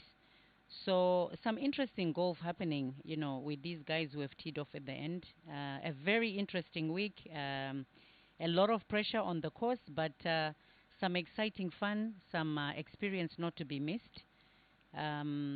We look forward to even better golf coming from these, our pros who are participating, the 63 pros that we have this weekend. You can expect anything. Kyle Barker there, ladies and gentlemen, producing fireworks. Started his round with a par on number 1. Buried number 2, eagled the par 5 number 3. Another birdie on 4, which is probably the toughest hole. Made par on the short par 3 number 5. Then made eagle on number 6. So that's 6 under through 6. Do you think the course record here, 62, 63, could be challenged? Or maybe things will get more interesting for Kyle Barker on the back 9? What I wanted to say to you is, if you look at the top 5, the double digits, we only have 5 players. That tells you something about what has been laid out on the golf course today. Well, something Darlington amazing and happened his there. playing partner there, I think that must have been a part for Birdie. We'll just confirm that. Having only, out of 63 players, you only have 5 guys that are in the double digits. It tells you that the course is not playing that easy. So anything is going to happen. If you look at Thomas Garner, he has dropped a shot there. He's now on minus 10. He's on hole 5. So it will be very interesting to see what the finish or the outcome of today will be, and a very interesting Sunday to look forward to. Something that we can't miss. So interesting scoring there. Talking of the course record, technically because they are playing mark, lift and clean, even if he shoots 58, it doesn't count as Okay. would that, do you think it's fair that, you know, where you have tried to even things out, because now they are worrying about mud balls, where they're saying because of the rain and whatever. Yes. Do you think course records where you are allowed to place to hold your ball on the fairway and place should be discounted, or it's as long as you know you shot the score, you are happy? You know what? If you've played well, you've played well. So someone, let's say, comes up with a 59. It's a course record. At the end of the day,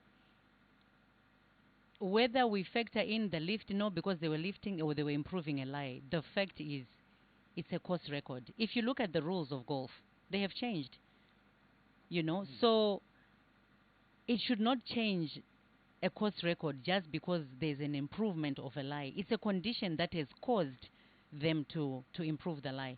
So if someone was to bring out a new course record, I believe that should be recorded, because then what is the point of coming and shooting a 59 and no one knows about the 59 because we were factoring in the ball placement? So 59 is a new course record, and it's something that should be recognized because that's history, not only for the player, but it's history that has been made on the golf course. So it's something that they need to take into consideration. There you have it, ladies and gentlemen. With all due respect to Mr. Barker, I think the 59, we are expecting it from one of the 5 Zimbabwean contingents. We wish every contestant well, but the 59s, I'm sure we are patriotic. We are hoping really one of our guys will pull a low one. Yes. But so far, the round of the tournament is 7 under 65 from our own Kieran Vincent. Some exciting goal from Kieran there. You know, when you play this game, I want to believe that any score that is shot in the 60s, even a 69, is a good score. You know that that golfer has gone all out. By the time they shoot 65, 63, 60, come on, that's some excellent golf. So anything in the 60s is a job well done. They've really gone all out to be able to produce, because your 60s are not your everyday kind of scores. And looking at the condition of the course, and I can tell you, because I remember when we had a tournament in Zambia there for professionals, and you always have to change the pin placements. You know, you always have 6 easy, 6 medium, and 6 difficult. That's how you do your pin placements. But it's on the last day. So some holes might have been easy the day before, but when it comes to the last day, that is when they make it more difficult. So if we think today's placements are difficult, that's why I said let's see what they are going to do for tomorrow. I can tell you that this is nothing compared to what tomorrow is going to bring us. Even if we say they've given them 6 easy, it might be easy as in, yes, they're supposed to do easy, but it might not be easy in terms of the guys, you know, where these placements will be put. So looking at the pin placements that we currently have today, you can tell that the guys are finding it very difficult. It's not easy today, but they are still producing good scores. That's why we're urging our viewers to come out. That's Robson yesterday when Yes. he sank his long putt for a birdie on hole number He 18. could have used a 3 today, and one day later, double the number.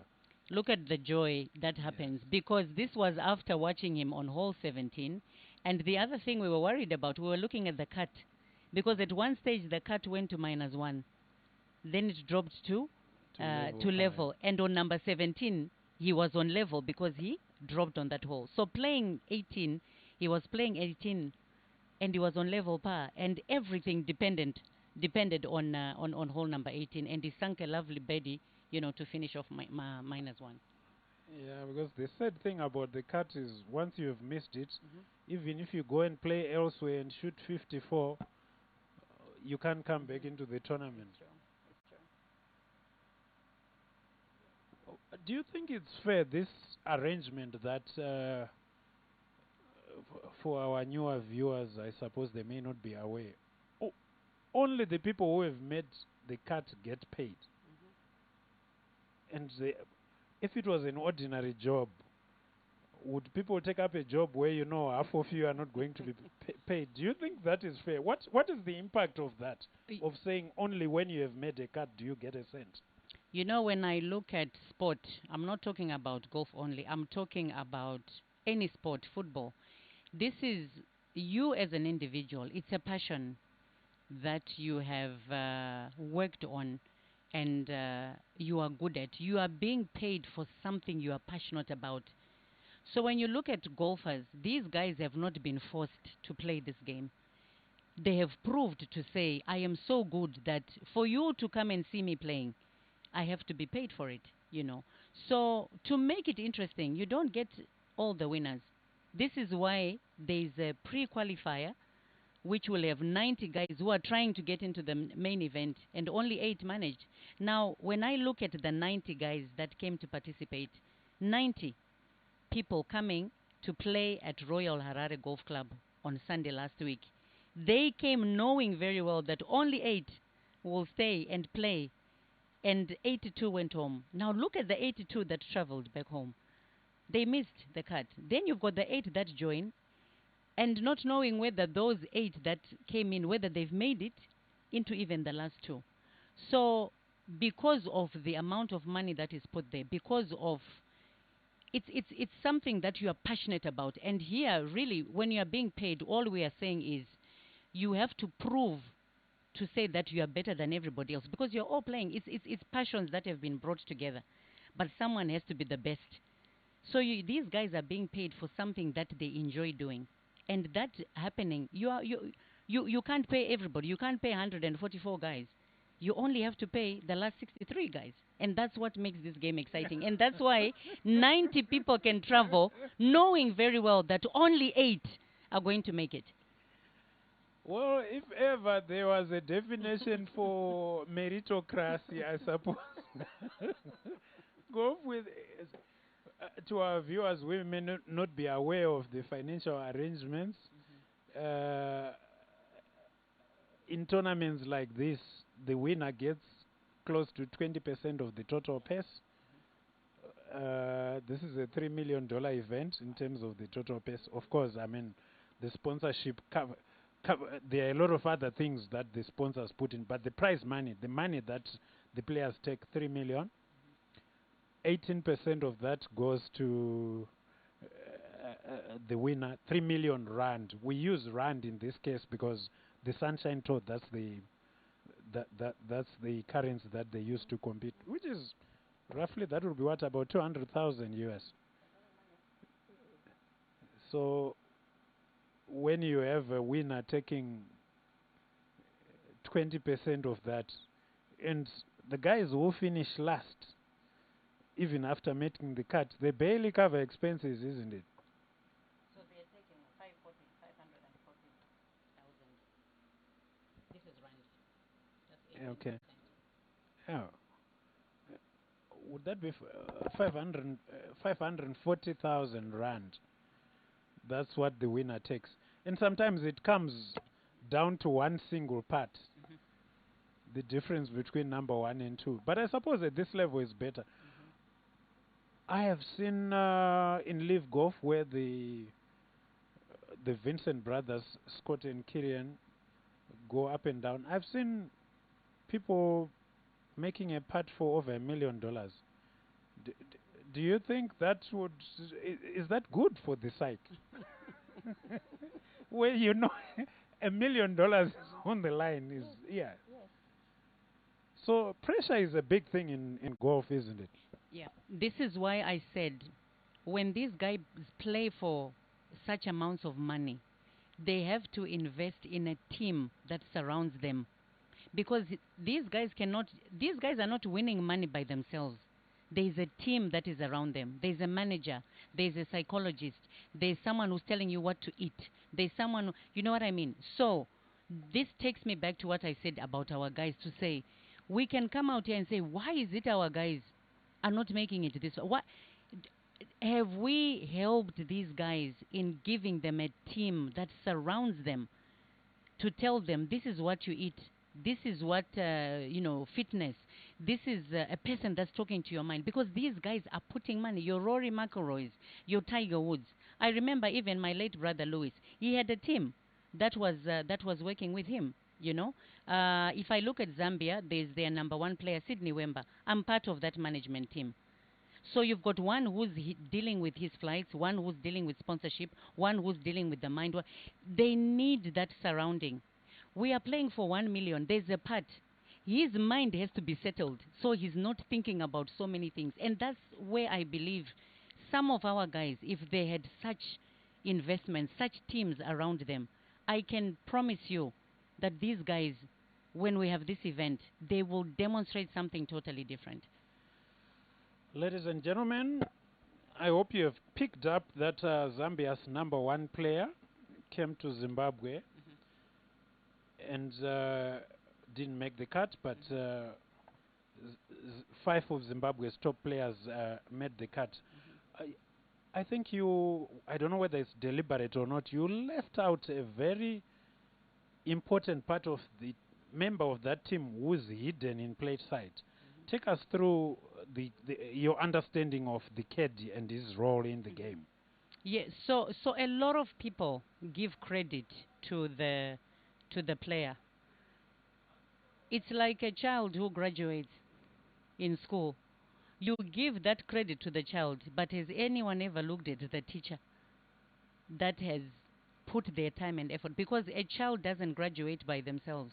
There has to be someone who was guiding. It's the same setup in golf. The person who has pressure in golf is not really the player. When you look at it, it's the guy that is on the bag. Because this person isn't just there for the bag. This becomes a partner. This guy is also playing the game. Because when decisions are being made, the caddy plays a huge role in guiding on the putt. Is it coming from the left? Is it 3 balls? And when he makes a mistake, it means this team has crashed.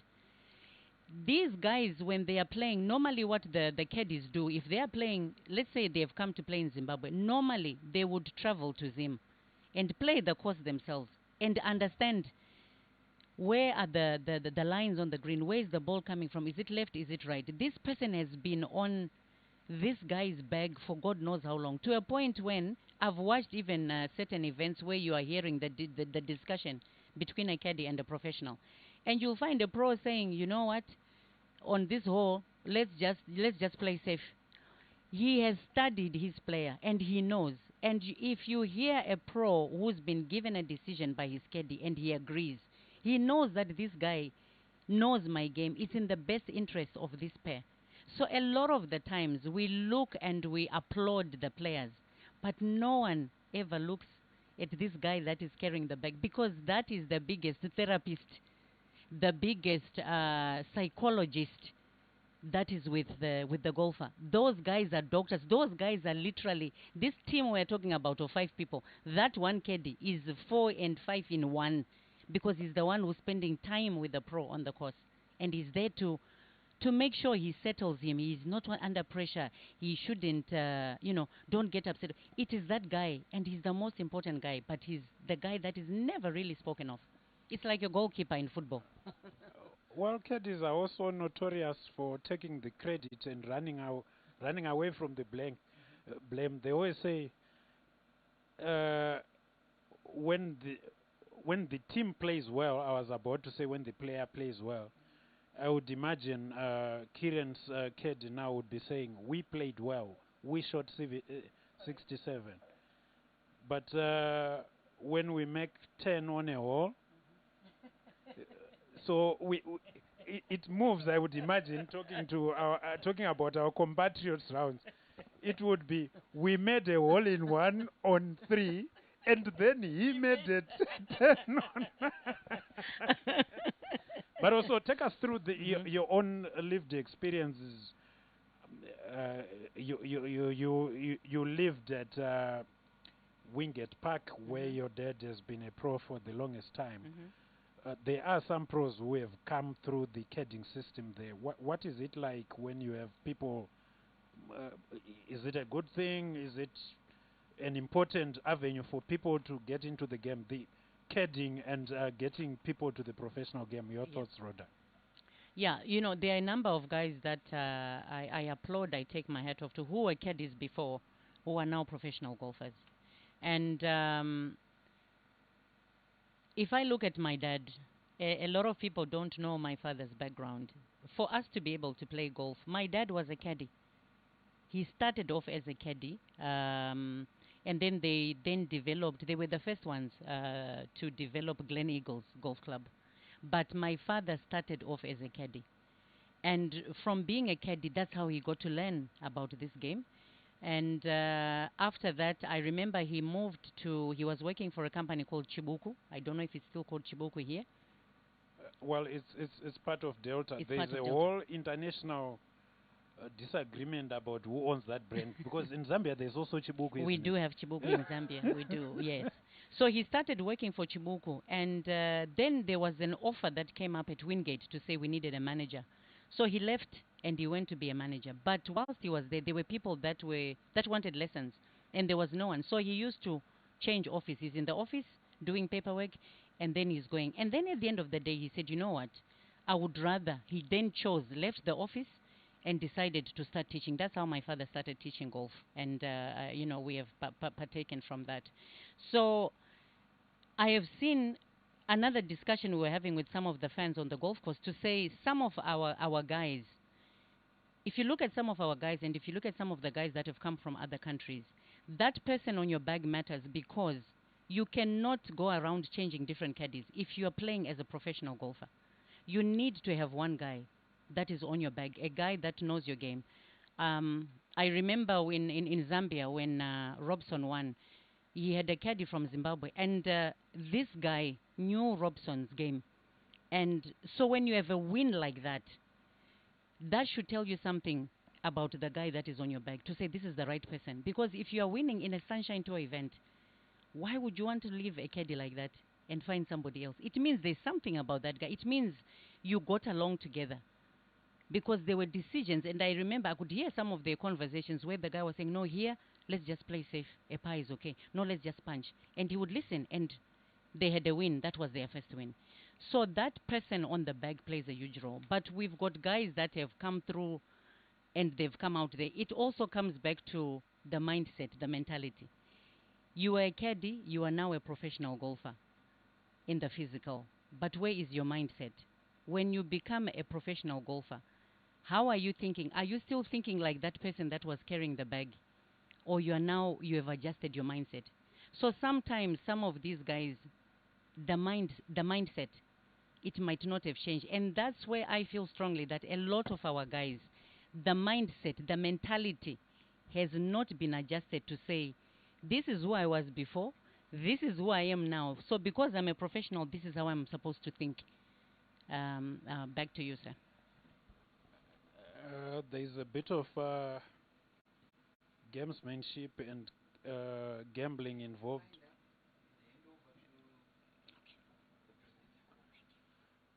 So as we continue our coverage of the 2026 FBC Zim Open Golf Tournament at Royal Harare, we will shortly cross over to Valentine Mabugu and our team on the ground to see what they have got for us. It's been a wonderful day here at Royal Harare. Started off cloudy after some rain yesterday, and the weather is proving perfect for golf. So Valentine will be with us for the next few minutes as play continues on the course.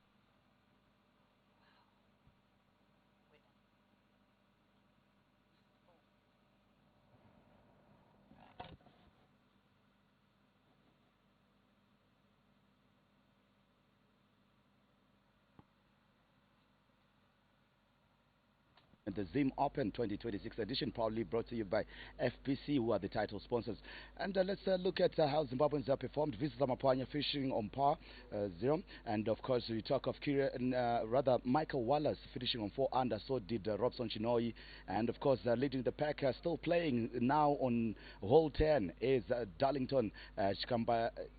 there. That's the name. We always try to get it right. And then also leading the pack for Zimbabwe is Kieran Vincent, who's on 9 under for Zimbabwe. As for the leaderboard, there is also the South Africans. The three of them are leading the leading pack with Parker, Van Versen, as well as Van der Moire, making sure that they lead the pack. But it still has tomorrow to conclude this one. I certainly hope you did enjoy this live broadcast. Right now, we are taking you to the Castle Tankard at the Borode Racecourse, where we join Kathleen as well as Susan. Sandra rather, we join Sandra as well as we take you there to Borode Racecourse for the Castle Tankard.